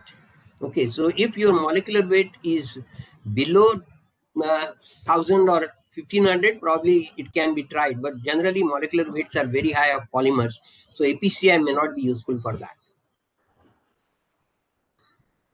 Next question is again from Dr. Santosh Gandhi. The question is mass spectra change as method of ionization and set ionization condition changes. Can you throw some light on selecting ionization conditions? No, sorry. Can you repeat the question again, please? Sir, he wanted to know criteria for selecting ionization conditions. Ionization condition means the voltages and all those parameters, or which ionization technique is to be used, whether it is ESI. Yes, the method of ionization and set ionization condition changes. Again, as we know, generally ESI is used for highly polar compounds, APCI is used for semipolar compounds, APPI is used for non-polar compounds, and there is a lot of overlap between the two. So ESI can be used for some of the compounds which can be analyzed by APCI, or vice versa. The compounds which can be analyzed by APCI also can be analyzed by ESI. So there is not a very watertight compartment between the two. So there could be good overlap. So generally what people do is ESI is common. It can do something like 80% plus compounds can be ionized by ESI. Generally when we use river phase chromatography, which is a very common kind of a technique which is adopted. So there, for those kind of compounds which are analyzed by river phase chromatography, ESI is a preferred ionization technique. If you find it is not getting ionized in both positive and negative mode, I did not talk about that, because in any of these techniques you can get positive ions as well as negative ions. So there could be a possibility that some compounds may give you that proton is removed and you get a negative ion, like phenols or some acids will have a proton abstracted from them and they become negative. And there are many other compounds which give you positive ions like amines and others. So if you no ionization in ESI in both positive and negative mode, you can shift from the APCI. And there is a common probe which is called as DWIS probe, which can do both ESI and APCI. Okay, so single probe. So you don't have to physically displace ESI and put APCI there. So those kind of things are not possible. The single probe which can do both ESI and APCI can be used, and then you can very quickly decide whether it gets ionized more in ESI or in APCI. I hope I have answered your question. Yeah. Did I answer your question? Hello, am I audible? Yeah. Hello. Yeah. Yes. Yeah. Sorry to disturb the protocol. But I'm more interested in setting of the conditions during the ionization. Like, is it something that is voltage conditions and all that one that data comes along with the LCMS spectra? Yeah, so, that many times. I mean, once you know that it gets ionized, then you can tune your mass analyzer with those voltages and those parameters. And generally, all this is done by the instrument automatically. I mean, all the voltages, initially you do tuning for your mass analyzers, which will set all the parameters on the voltages, etc. But then what you have in your hand is only the mobile phase composition, the initial voltage which you set on the capillary, okay, which generally varies between some 5 to 8 kilovolts, okay, and then the voltages which are, or the temperatures which are there onto the inlet of your ESI, and also there is a desolvation line or which is there inside the temperature on that. So some of the parameters you can set by using variables which are possible on your instrument, and that many times if you have the information available with you, you can set those. Otherwise you have to play with them so that you get maximum intensity at the detector. What is more important is that your ion generation should be maximum, ion throughput to the mass analyzer should be maximum, and ion detection has to be maximum when you are working at a level where you want to achieve a very high sensitivity. So if that is the requirement, you have to really play with most of the parameters. But all the time, we are not only interested in getting at a femtogram level sensitivity. So when we are not interested in achieving that kind of a sensitivity, whatever normal parameters which we call as default parameters, those will be able to give you definitely some information. But when you want to have that kind of a perfection at a femtogram level sensitivity, you need to play with them quite well. I mean, you have to do some trial and error and get that kind of a sensitivity. Yeah, thank you, sir.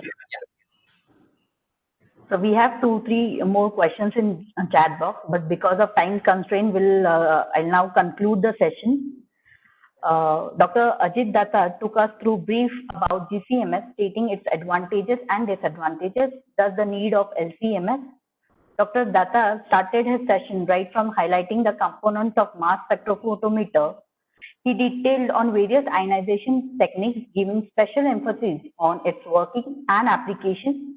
He quickly took us through the construction and working of various mass analyzers, quadrupole, triple quadrupole, time of flight, and orbit trap. Thank you, sir, for your detailed presentation. And I'm sure all the participants must have got benefited from it. Thank you so much, sir. My pleasure, ma'am. Thank you, sir. Here we come to an end of pre-lunch session of day 1 of 5 days FDP on chromatography, advancements in instrumentation and applications. We'll take a short break and we'll meet sharp at 3:15 p.m. for the post-lunch sessions. All the participants are requested to join 10 minutes prior to the session. Technical team, please be there as we'll have some try of Dr. KRISHNAPRIYA ma'am. Yes, sir.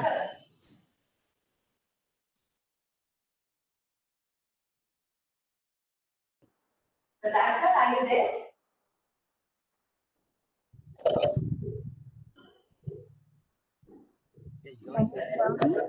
Good afternoon. Damre sir, are we ready? Yes, madam. Okay. So I'll start, ma'am. I will start. You can start. Okay.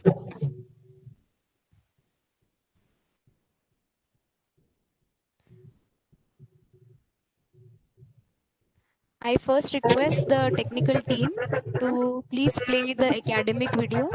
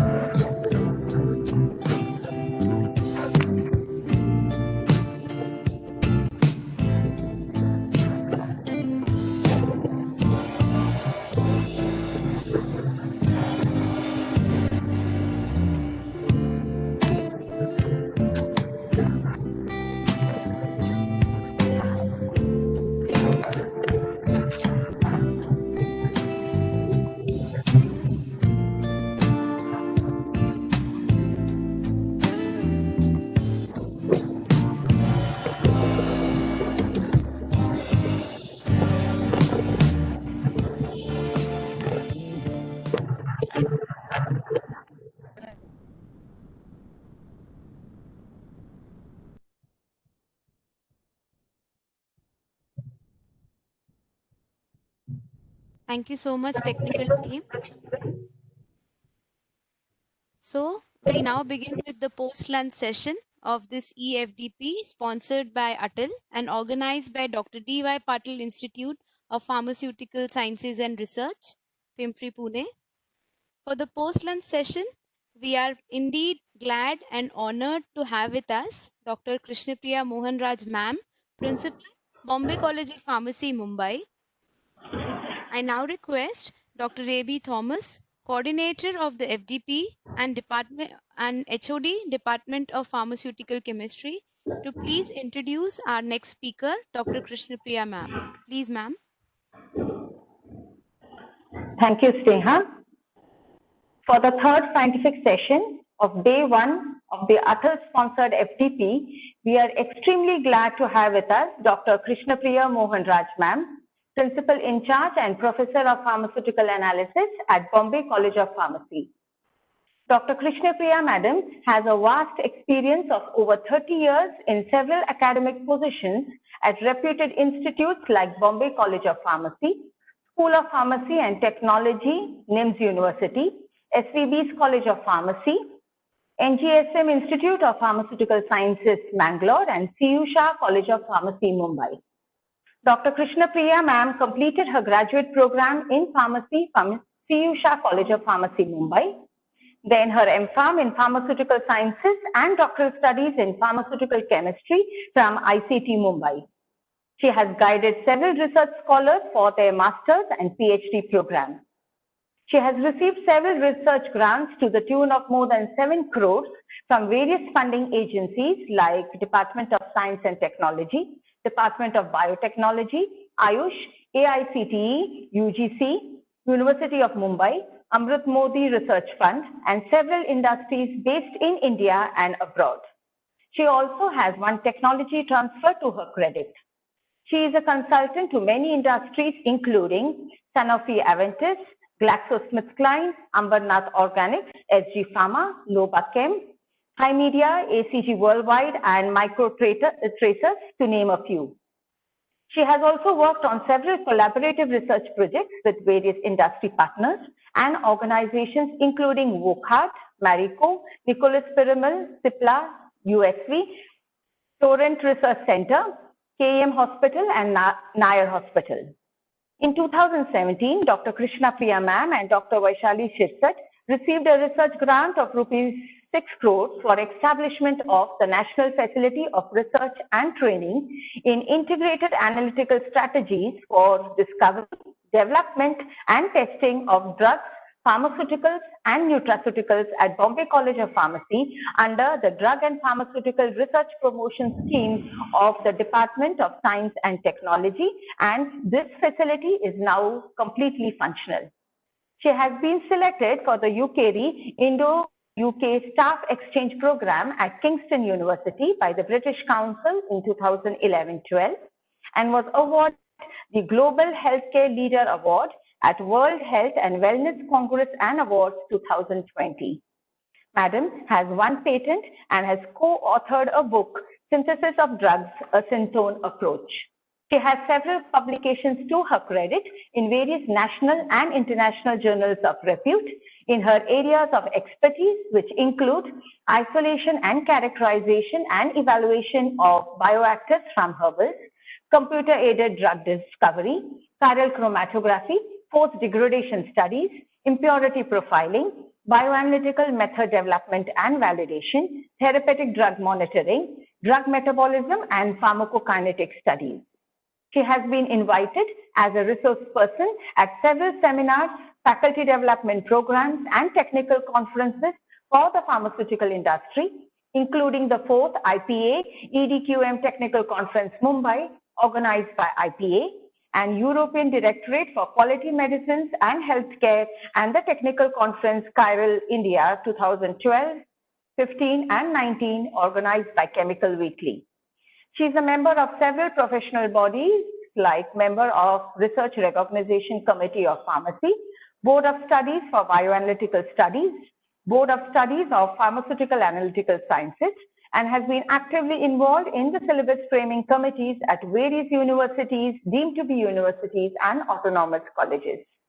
Currently, Dr. Krishnapriya ma'am is the principal in charge and professor of pharmaceutical analysis at Bombay College of Pharmacy, Mumbai. With this very brief introduction, I would like to invite ma'am to deliver her session on LCMS, applications in impurity profiling and structural elucidation. Dr. Krishnapriya ma'am, thank you.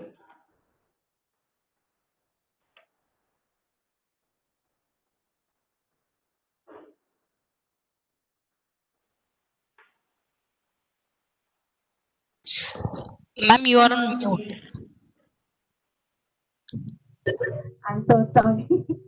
So I first like to thank you. Is my voice audible?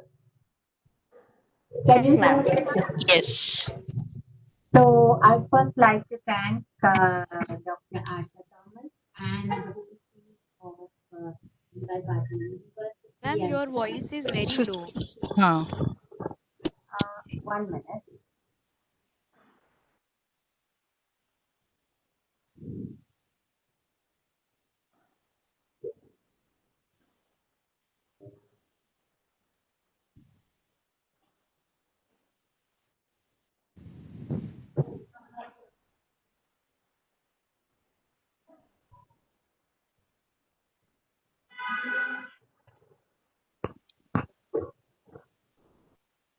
Is it better now?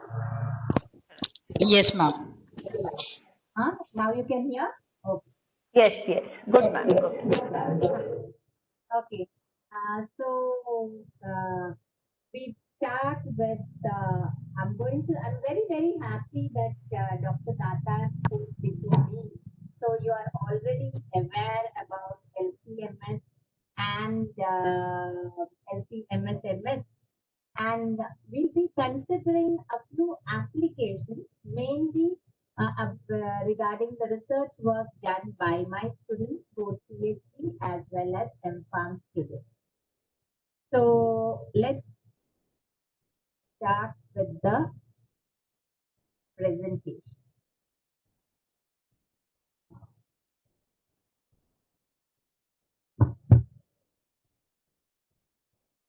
So what we are going to consider today is LCMS application in impurity profiling and structural elucidation. I would like to mention over here that LCMS is one of the major,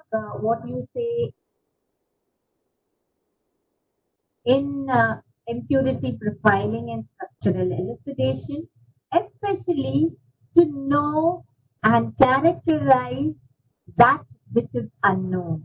That is, you don't know what is the structure of the impurity.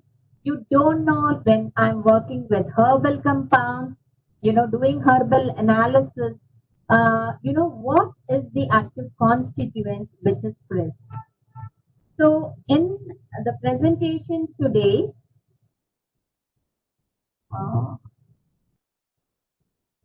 I don't know why the slide is not moving.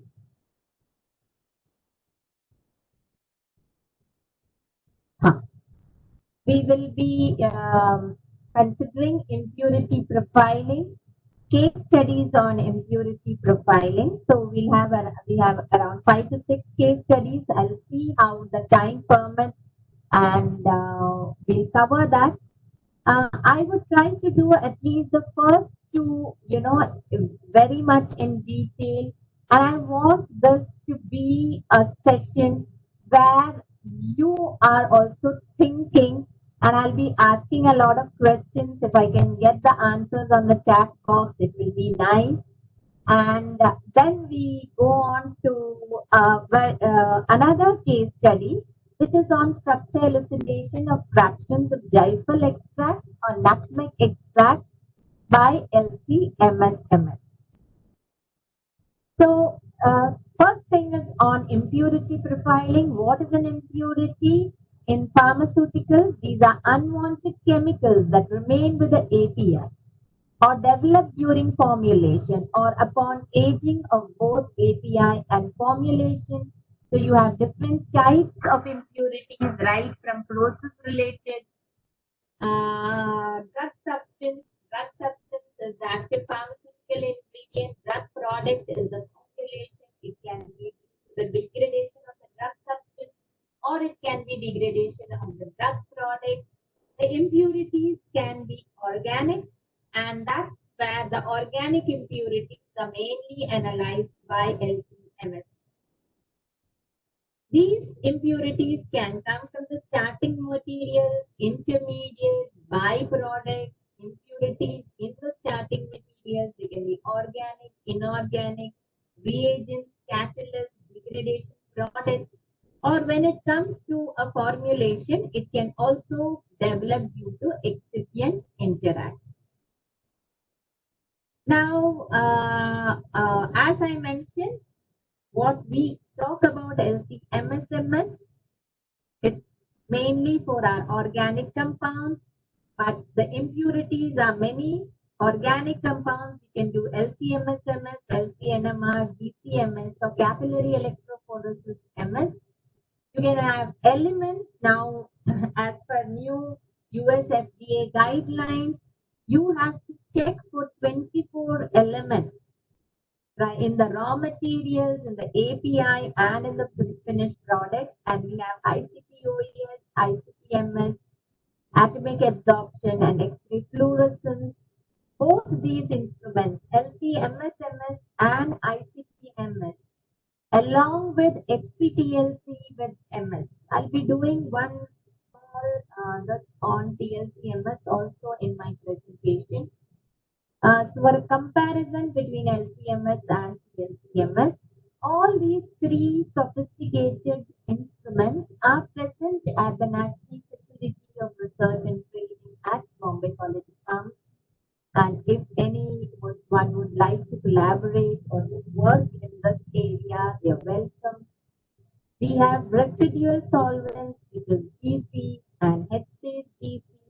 With polymorphs, we go in for X-ray powder extraction, or thermal methods like differential scanning, calorimetry, or since the polymorphs have different solubility, analyzed also by dissolution study. And this is another area which is very close to my heart, that is chiral chromatography. So we can separate enantiomers and diastereomers. Diastereomers can be separated even using our usual C8, C18 columns, but for enantiomers, either you use chiral stationary phase, or you use chiral mobile phase additives, and you use your regular columns in HPLC. You can even use chiral mobile phase additives in capillary electrophoresis. So why is impurity profiling important? Because safety, efficacy, quality, these are the fundamental qualities of importance in drug therapy. And if you have impurities which have toxic effects or different pharmacological effects or unwanted pharmacological effects, you're going to have problems. You all must be aware of the thalidomide incident.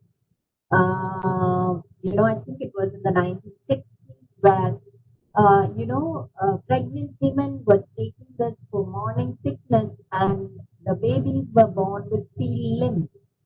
So the quality and the safety of the drug is very, very important. So ICH also tells that we have to do an impurity profile, and it is a description of the identified and unidentified impurities present in a new drug substance. And we will see that when do you need to do identification and when you need to do a qualification. Sorry to interrupt you, ma'am. Yes. Ma'am, your voice is breaking. It's not very clear. Okay, just a minute.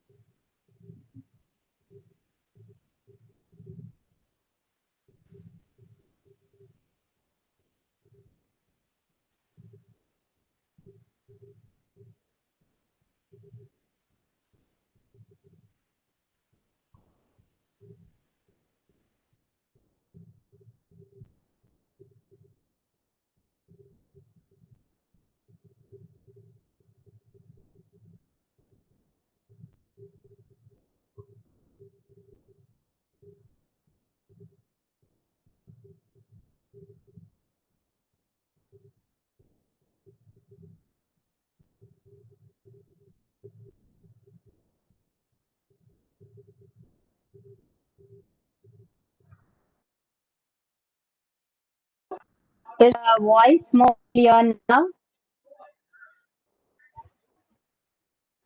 Yes, ma'am. Yes, ma'am. Yes, ma'am. Good. Now it is good. Okay. Is it clear now? Yes, ma'am. Yes, ma'am. Clear. Hello. Yes, ma'am. Okay. I'll go back to. Thank you.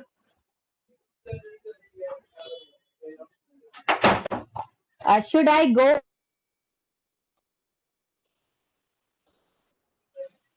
Hello. Ma'am, we can continue with the same slide. Okay. Okay. So the need for profiling is due to presence of impurity in traces is inevitable. You are not going to get, what do you say? The impurity means 100% purity for an API. Be a few impurities, a very, very less percentage. And it is necessary that we should know what is the impurity and how we.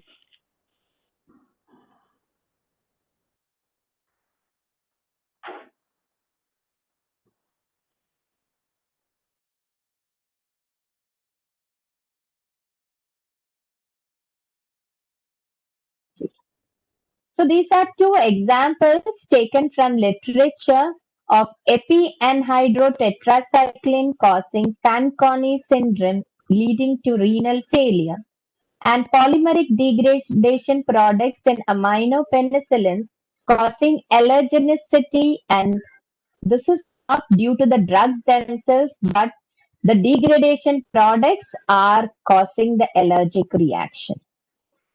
Okay, I told you depending upon the percentage, which depends on the maximum daily dose, you will have a reporting threshold, identification threshold,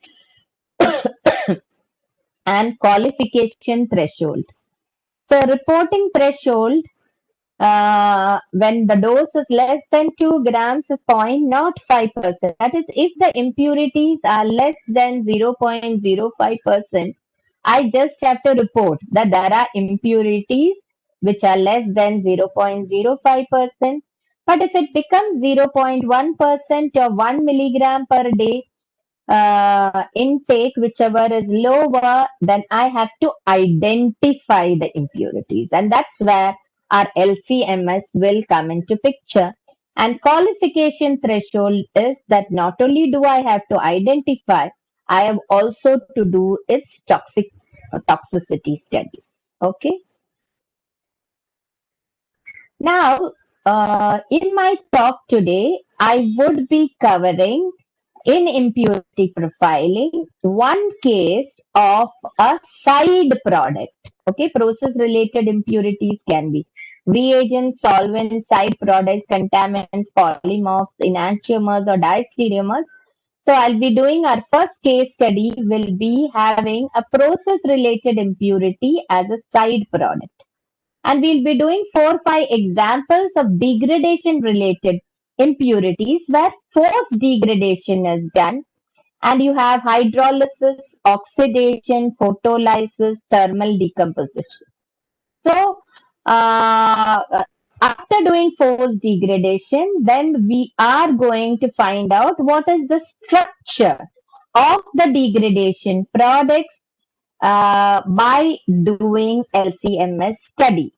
Whatever we get in an LCMS, I'm going to give by examples how you are going to come at final structure based upon two parameters. One is I look at what am I doing. Okay, I'm doing hydrolysis and I've got a degradation product. So most probably what is attacking is water. And what can that? So some basic idea about chemistry is very, very important. Or I oxidation, so then I can have an N oxide form. Okay. So we now proceed. There are various goals of these impurity investigations. right? Process-related impurities and degradation-related impurities. We have to identify the significant impurities, determine the origin of impurity. So you just don't know, see, okay, this is the structure. How can I reduce this impurity? That is method for elimination or reduction. Then you establish involving processing, manufacturing conditions, and suitable analytical methods. See, both are important. I would like to mention here one example. I was a consultant at RC Industries, and I used to also do technical development programs for them, training programs for their chemists, the QC team, as well as the R&D chemists. So, and we used to take examples also for what they were encountering during the process. So, once when I have gone there, the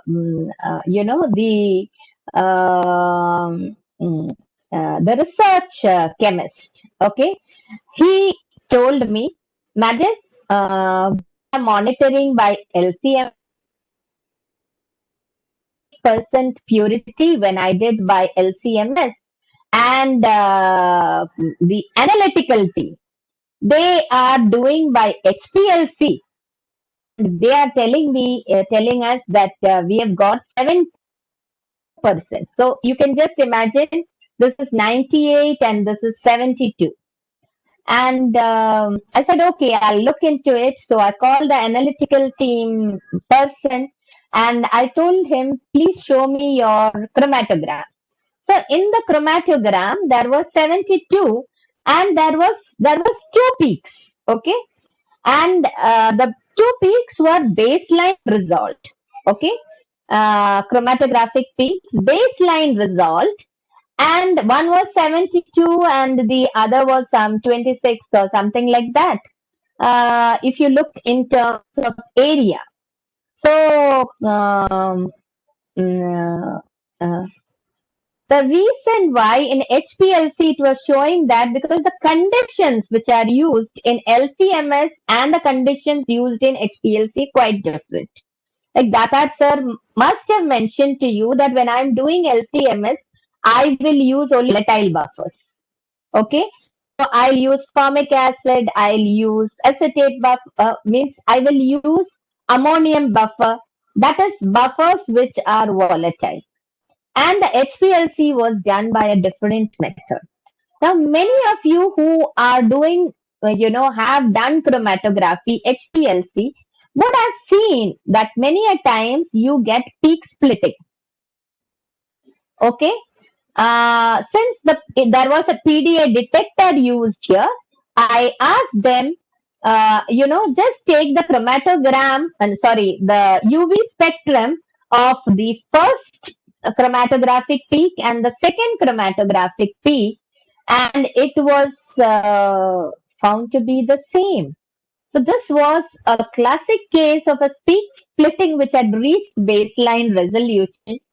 And so the LC cover that person, and if I added both this, I got 98. Okay, so 26 and 72, it came to 98. And that's how this problem was solved. So we have to remember that when we are doing impurity profiling, this developing suitable analytical methods and specifications is also very, very important. That the method that we develop should be able to identify, should be able to at least show the impurity. So even degradation related impurities, once we know that, then I know what way I can decrease this, right from processing, manufacturing conditions, developing here also suitable analytical methods and specifications. We'll get an idea, okay, hydrolysis alright, so my storage conditions, packing, temperature conditions, whether I am going to store in amber colored bottles, all that depends upon what I get results from my degradation studies. And finally, in the formulation also, whether I'm going to do wet granulation, whether I am going to do some other method. So, all this gives the impurity profiling, gives us a very, very good idea to the chemist as well as the formulation chemist. So let's go on to the case studies. So the first case study which I told you was a process related impurity. It is impurity of ropinirole hydrochloride. This work was done by my MPharm student Ankit Gujarati at USV. Okay, so ropinirole hydrochloride, they found that there was one impurity, impurity 9, which was even present even after purification. And the aim of the project was this impurity had to be identified and characterized. Molecular weight of ropinirole hydrochloride is 296.8, that is almost 297. And you can see this is how the chromatogram looks. You always inject a very high concentration of your API so that your tiny impurities are seen. And this was impurity 9, which was an unknown impurity, and it had to be isolated, characterized, and synthesized. Why they do synthesis is all these impurities are very, very costly. So, if you synthesize and purify it, at least as a working standard, you can use them. So, and RT, relative retention time. That is, you take whatever is the retention time of your main drug as 1 and calculate what will be the retention time. This is at 35 and this is around 48. So the relative retention time was 1.39. Okay, this is patented procedure of USV, how rupininol from the US patent, and Radhakrishnan sir, he's a person who has helped me a lot in many of my projects right from my PhD, Dr. T.B. Radhakrishnan. So the impurity 9. Now remember, whenever we talk about process impurities, these process impurities can from either the last step or the penultimate step, the step before that. Because most of the time in this whole process, the impurities from the first step will go off. So the most of the impurities will be either in the last or in the penultimate step. So you can see here the last one is that you have this amino group and you are adding 2 N-propyl groups to it using propanaldehyde, the hydrogenation in presence of palladium carbon. Okay, so let us see what the LCMS showed. Okay, the mass spectrum showed that the impurity is 101.2 and mass of ropinirole as a free base 260.38. If I subtract this, I get a mass deficit of 41 AMU. I want you all to pay attention. Let's go back to the previous slide. I know here I am adding an N-propyl group. Okay. So let us look that instead of 2 N-propyls being added, the molecular weight is more. So if I had one more N-propyl group being added, then what would be the difference in molecular weight? So if I have to add one more N-propyl group, then my molecular weight would have been more than this. This is 100 but you would have got 40 difference in AMU would have been 43. Okay, and molecular weight for 302 you would have got. But I have got only 300 as my molecular weight and M plus 1. Okay, Dakar sir must have already told you that when I take this mass spectrum using electrospray technique, electrospray ionization, ESI, I can do M plus 1 in positive ionization mode, and you will get M minus 1 in negative ionization mode. So since M plus 1 is 301, basically the molecular weight will be 300. So let's look at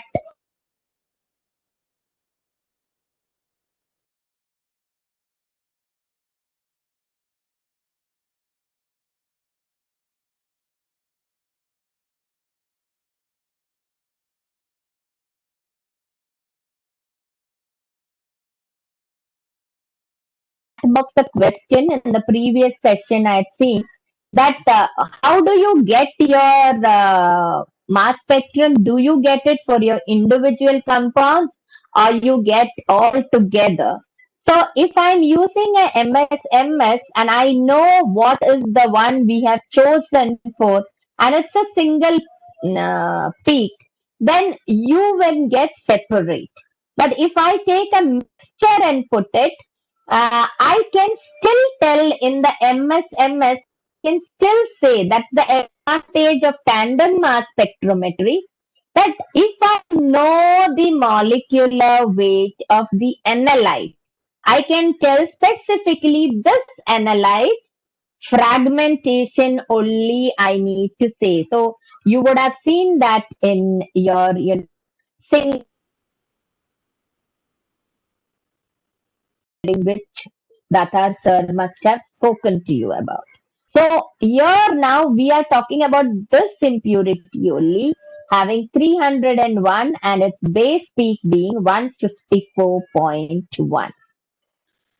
So as I told you, what all could be the molecular weight? Now let us look at propionate double bond O over here.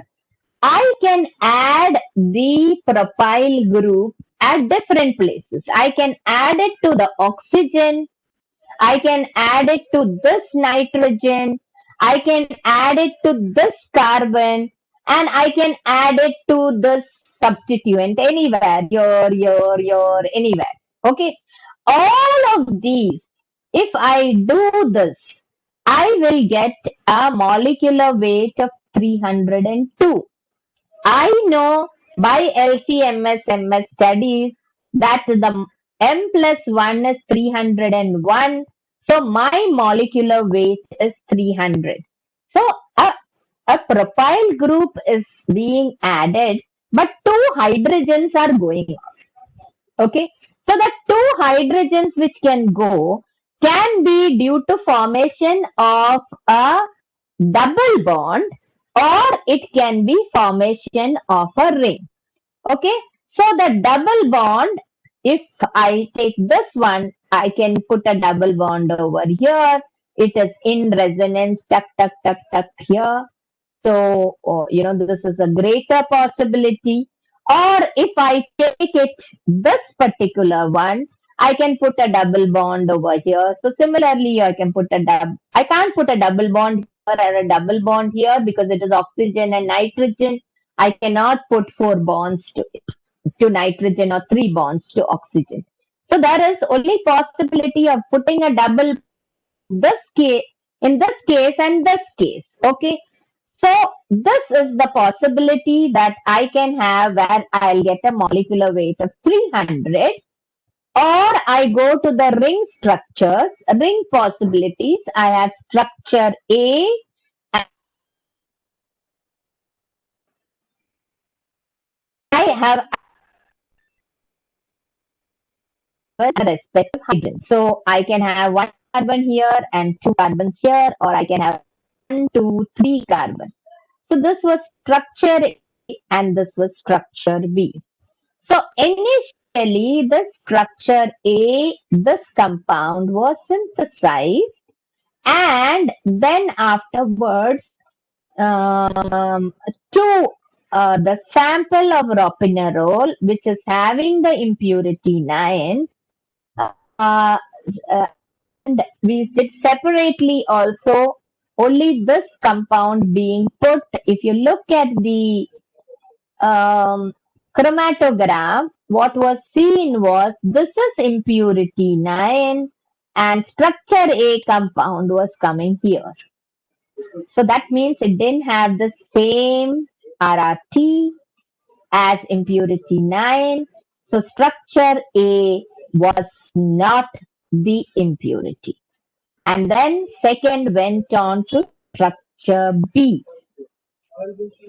Okay, this is again structure A compound. This is how it will look.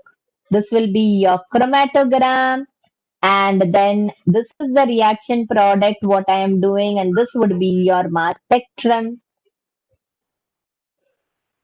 Okay, now once we had confirmed that the RRT of compound B was matching with the RRT of iron, though the compound was synthesized, it was decided to do it in NMR.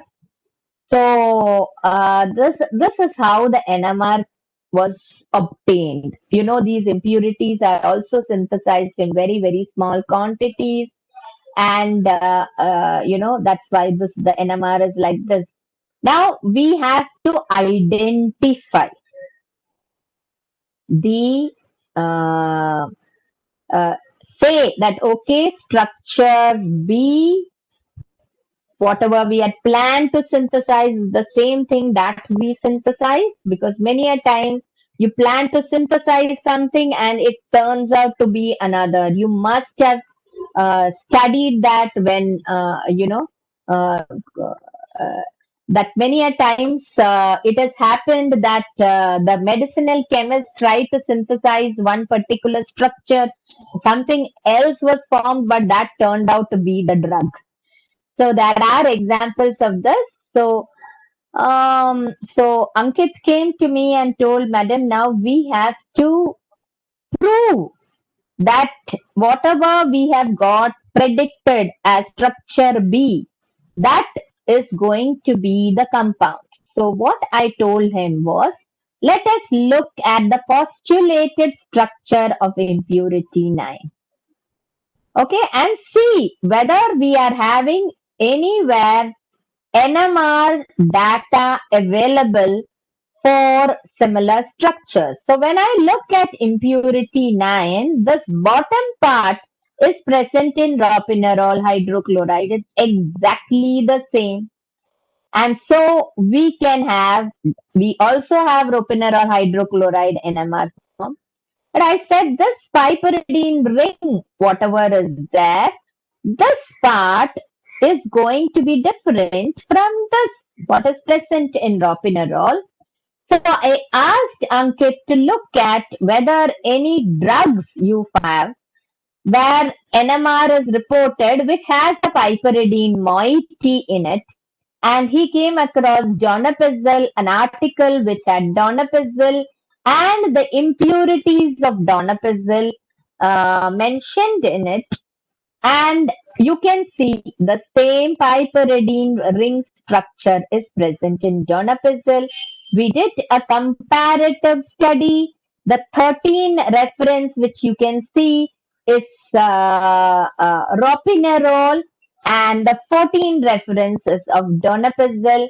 So you can see that we have got very, very similar results from the reference value, and you know, that impurity 9, you can see this part in ropinerol, the cyclic NH, all these parts up till here, okay, is same, and you can see that the very, very similar results from what we have got and what is the reference value.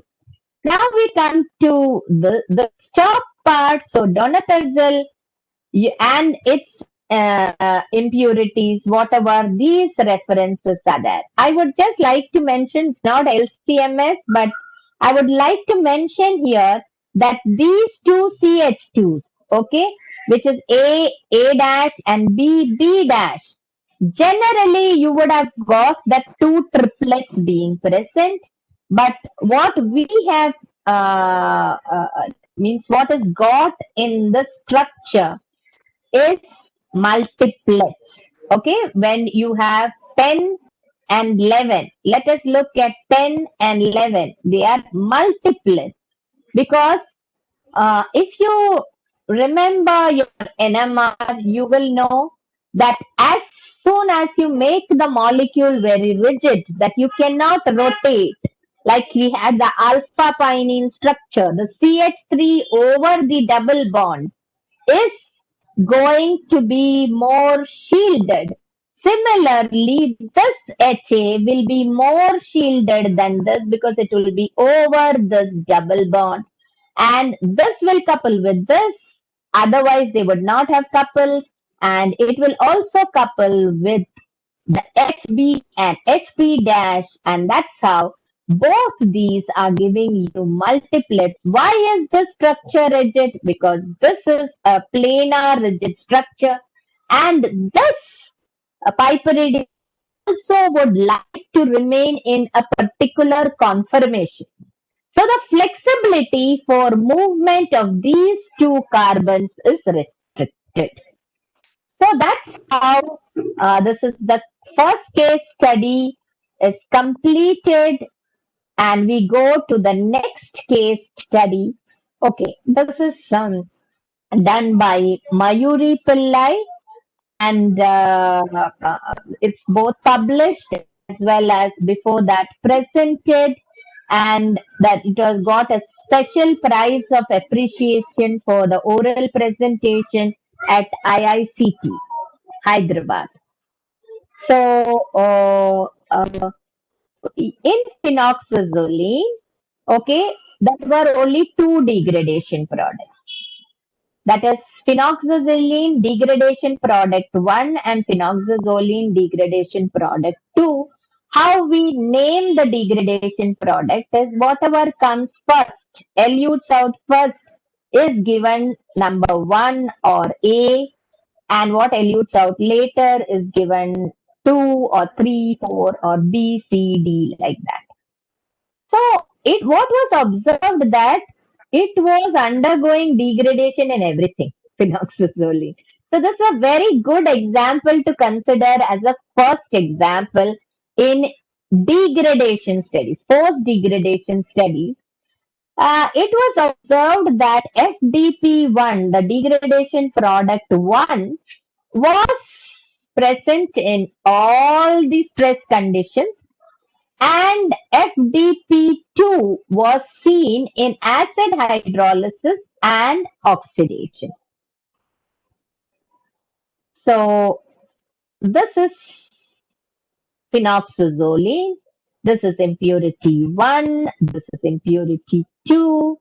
This what you see is because of hydrogen peroxide, you know, from that sample, because this is a mixed sample which is injected.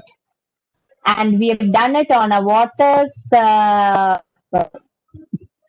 LCMS study was done on Waters micromass.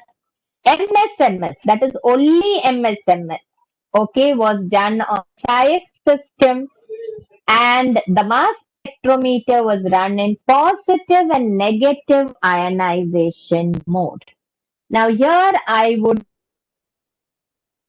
that the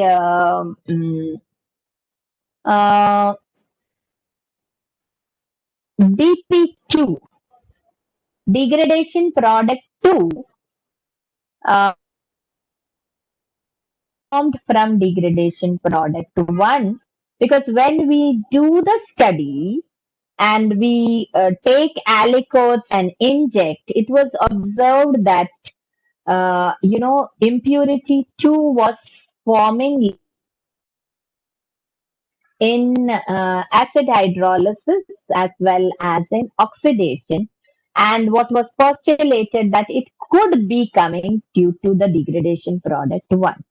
Now, there are certain things that you have to remember when we do LCMS. No ionization, no information. If you are not able to ionize your sample, you are not able to do any analysis. This compound, okay, FDP2 was not ionized in positive electrospray ionization. It was only ionized in negative ionization mode. When you have such a situation, immediately you think that you have an acidic component, because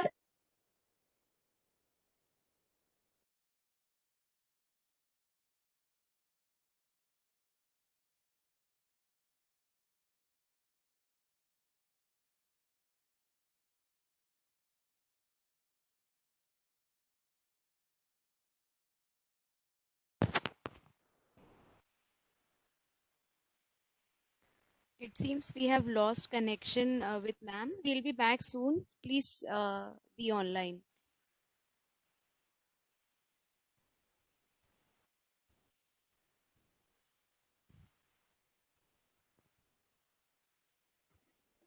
can you hear me? Yes, ma'am. Ma'am, just a small request. It seems Can I continue? internet connection at your end is very low. Yes, ma'am. Just a Yes, small yes, ma'am. request. It seems internet connection at your end is very low. So you can turn off your video so that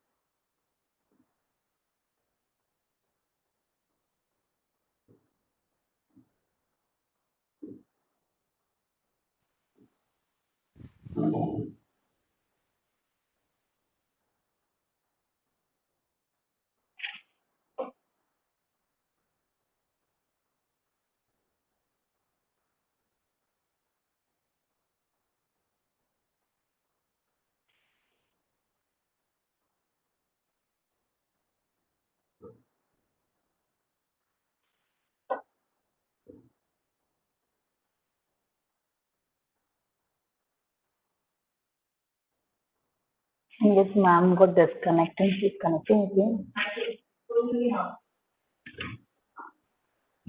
it seems ma'am is disconnected. Yes, ma'am got disconnected. She joined.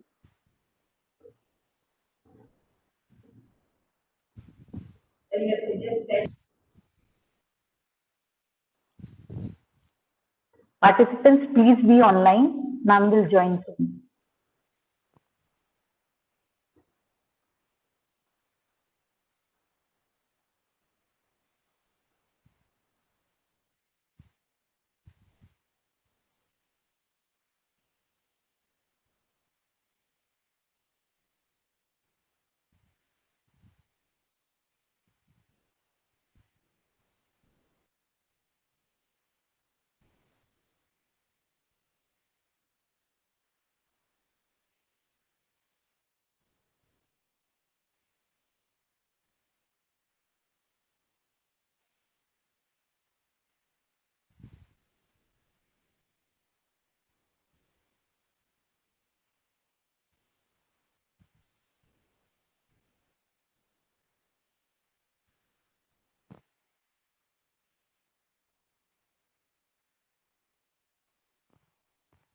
Hello, can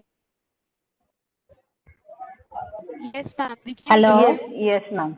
but we cannot see your screen, ma'am. Okay.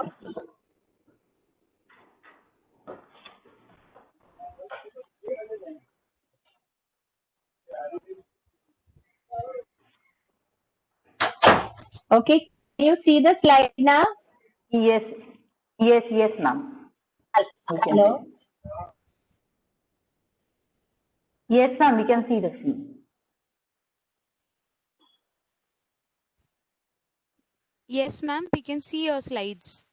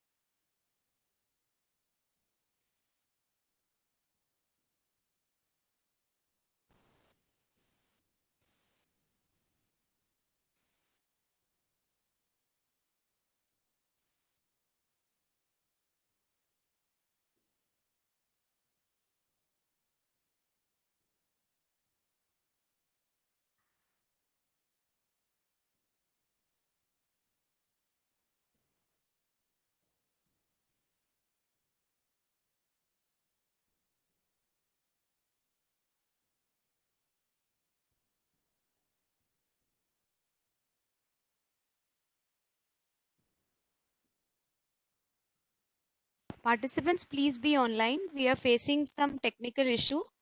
Ma'am will be joining back in a while.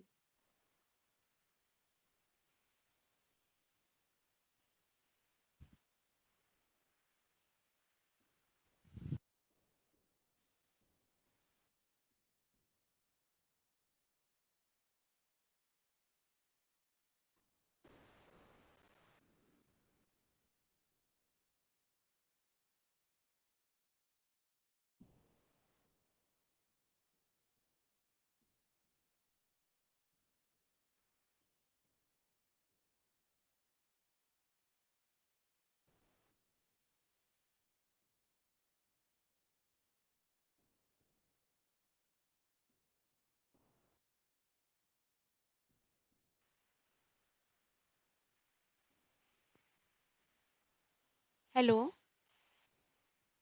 Krishnapriya ma'am. Ma'am, you are muted, it seems. Can you unmute yourself?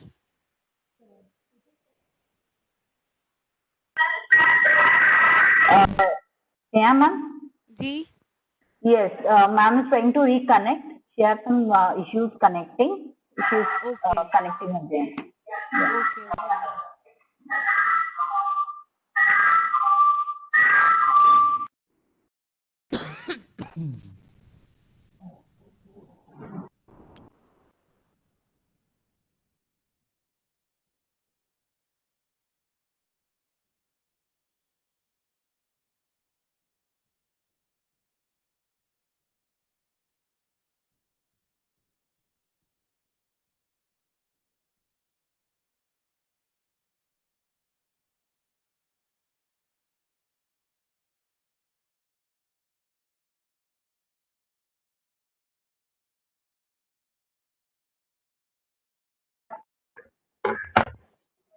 Hello, can you hear me now?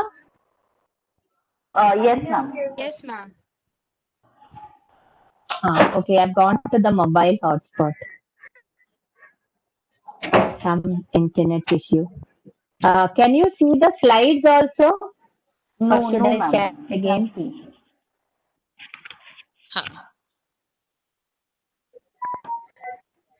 Okay.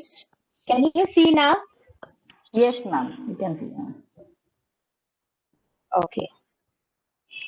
Okay. So we go back. I'm very, very sorry for this. But I think I had some internet issues there. So now I've gone to the mobile hotspot. Hopefully we can complete the talk without more interruptions. And I'm going on talking because I don't know that internet is gone. So we have, FDP1, which is 237 in positive ESI, and FDP2, which is 193 in negative electrospray ionization. The molecular weight is 218.295 for phenoxazole, and the M by Z, that is here it is positive ionization mode, so it is 219. Now, if I subtract, this, now 237, what we are having from 237 minus 290, 19, if I subtract, I get 18. So now this is very, very easy to know. 18 means water. And we know all this has happened in hydrolysis. Even when I do oxidation, our H2O2 is 30% H2O2. It has the rest of it is water. So, and even in neutral hydrolysis, this is taking place. Thermal, photo, everything. So, the what is getting added 237 from 219 is water, H2O. Okay, then 193 has come from this 237, and it is when I subtract that, okay, what I get is that I am loose. We'll cover that in the later when we look at the degradation pathway. It will become clear.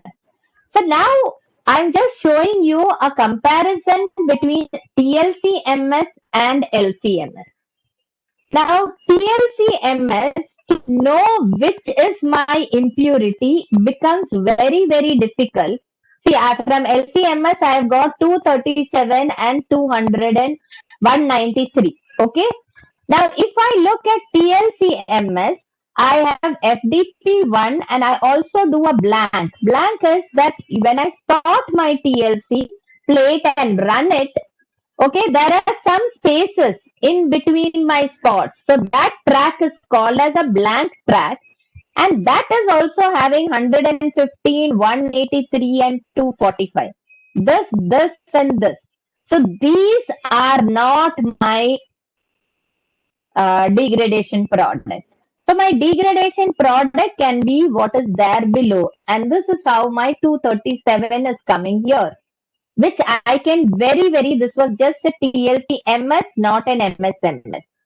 So I do not know whether this particular 237 or this 278 or this 365, which one is my impurity molecular weight. Similarly, when I go to M by Z 193, see, this is the blank having the same three peaks. But here I had lot of peaks, and this is what is my interest one, but I cannot tell that this is the particular one. Because I've done LC-MS, I know that it is 193. Okay, so there is a lot of some problems when we do compare with TLC-MS, and this is now going to MS-MS study. Okay, Now MSMS is tandem. Hello, can you all hear me? Yes, ma'am. You're clear, ma'am. Yes, ma'am. Okay, okay. This is an MS-MS spectrum, and when we have done of mixed stress sample, A is M plus H ion of phenoxazoline, P is of DP1 237, and this is of DP2 193. Okay, now this is how the solvent system was: ethyl acetate, methanol diethylamine. This is the picture. This is your phenoxazoline. This is your degradation product 1, and this is your degradation product 2. Degradation product 2 is more polar. It's the acid one, and this is how it looks when I take an HPLC of it. So now TLCMS for the drug molecule 219. For the impurity spot, here it is 237 and 193. Because I've done a MSMS, I know this is what we are looking at. I have written here the postulated structure. Okay, how did I arrive at this structure? In this structure, I am going to add water. Now, water cannot add here. It's not possible. But water can add here. Water, the oxygen of it can come and attack over here.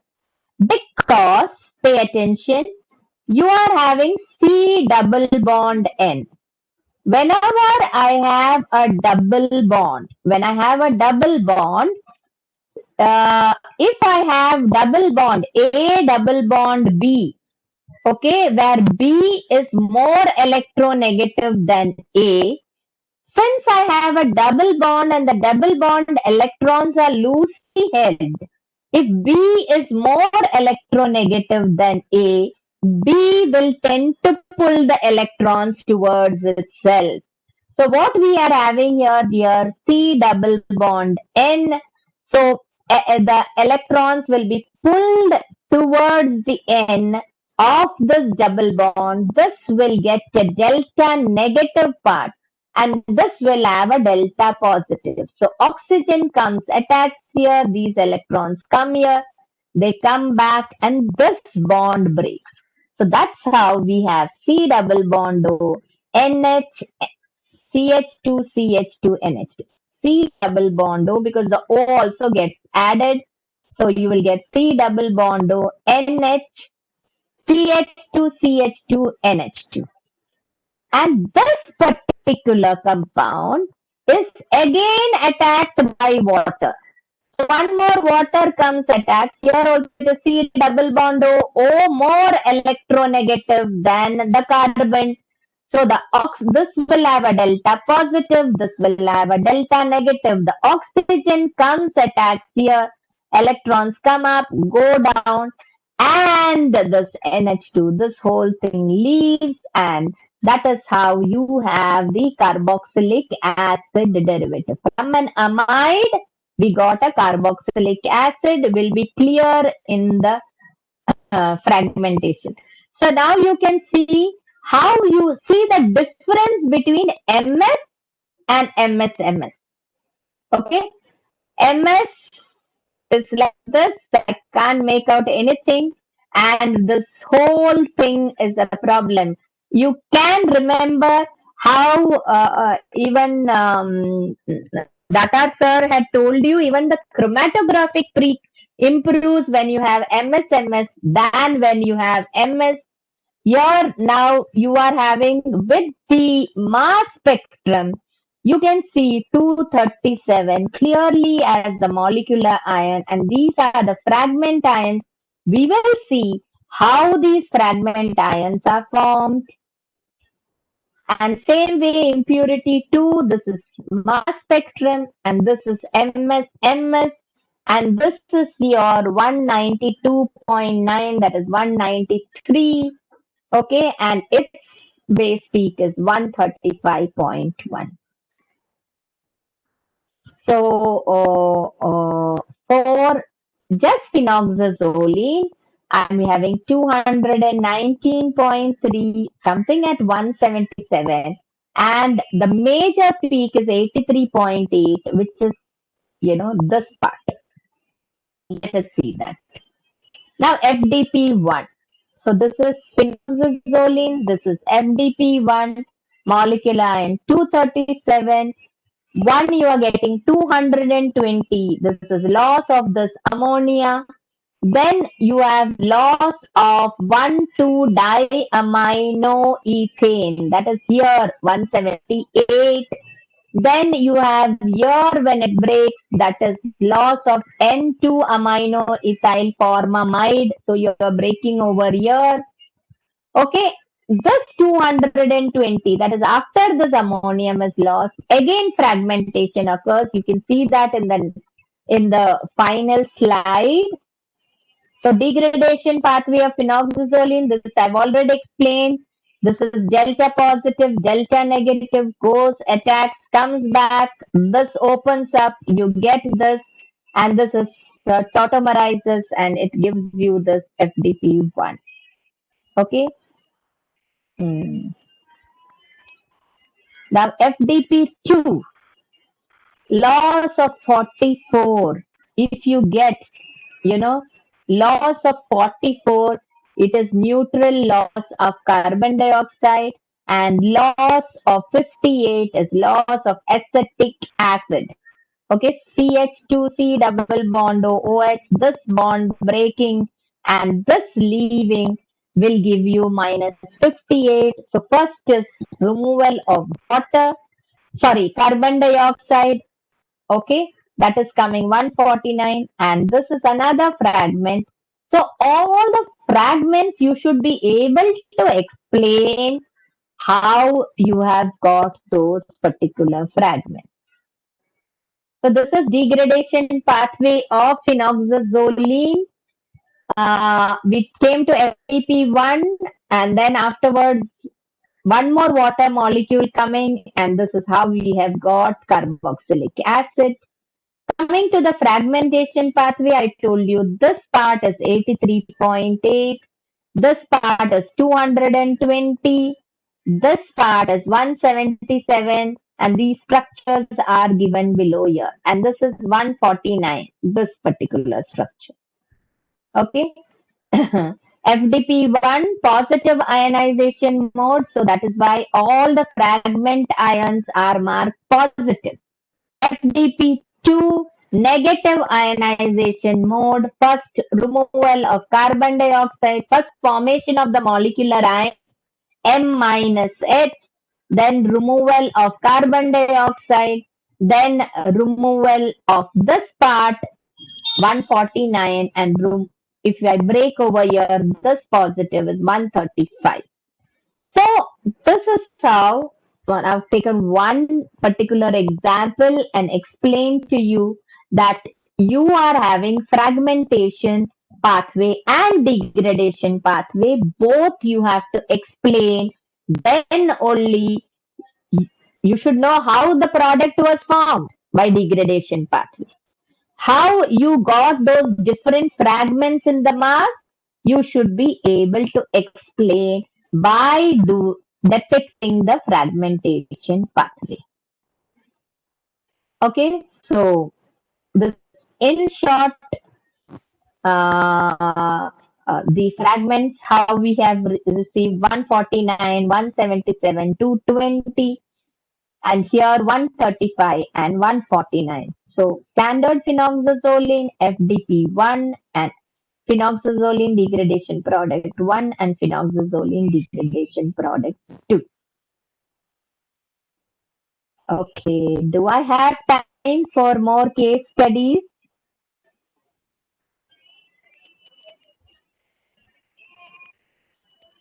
Hello? Ma'am, maybe another 5 minutes to wind up. Okay, so I will then not tell about these case studies. I'll just tell in a gist Okay. And then I want to show the herbal one. So this is, we have already covered with degradation products. So this case study, this is hydrochlorothiazide, which was done with Sanofi Aventis 1. So here I would like to mention that degradation product A and degradation product B in negative ionization. This is the structure of hydrochlorothiazide. I'm telling you negative ESI. So when I tell negative ESI, the thing is that I should have an acid. Now, where is the acid here? Sulfonamides are acidic. So a proton can go from here or a proton can go from here. So hydrochlorothiazide M-H296, and we got two degradation products. Both of these are having now 296 minus 284. When I do, I get 12. Okay, 12 means one carbon is gone. Now carbon cannot go just like that. And here, which carbon will go? Okay, none of these carbons can go from the aromatics. Only this carbon can go, and this carbon, whichever is there, which is going, has to go from cannot go as carbon. So if I add water to it, it can go as formaldehyde. Okay. So what leaves is formaldehyde, and that is how you get this removal of one carbon, addition of water, removal of formaldehyde. Okay. This M minus H is 312. This is added. So 312 minus 296.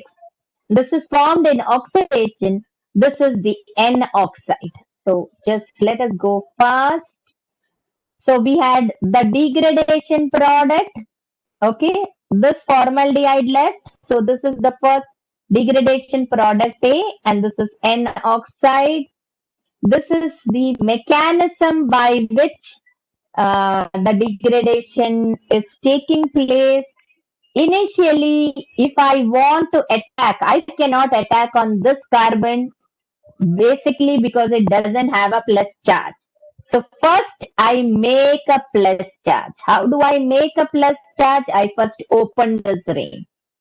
Okay, once I open this ring, then I will get particular moiety. Now you know this will be delta negative, this will be delta positive. Same.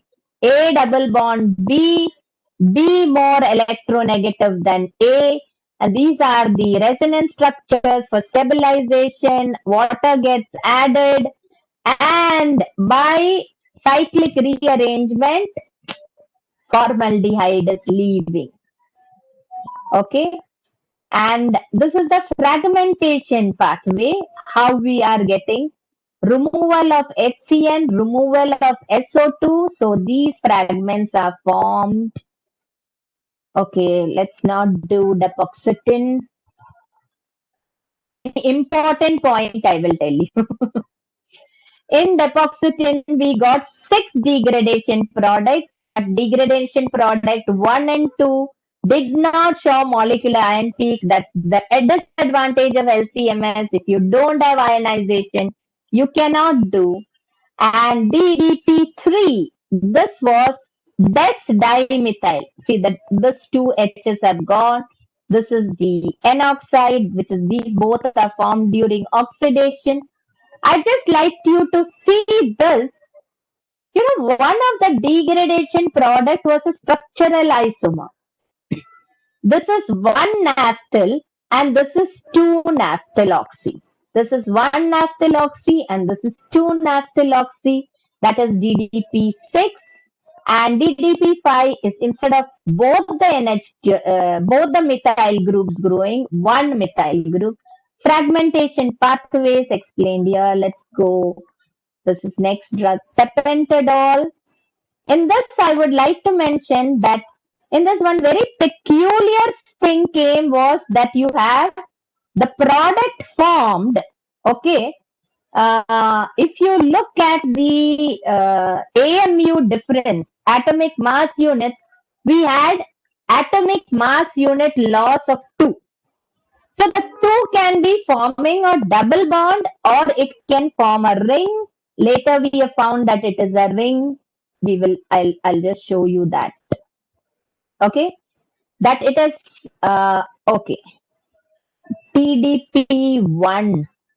Okay, TDP1 is just forming a double bond here. Not double bond, sorry. It had a difference of 2 AMU. Okay, from the molecular weight. That is for forming a 5-membered ring structure like this. From TDP1, you get TDP2 and TDP4. Both of them had the same molecular weight. Okay. TDP2 and TDP4, they had, and they were quite similar.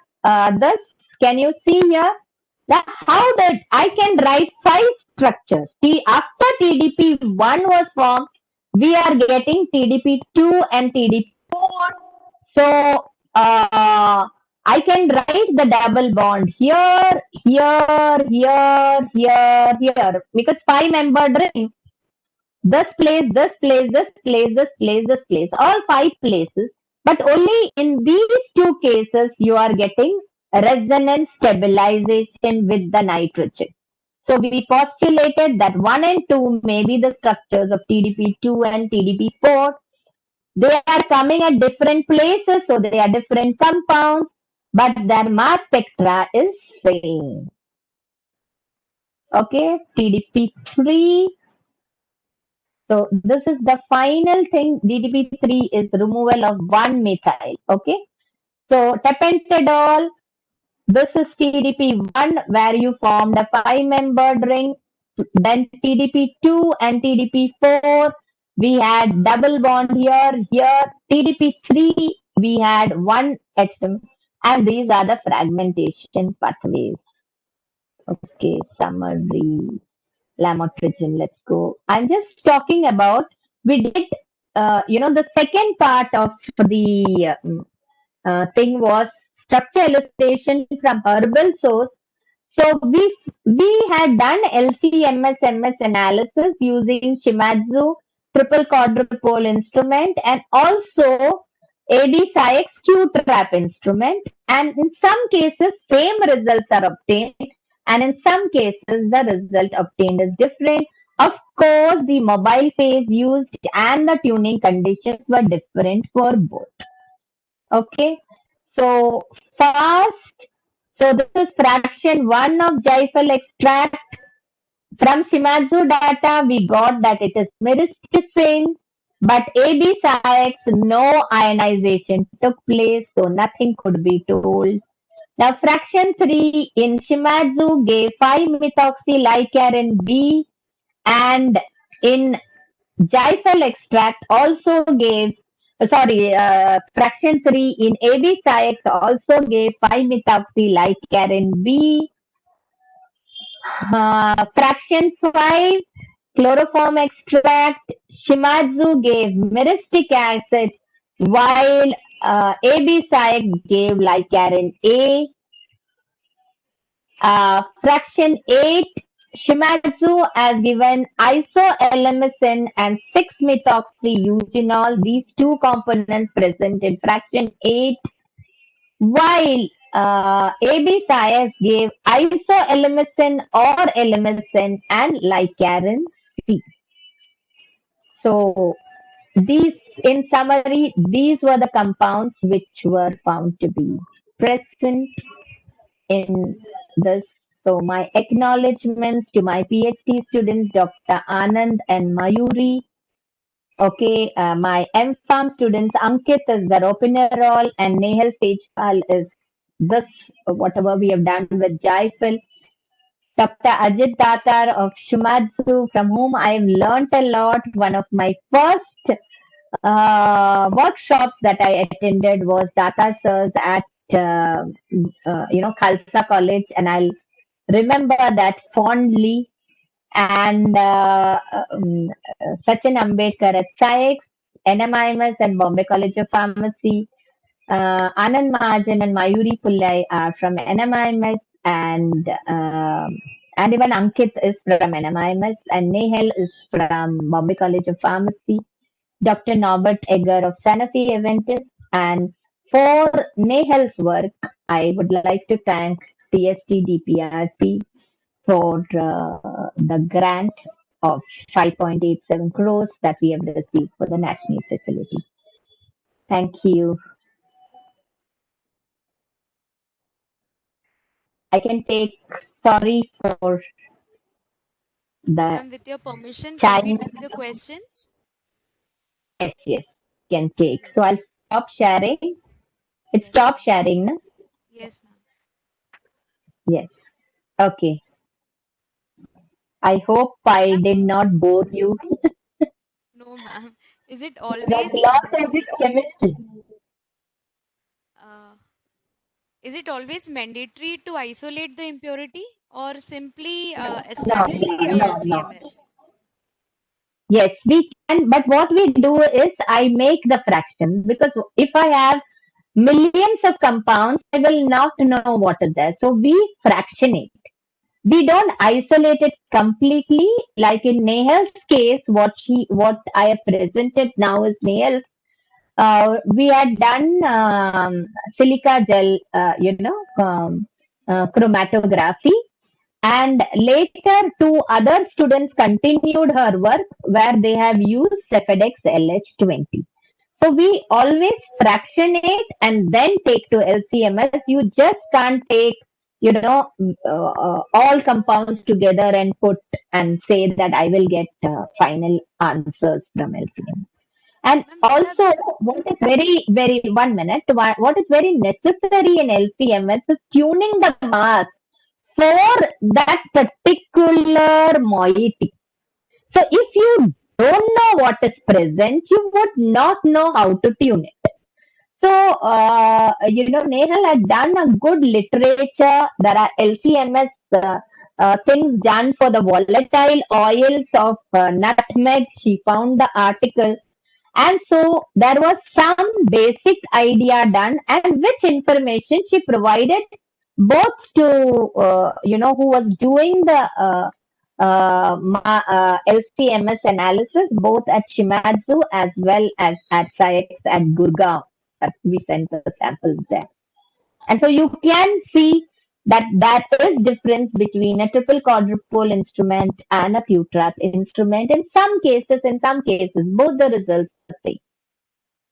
Okay. Ma'am, which are the other methods that we can use other than the fractionation thing for isolation of, if at all we want to isolate? So very small quantities. Isolating. I'm not using the LCMS for isolation. Okay. We are only doing it for identification. We are using it. So we will have to use. We have also, there is one more technique which we, right from my PhD days, I have been using. That is a two fraction approach, and which has worked very well in many cases, several cases, is that you have a fraction. Say take hexane fraction you got, activity hai. Okay, hexane fraction, you remove the hexane off fully. And you add methanol to it. And then you take a methanol soluble and a methanol insoluble fraction. Your hexane fraction got me activity. Okay. So when Nehal had done, she took the hexane fraction. She's taken then the methanol soluble and the methanol insoluble fraction of, in that the more polar components of the hexane fraction. Hexane is always non-polar, but out of that the relatively polar components. So you can do it for the hexane, it will work better with the chloroform fraction, because chloroform fraction is mid-polar. So in that mid-polar, you again remove chloroform fully and then use some solvent and you do. Or you can even do one thing which I used when I did my PhD work was I had a methanol soluble fraction which was active, and that I fractionated between N-butanol and water, and I found that the activity was in the water. So unless you do a bioactivity guided fractionation, you won't know which fraction to work on. So you have to do so your activity also testing should be not a very complicated method. Otherwise, it will take you days for analyzing all your fractions. Okay. Okay. Ma'am, you talked about LCMS and TLCMS. So, which is preferred and when? Like, how do we decide? I would always say that LCMS is preferred because you have seen the result that there is, mass is such a sensitive instrument that what is there in your plate also comes. So with our experience, and don't do just TLC-MS. Suppose you had done a TLC-MS, maybe it would have worked better. But we did an MS-MS. Just doing an MS-MS gave us better information than doing a TLC-MS. And doing an LC-MS-MS was a much better technique. You have seen that when we have done with phenoxazole. So this is our experience with whatever we have done. Okay, not saying that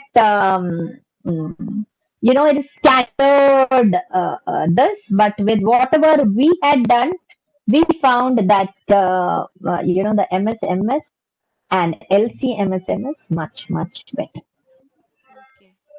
Ma'am, the next question is from Dr. Harshal Pawar. How to set in-house specification limit for any newly investigated impurity? See, I'm not aware of that because see, whenever we take about ICH guidelines, they inform, it's based upon the dose. So unless you know what is the dose, then you have those criteria given in ICH guidelines. What is your reporting threshold? What is your identification threshold? And what is your qualification threshold? So based upon that, you will be carrying out.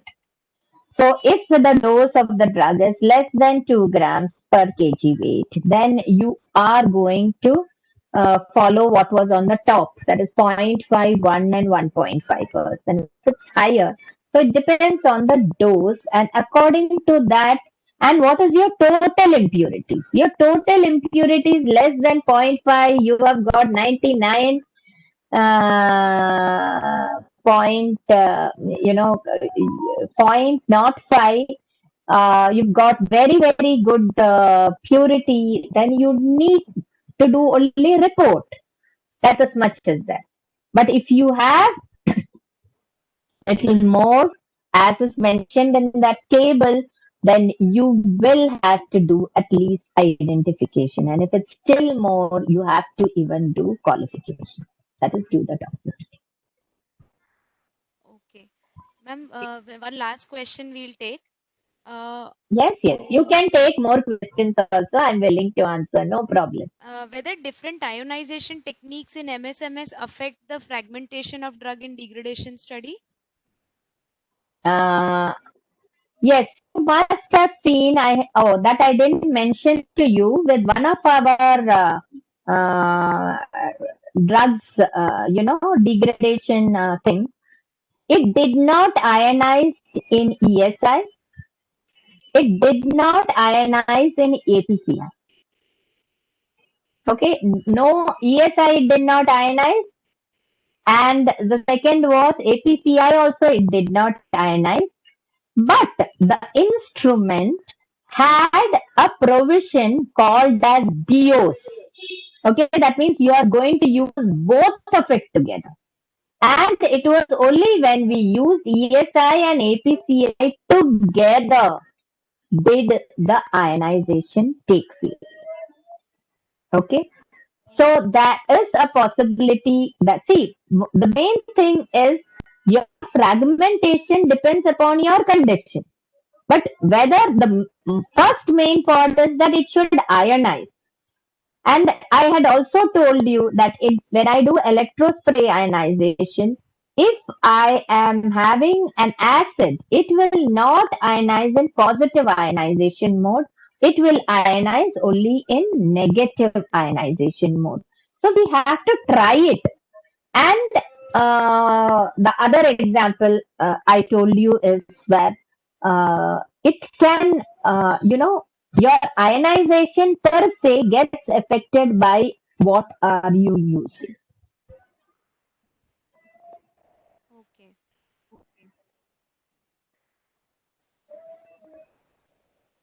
Ma'am, what kind of drugs? Hello. Hello, Yes, ma'am. you were asking something? Yes, ma'am. Is there any specific type of drugs which should be chosen for our impurity profiling projects which we carry out? Any specific criteria we should keep in mind when we See, choose drugs for impurity? what we used to do is, see, one thing is like hydrochlorothiazide was a project given to me by Sanofi Aventis. So it was a project, industrial project. They had done a new method of synthesis, and anytime you develop a new method of synthesis, you have to do the impurity profiling. So one thing is, with whatever project, propinerol was USP, so that was done. In the case of Mayuri,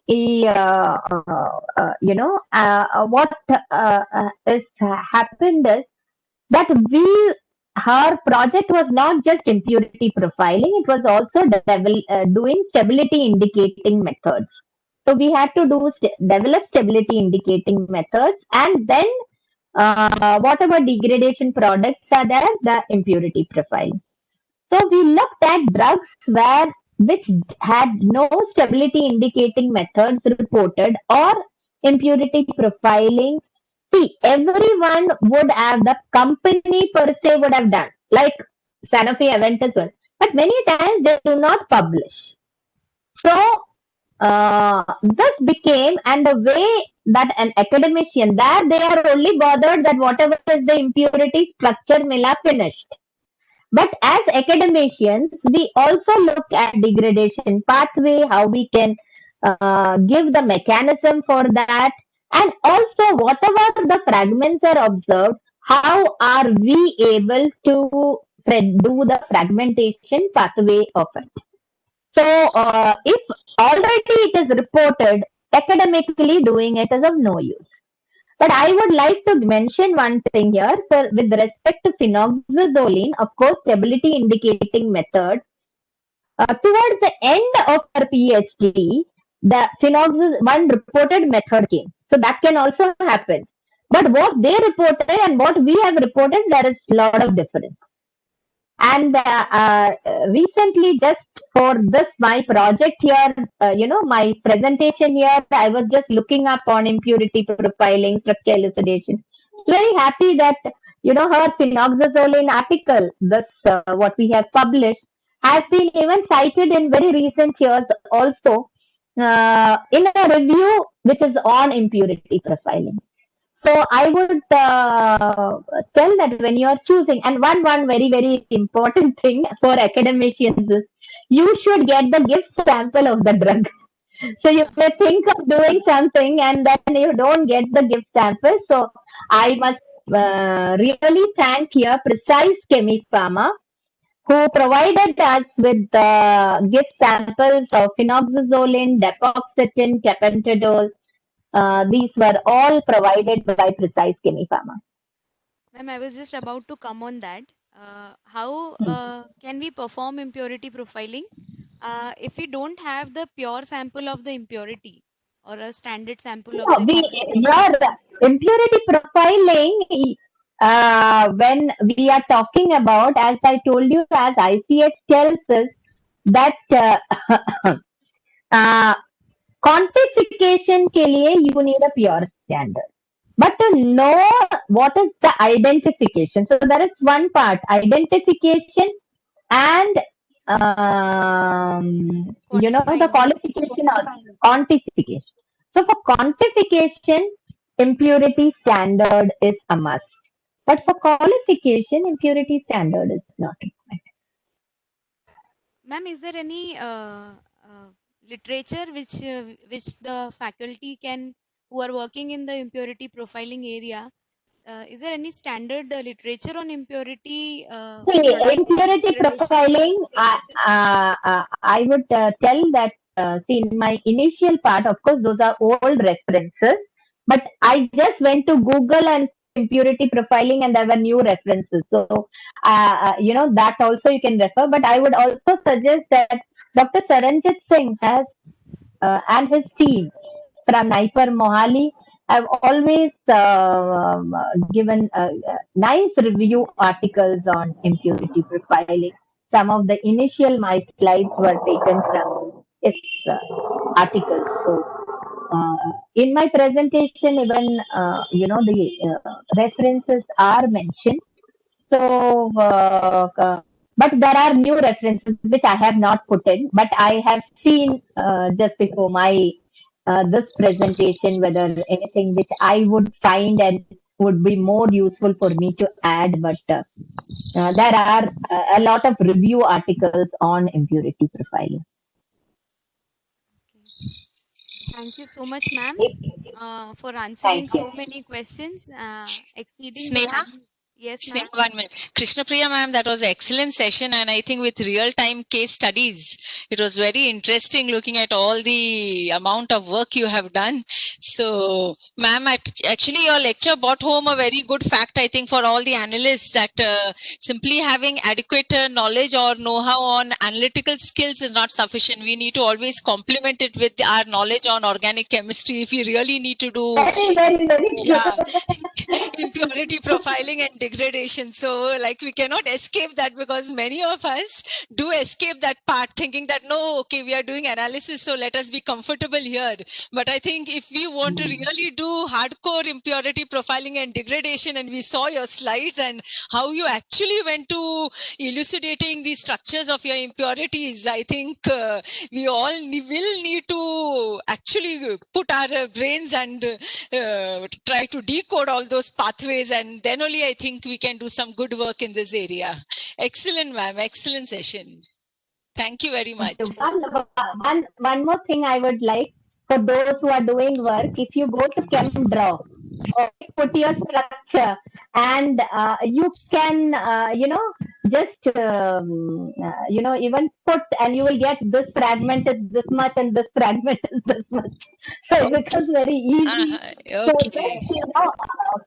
But it will not add any water. It will not add any of those things. Will not be possible in ChemDraw. But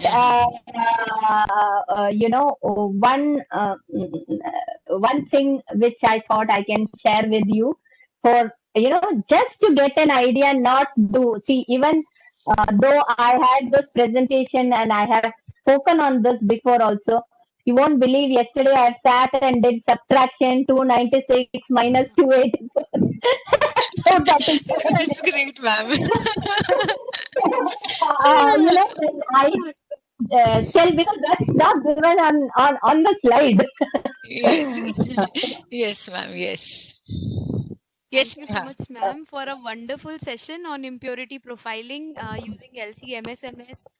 You gave beautiful examples and case studies and practical interpretation using MS and NMR and use of TLC-MS. So thank you once again for sparing your valuable time. On behalf of the DPU Pharmacy Management Principal, staff and students, we thank you for such a wonderful session and accepting our invitation as a resource person. Thank you, ma'am. I request all of you to please turn on your videos so we can take one photo for the day. I request all the participants to please turn on your videos so we can have one group photo for day one. I would also like to thank the organizers for giving me this opportunity. Thank you. Ma'am, the pleasure is ours. Thank you so much, ma'am. I request all the participants to please turn on their videos. Many technical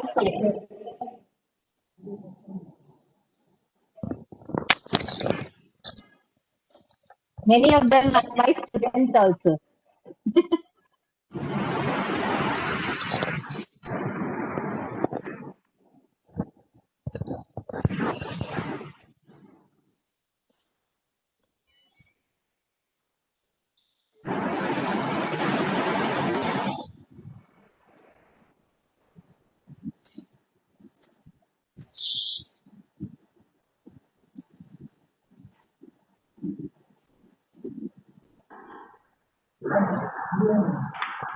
Surya ma'am, for your time. So here we come to the end of the first day of this ATAL Academy sponsored 5 days EFDP on chromatography, advancements in instrumentation and applications, organized by DPU's Dr. D.Y. Patil Institute of Pharmaceutical Sciences and Research, Mumbai, Pune, in association with Spinco Biotech Private Limited, Mark Labs Private Limited, and Enchrome Limited, Mumbai. Some important instructions for the participants with respect to attendance. All participants are kindly requested to carefully select their name and registration ID as shared in the WhatsApp group for attendance. The attendance link will be open only for 45 minutes, so please take care that you fill it. 80% attendance is a must to obtain the certificate of participation. Apart from your entry in the attendance link, your presence on the WebEx platform will also be monitored for actually calculating your attendance. So please make sure you're there during the sessions. All the participants are requested to join 10 minutes prior to the sessions, that is at 10:20 a.m. tomorrow for the second day of the FDP. Tomorrow we'll have sessions on LCMSMS method development and validation and GCMS method development and validation by Dr. Sai Keskar, CEO Mark Labs Private Limited, and a session on LCMSMS pharmaceutical applications by Dr. Mahesh Kulkarni, Biochemical Science Department of National Chemical Laboratory, Pune. Thank you one and all. Have a great day.